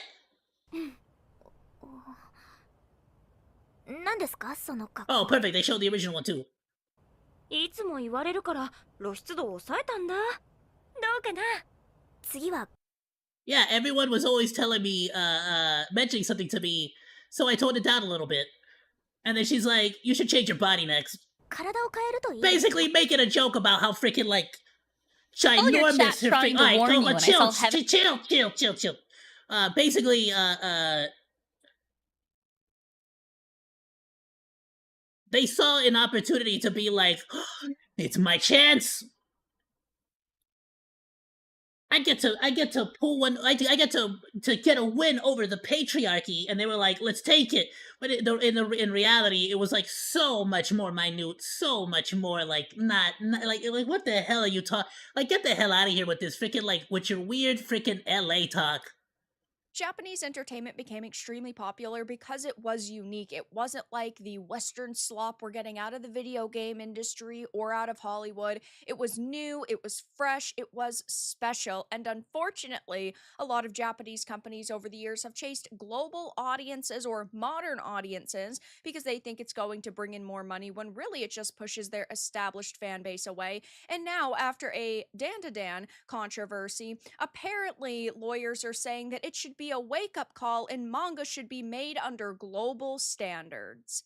I have a few different... Which is like, these are the same people that talk about you having to respect other cultures and stuff, and other countries and other people's ways of living, and then they're like, no, everybody should be up to the standard of the United States of America.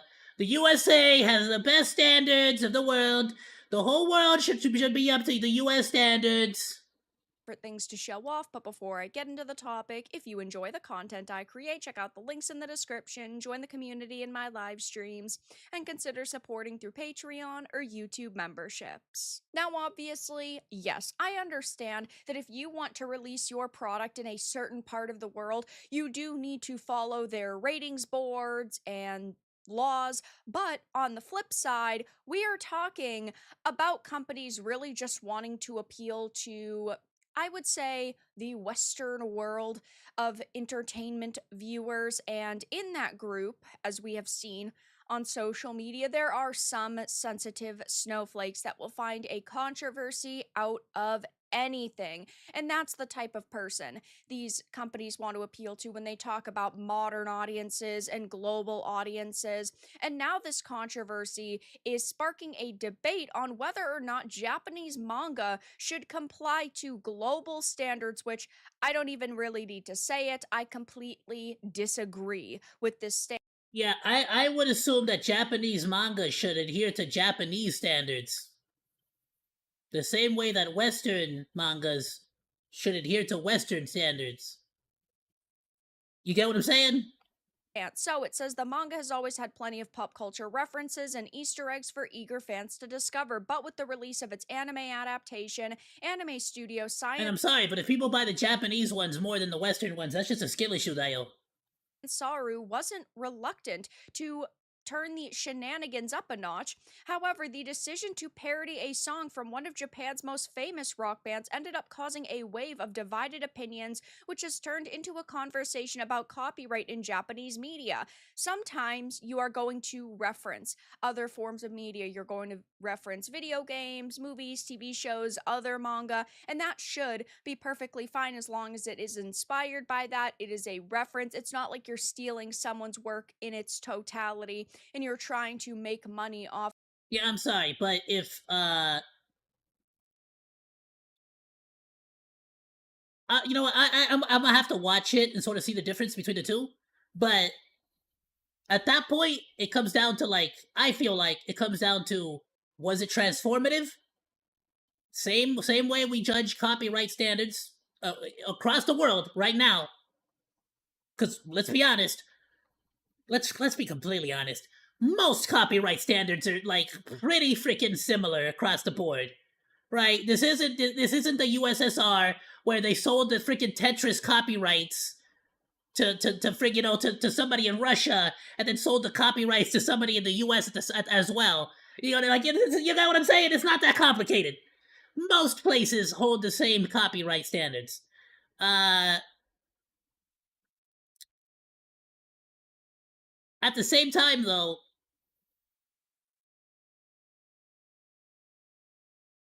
yeah, no, I just, I don't know. I feel like, and maybe this comes down to each individual person, but I feel like if I was a celebrity and if I had a song and a freaking anime like made a parody of my song, and it was like, which by the way, like right off the bat, a parody, by legal definition, hold on, a parody is copyright protected. Wait, what? It's a parody. That's transformative by definition. I just realized that. Sorry. No, that's stupid. But regardless, but if I feel like if somebody were to parody one of my songs, even if it wasn't consulting me, it's kind of like, that's kind of cool, you know? Like, hey, I got parodied by a freaking anime. You know what I mean? Like, that's kind of cool. But still, I feel like if it's a freaking parody, like,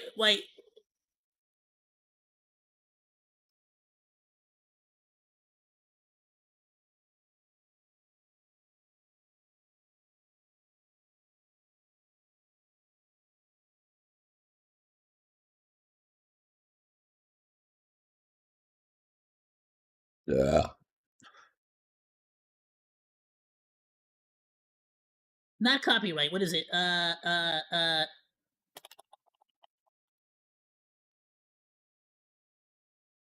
Fair use.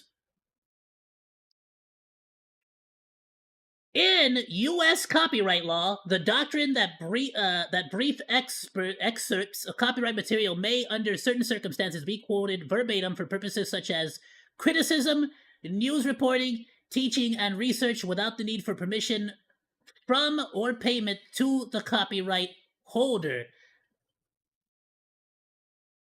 Yeah, that like parody would fall under that. Parody is a form of criticism. It is a form of like it is a form of critique or criticism. Some might even say that would absolutely fall. Like, what are you talking about? Dog over legs?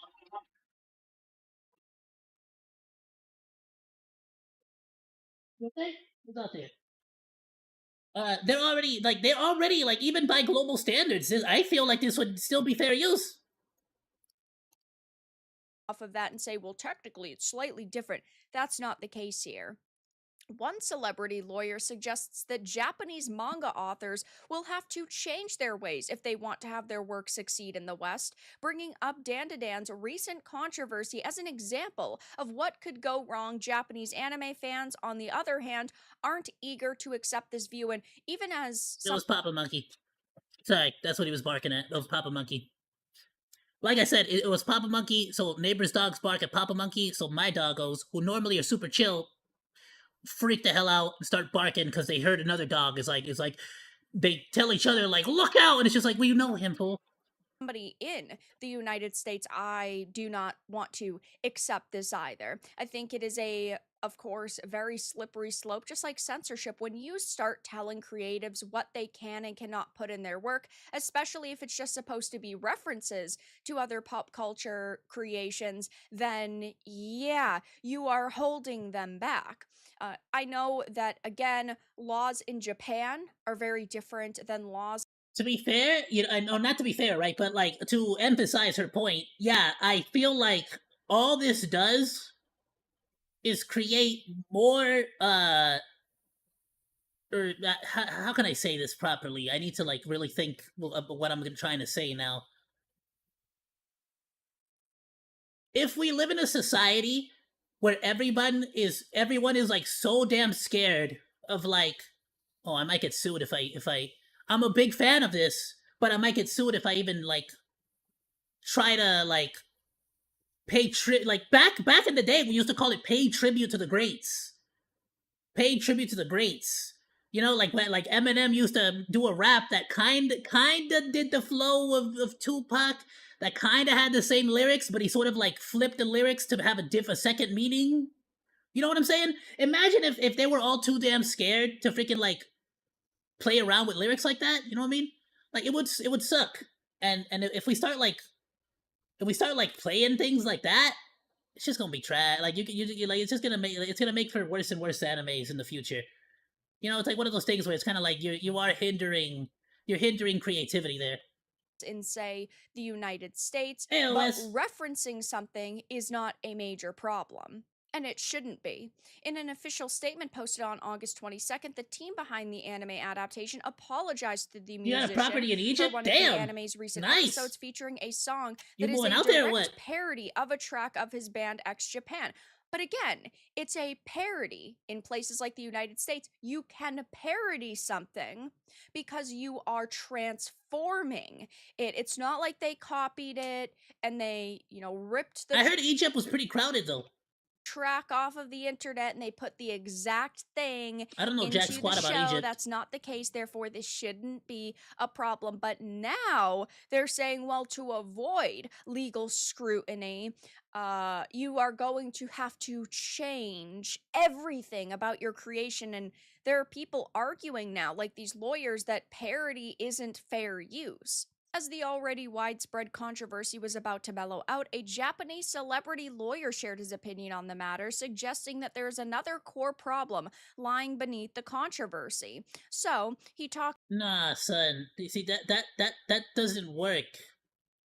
That doesn't work. Like what? Like what? Freaking pick a freaking.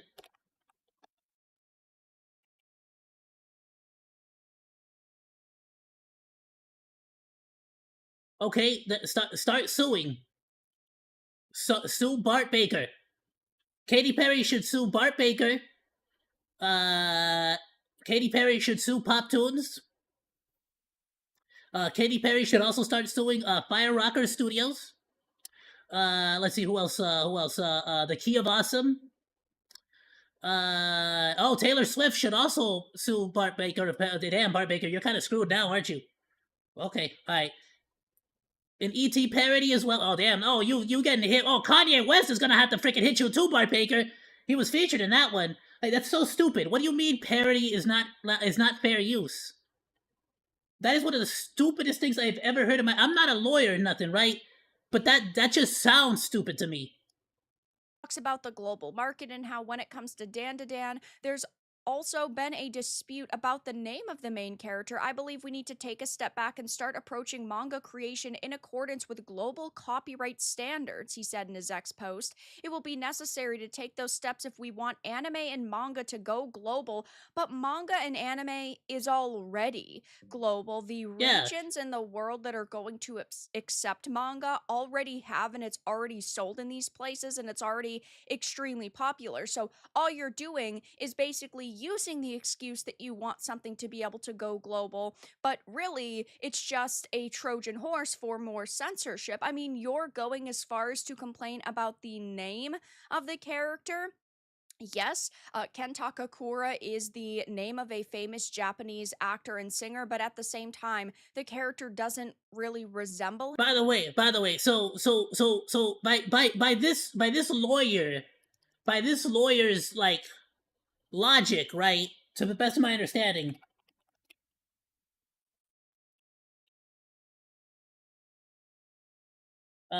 what's the freaking term I'm looking for here?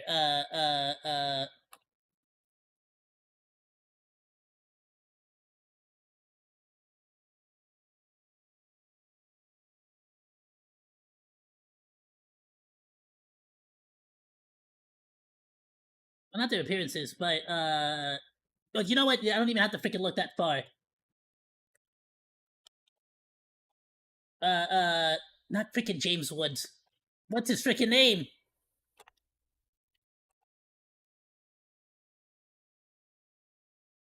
Sinatra, not Sinatra.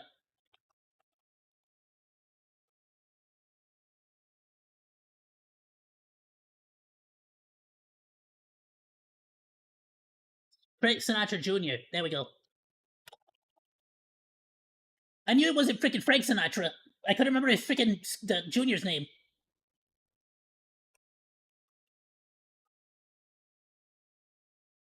Like in the show, in Family Guy, there were so many episodes where Brian Griffin, Stewie Griffin, sang the Frank Sinatra songs with Frank Sinatra Jr. By this lawyer's logic, Family Guy should have been annihilated by the court system long ago. Because not only did they not parody it, they basically just sang the song verbatim. It was basically just a cover. So now you're gonna say that if they cover the song, but change the names, change the lyrics, which basically makes it a parody, somehow that's less protected by fair use? Like how? Like what? Like what? So stupid. Like what? Like what? Like it's like. Do you think like who? Like who are you trying to trick here with it? Like or like it's so At all stupid. whatsoever. So yeah, that's a big problem. It's No. almost like this lawyer just wanted to throw This happens like way worse things happen in Western media every single day. Hey, Master their Sam. 2 cents into the conversation and almost strike fear into the hearts of I got one more Japanese video to react to today, but I will have to save that for another day. creatives by saying, well, you could get sued into oblivion if you don't change these things. But it hasn't been a problem in the past for manga and anime to reference pop culture. In order for Japanese manga to further expand But I'll globally, check it you out. need to be wary of different countries' laws and customs in advance, like Hollywood does it. Okay, so that's like using the excuse that, oh, well, we have to appeal to China and the CCP because they're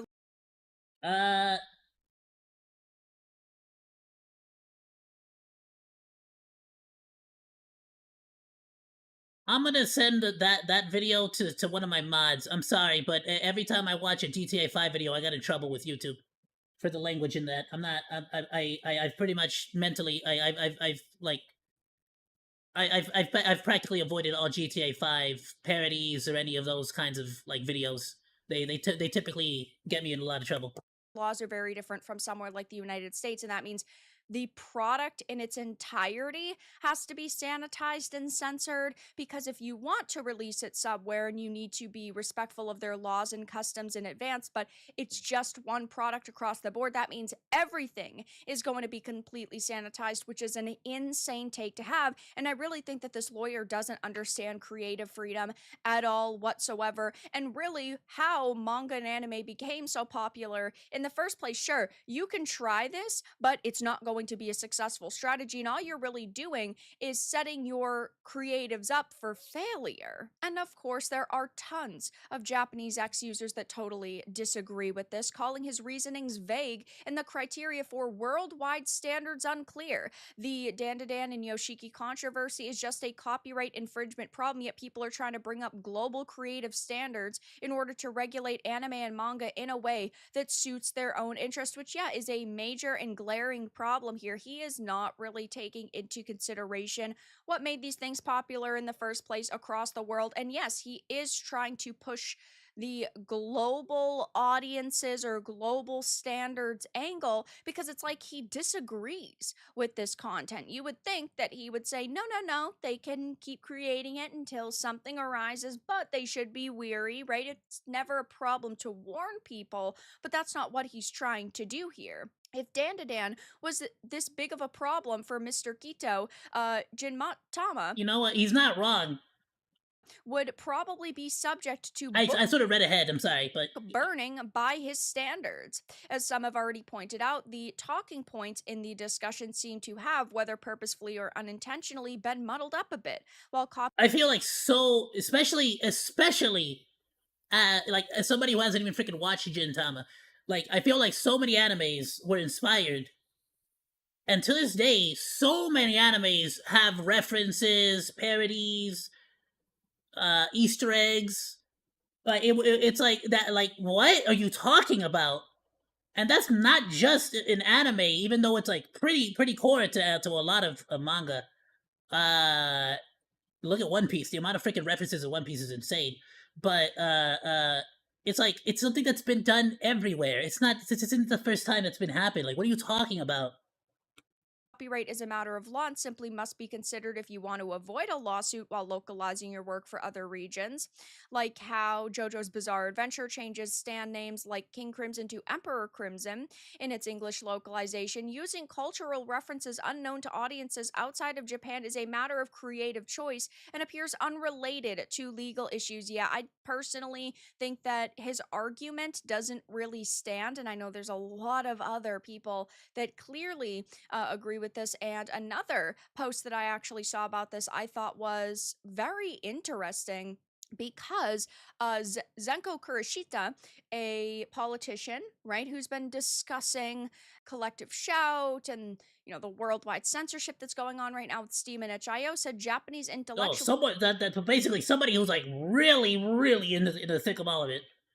often say manga and anime should be brought up to international standards. We need to seriously communicate the correct reasons why Japanese content culture has been so highly regarded around the world. Regarding the anime, there's also the controversy over the name of the main character. As he stated his opinion, I believe we should take a step back, including our past, and create manga that meets international standards. Both I and the original poster share a sense of crisis that Japanese anime and manga could destroy themselves if they pander to global standards. I mean, even as a citizen in the United States myself, I have always said that other people should not sanitize their work for certain regions, even if something doesn't.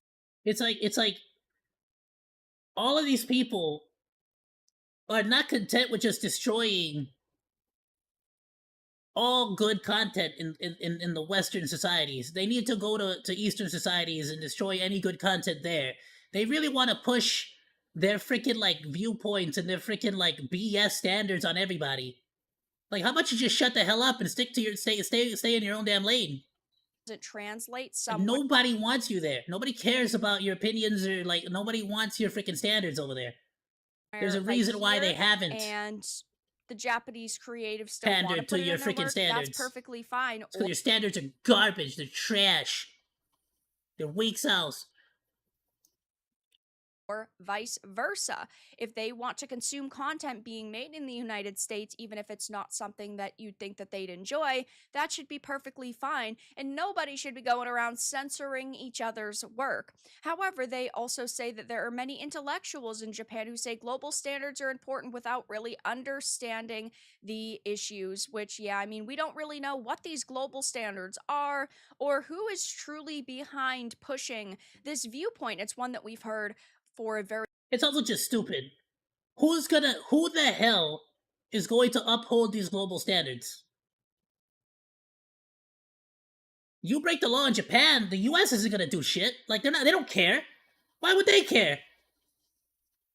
They're not gonna go and defend your copyright in Japan. What global standards? You break the law, you freaking rip somebody off from Japan over here, they don't care. Japan's not gonna care. That's why companies file for copyright in the USA, in Russia, in Japan, in China. You file for copyright in different countries, in the most popular like territories and countries that you want to. You get what I'm saying? very long time, one we've never really gotten clear answers on. And for the same reason, that's why there's like a lot of rules too. That's like, that like, hey, even if you didn't necessarily file a copyright in certain instances, if somebody like point blank literally copy and paste your work, if you can prove that you technically created this first, you have evidence, and you can sort of show that they actually genuinely like just stole the work outright, you could even still get away with it, So it's like they have rules, and like for the exceptions to the rule, let's say, as well. I do definitely agree that like international standards are kind of a myth because Japanese media got popular and ultimately is beloved by millions and billions of people because it is unique. We don't want these works to be sanitized or to be politically correct or to really be westernized, because that's why people started looking to South Korean and Chinese and Japanese developers and storytellers because they were doing something really. Nah, son, if we honestly held every single thing, every single piece of art to the same standards that we hold art to today, we would not have half of the art that we have in existence. Think about how many statues we have that's just a freaking like guy pissing, or an angel, a cherub pissing into a fountain, or like how many women statues there are where she's like showing a booba, like one booba. You get what I'm saying? If we held it, like, if we took our modern day standards and held them to any point in time besides right now, in the most comfortable, the most upper middle class, the most like privileged standards of the USA today, we wouldn't have any art at all. Damn near. Really unique. So I'll definitely be keeping my eye on this situation, but there's this massive controversy over copyright infringement. But really, there are people who are saying, well, we need to sanitize. And don't forget, I was one of the first people. I was out avid. Me, Degenerate Weeb, and Chaos were all advocately outspoken against like what was it interspecies reviewers and all that. Because it's just like at least the safe for work one. It's like it was just fun. It was just funny. It was just jokes. All work. They even made a safer work version for you to enjoy if you didn't want to like experience it in that kind of a way. For it to meet global standards, which of course is a stance that is getting wrecked on social media. But that's all that I really had to discuss in this video. Let everyone know your thoughts in the comments below. Which, by the way, not that great of a friggin' anime. The anime was kind of mid. A few funny jokes here and there, but yeah, nothing really too crazy. It was just the censorship was really brutal, especially after they like the way that they especially the way that they handled the animators for that one, because they already like. They basically had promised them the world and like guaranteed them the world just to take it all away, and it was a whole freaking debacle. But like what I'm trying to get at is that like the censorship sort of starts off from like this really high pedestal of like, see, this is an example we can all get behind, or like this is an example that's like pretty crazy, so it's kind of like easier to get people on board with, and then it sort of snowballs into like more and more and more and more until eventually it's freaking all the most freaking like SpongeBob, normal SpongeBob, like cookie cutter freaking content ever. If you enjoyed this and, of course, found it important and informative, make sure to give it a like, and if you didn't, give it a dislike. I appreciate your support either way, but I'll talk to you all again in the next video really soon. Another phenomenal video by Veradark. Japanese Absolutely phenomenal. Thank you so much for informing us and keeping us up to date on the latest and greatest news in the industry. Boop. I posted a link on the Discord, and if you are watching on the VOD, there will be a link in the description below. Please be sure to go drop a like, go drop a sub, go drop a comment, so the algorithm knows that you like the content. We're gonna move on. And I actually got one more Veradark video before I got to call it Monodachis. Modern audience favorite. So I'm gonna be real with you. This is one of those games that I'm a big fan of Fable, and I have been sort of like kind of checking back in every once in a while on Fable to see what's going on with it, especially after they showed the fugly, messed up looking character. And it's seeming like this game is gonna take forever to come out, or something's happening with it. Modern audience Fable is in a disastrous state right now. It has been officially delayed. We know that they were scrambling to fix up the experience. Every single teaser and trailer they've launched has been met with major backlash, and now Gamescom 2025 has came and gone. We didn't hear a peep about this title, and it seems like it could be further delayed or even canceled. I have a few different things to show off, but before I get into the topic, if you enjoy the content I create, check out the links in the description, join the community in my live streams, and consider supporting through Patreon or YouTube memberships. Now, we heard only a few months ago. Now, hold on. Before we get into anything else, I will say the fact that they keep delaying it and delaying it like this already paints a pretty bad freaking picture, right? If it's because of the freaking complaints that people had about like how it's like way too much for the modern audience, it's like, okay, at a certain point, I'm happy that potentially they might be fixing a lot of the complaints that people have, but at the same time, it's like,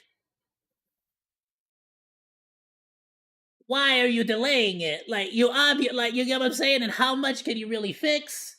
Even if they do decide to fix a lot of the modern audience stuff that they put in the game, how much are they actually gonna want to fix? How much are they gonna be willing to fix? And how much are they gonna try to like keep in there, even though people are saying that they don't like the DEI stuff or the freaking modern audience stuff?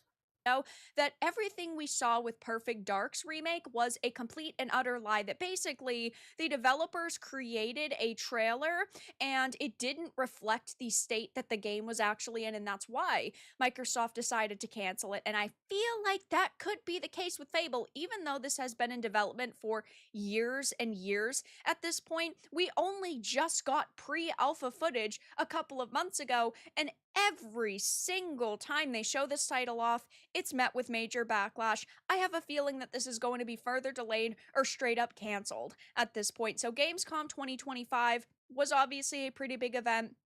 Gamescom is usually pretty large, though, and you would think this would be the perfect opportunity for them to highlight how the development is going and how confident they're feeling in this experience, but they didn't mention it at all whatsoever. So, it says Fable is one of... Here's the thing. Not an issue necessarily, but potentially an issue. I will say, yeah, here's the issue. For someone who's a fan of Fable, this scares me that this might turn into a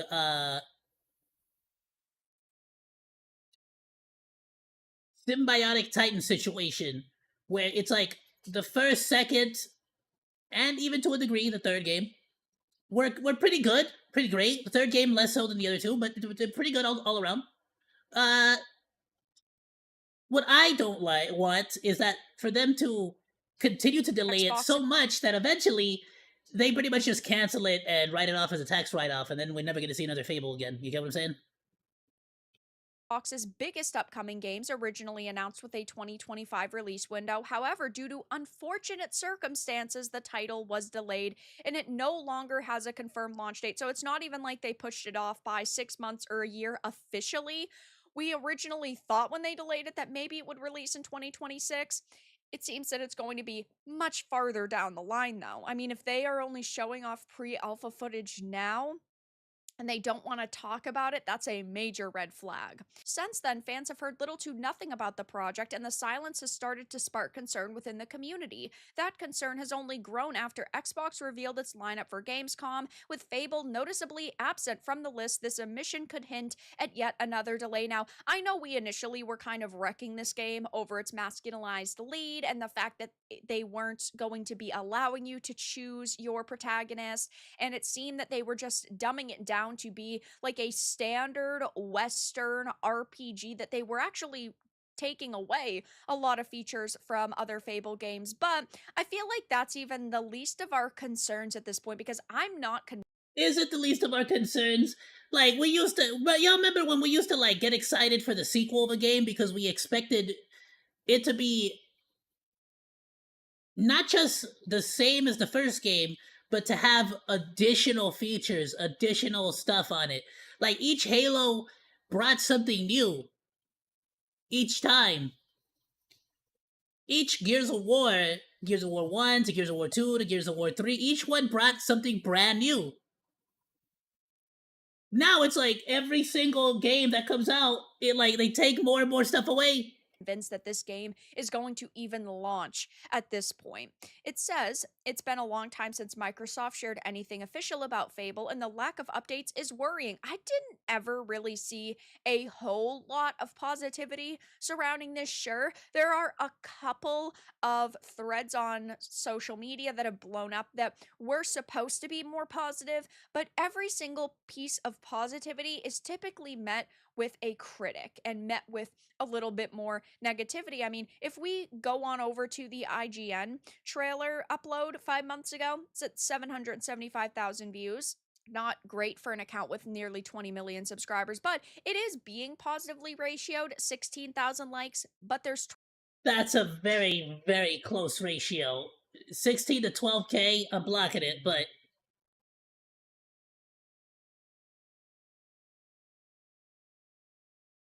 $16 to $12K, that's too damn close for comfort.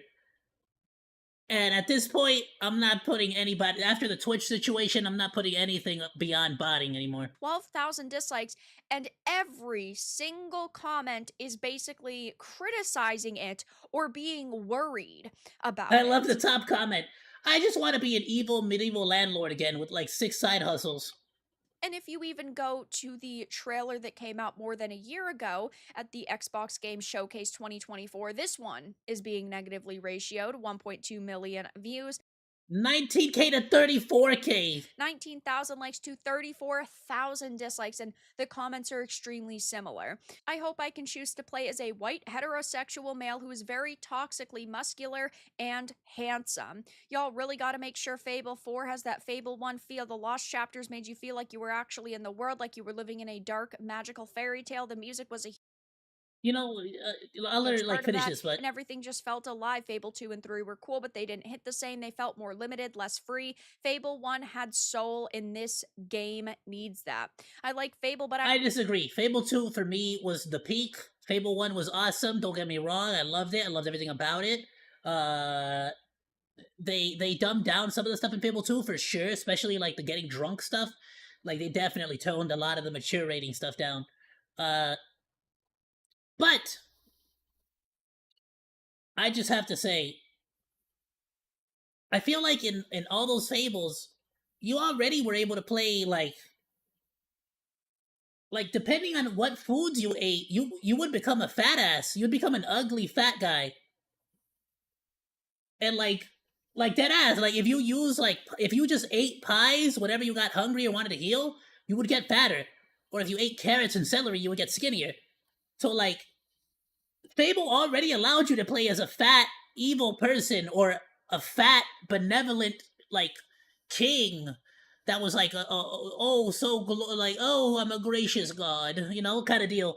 Or you could play as a woman and be super good or super evil. You could do, you could choose whatever. You could be super hot or you could be super fat woman. Like you it didn't matter. You were able to choose all the different routes. It was so progressive, basically. I am deeply concerned It that this didn't might need end any up more the same progressive, way as the any more Saints modern Row audience stuff. reboot, and I definitely agree. I'd like to stay optimistic, but whenever we see bad piece of news after bad piece of news and just really bad gameplay teasers and trailers and really not a lot of solid information, and we see delays, it really just paints a very grim picture regarding the title. And I've liked Fable in the past. It's never been my favorite franchise by any means, but I would definitely play this and I would definitely give it a shot. Maybe this will come out and be really good, but it just doesn't scream Fable to me. I feel like they could have just slapped a I will say this. Fable 1 was you and the Hero Guild.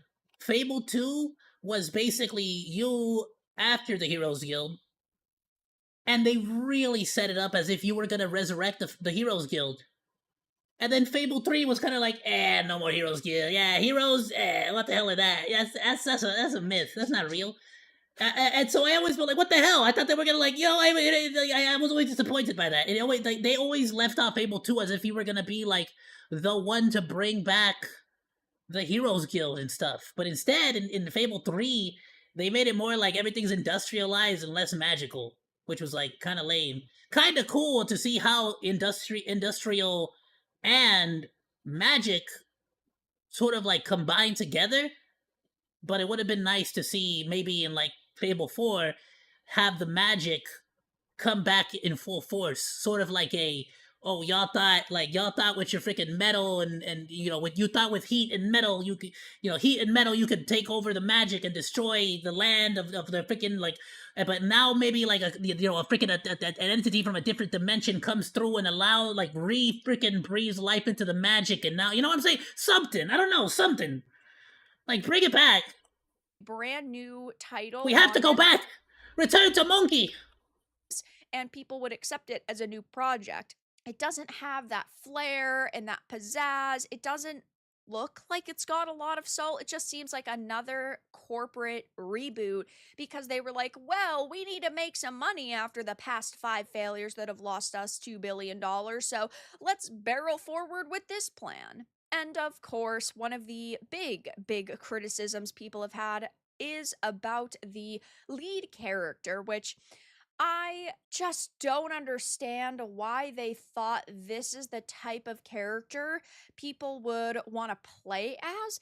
Do I think that she's the ugliest character ever? No, but I feel like you need to be giving people something nice to look at. And Again, everybody wants to act like, oh, we would like people want to play as the fugly, ugly, disgusting looking characters. Of course they do.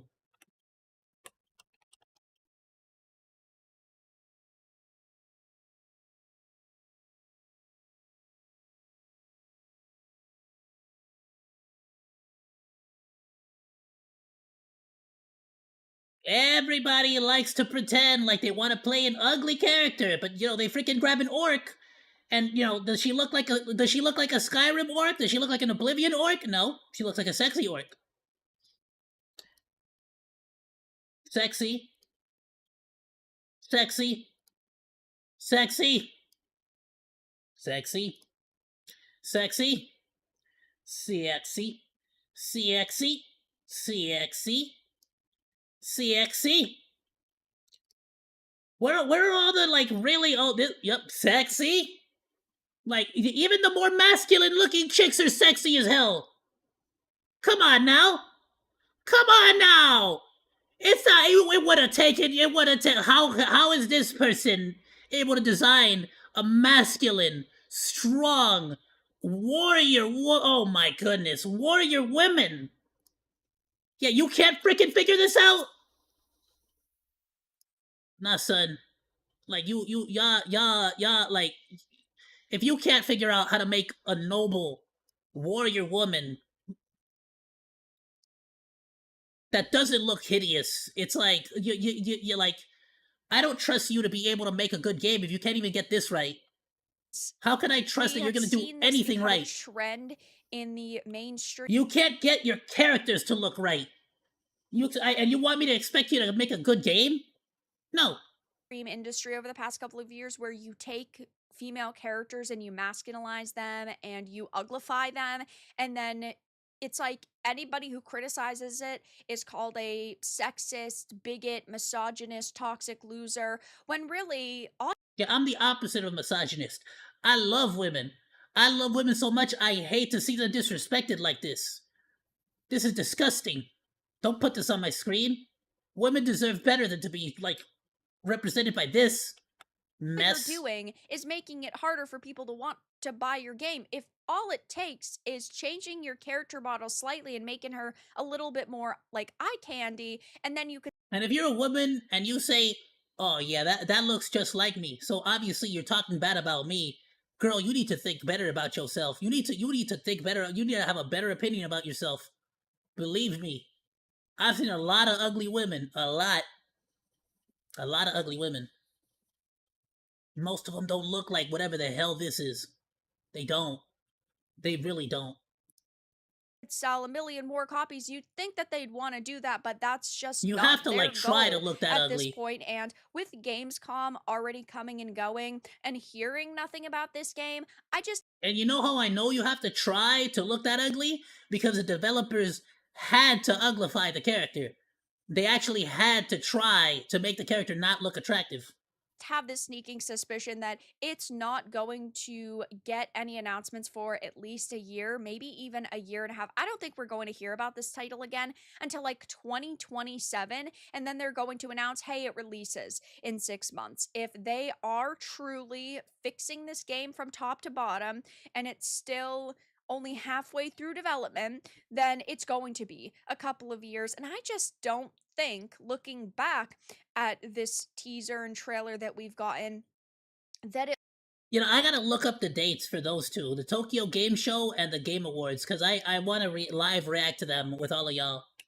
It looks like it's even close to being done, and knowing now that the Perfect Dark trailer was basically doctored, that they edited it together so that it looked very good, and that they only really created one section of the game to highlight in. I will say, I love the freaking lichens. Is that what they were called? The lichens, the freaking wolf guys, the freaking werewolves that would, remember how they used to like just jump up and disappear, then teleport to you? They used to like jump up into the freaking the trees and then suddenly teleport above you and drop down. So freaking cool. Oh, dude, the freaking like the dark evil magic forest were some of the best freaking levels in any Fable game, bro. The trailer in a very specific way. I just think that they probably did the same exact thing here, and of course, I don't think that that is a. I like looking at it though. It looks so boring looking. I like the Fable 2 combat where it was like press X for melee attack, press Y for ranged attack, press B for magic attack, and like depending on like you would be able to do combos, and depending on like the enemy, doing a combo with like range and magic would have been better, or doing a combo with like physical and magic would have been better. Then in Fable 3 they complicated it by being like, oh, you don't have all the magics. Now you have to like one glove gives you fire magic and another glove gives you wind magic, and it was like, shut the hell up, you're complicating it. Why'd you gotta complicate it? Like, what the hell? I know, I want to shoot fireballs and lightning out of my hands because I want to feel overpowered. Nobody wants to freaking feel limited. It's stupid. Really good strategy given. I'm limited in everything I do in real life. Don't limit me in video games. Okay? You're trying to make people feel confident. You know what I'm limited by in real life? I'm limited by money. I can't afford magic in real life. Other people like Mr. Beast, he can make water magically appear in Africa. I don't have that kind of magic. Okay? I don't got that. So at least let me shoot fireballs in Fable. All right? How about that? In a product by lying about the state of the product. So yo, seriously, Mr. Beast, like if you making water like magically appear in Africa, like can you like pay my water bills here in the USA? Like I need some help, bro. Yeah, I just think that this game is in development hell to the point where it might be further delayed or it might not even come out. So I'll definitely be keeping my eye on this situation. But right now, I don't have a lot of confidence in this. I know a lot of other people don't either. And I wouldn't be surprised if they just silently shelved this game and they told everybody, yeah, it's going to come out one day, and then it never actually does. But that's all that I really had to discuss in this video. Let everyone I am scared of the possibility of it being shelved and it never coming out. I'm also scared of the possibility of them just changing the skins. So basically making the characters minimally more attractive, but still keeping the same shitty, non-attractive designs for the clothing, the armors, the overall design of the game, and then having like shitty gameplay. And like potentially still trying to like virtue signal and like do a bunch of like not politics but a whole lot of like trying to convince you with their freaking like their like propaganda in the game. You get what I'm saying? Like they like even if they slightly change the look of the characters to make them slightly more attractive, is the whole game still going to be full of like a bunch of BS? You get where I'm coming from? I don't know. But it is what it is. know your thoughts in the comments below. If you enjoyed this, make sure to give it a like, and if you didn't, give it a dislike. I appreciate your support either way, but I thought it was an amazing video. Please go and drop Very Dark a like, go drop a sub, go and drop a comment as well, so that the algorithm knows and understands that you enjoyed the content. All of it helps. Phenomenal video, as always. Thank you so much for keeping us informed, and I really should plan that out a little bit better in the future for the game show awards and all that, because I want to start doing some more live reactions, like stuff like that. I'll tell you what, Friday, no, what's today's what, Wednesday? Oh damn, tomorrow. We're doing more reactions tomorrow. Yeah, it was supposed to be Woo-What today, but they freaking had maintenance. So we're gonna do more reactions tomorrow. So be sure to swing by. What are we doing tomorrow? And I mean, who knows, right? If I'm gonna try to like get on, like again, I was actually able to get on early today, which is why I'm gonna end a little bit earlier than I normally do. Plus, it'll give me a chance to rest my back because I'm in pain, and plus I will actually, after resting a bit, I'll be able to actually edit a bunch of videos. Sorry that I was not able to put up a video yesterday, or technically today. No wait, did I do a video yet? No, I did it. I did a video yesterday. Sorry that I have not put up a video today. Potentially not yesterday, but I will finish editing and uploading videos today, hopefully. If not, I'll just edit everything for today's video and like finish editing everything that I already have. That way, starting basically, if not tomorrow, then Friday and forward, hopefully I am like finally back on schedule, so to speak. And I'll be able to like catch up. But be sure to swing on by tomorrow because we got some Kazakhstan videos, some educational videos, as well as some spookies. Ooh, we're gonna have a good one tomorrow. Not only do I got some good Kazakhstan videos, but we got some of these. I don't know if we'll, to be fair, I don't know. Maybe should we do Dr. Nowhere videos or should I do some more animal videos?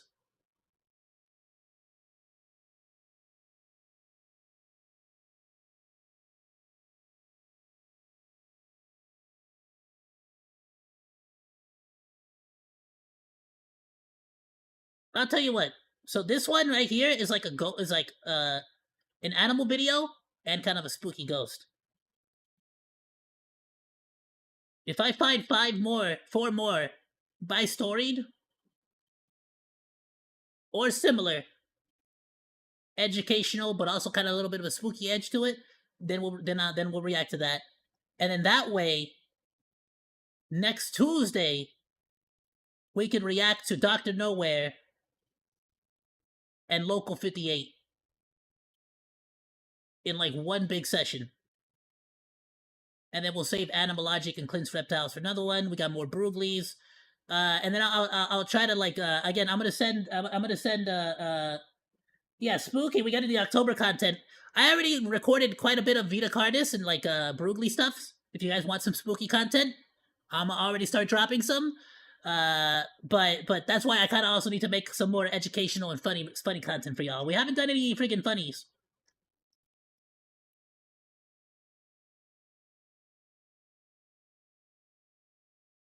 But yeah, I'm gonna try to do more spooky. Tuesday, like if not tomorrow, for sure Tuesday, maybe Saturday if I have time. We'll do Doctor Nowhere. If we do Saturday, like I have time to do something extra on Saturday, probably gonna be Doctor Nowhere, honestly. Though Saturday Local 58 would be dope. Alright, I'll tell you what. Tomorrow, if I don't find more story stuff, we'll do Kyrgyzstan and we'll do Doctor Nowhere. That way, Saturday, if I don't get a chance to do Local 58 tomorrow, we'll do Local 58 on Saturday. Cause like Local 58 is like some old school classic analog horror, like so good. Alien analog horror. I'm all about it, baby. And it has so much like deep like behind the scenes lore that it just does not make obvious at all. So cool, so good. We got hella stuff like for the near future. I need to get some funnies on here though. Actually though.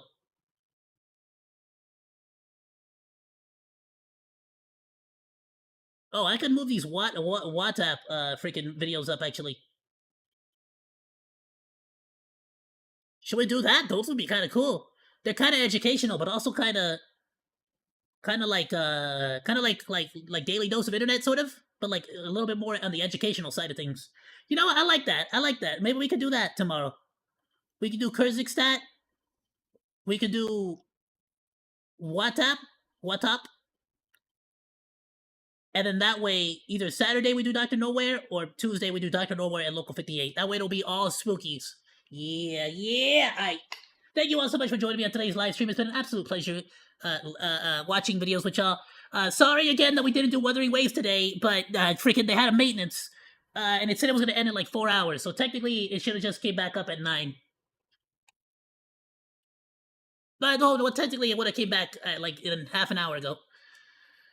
Or like a freaking 8:30. So you know, it is what like I would have barely gotten like an hour's worth of content already by this point. Instead, I got a 5-hour stream of reactions. So you know what? I'm happy I didn't just sort of like panic and then just sort of like quickly change it all. I was actually ready since like freaking like 12 o'clock today to start recording. But then I saw the maintenance thing, and I was like, oh, okay, maybe it'll be over in a little bit. So I called my doctor, set up some appointments and stuff. And then I go and check on the website, and it's like, oh, it'll be over in like 4.5 hours. And I'm like, oh, get bent. Hell no. It is what it is. Later, Monodachis. I will see you all tomorrow. Please be sure to swing on by. Have a great rest of your day, night, morning, evening, whatever happens to be, wherever you happen to be. Goodbye, and thank you so much for swinging by. Salut! People don't believe me when I say I talk really fast normally. I actually slow myself down for the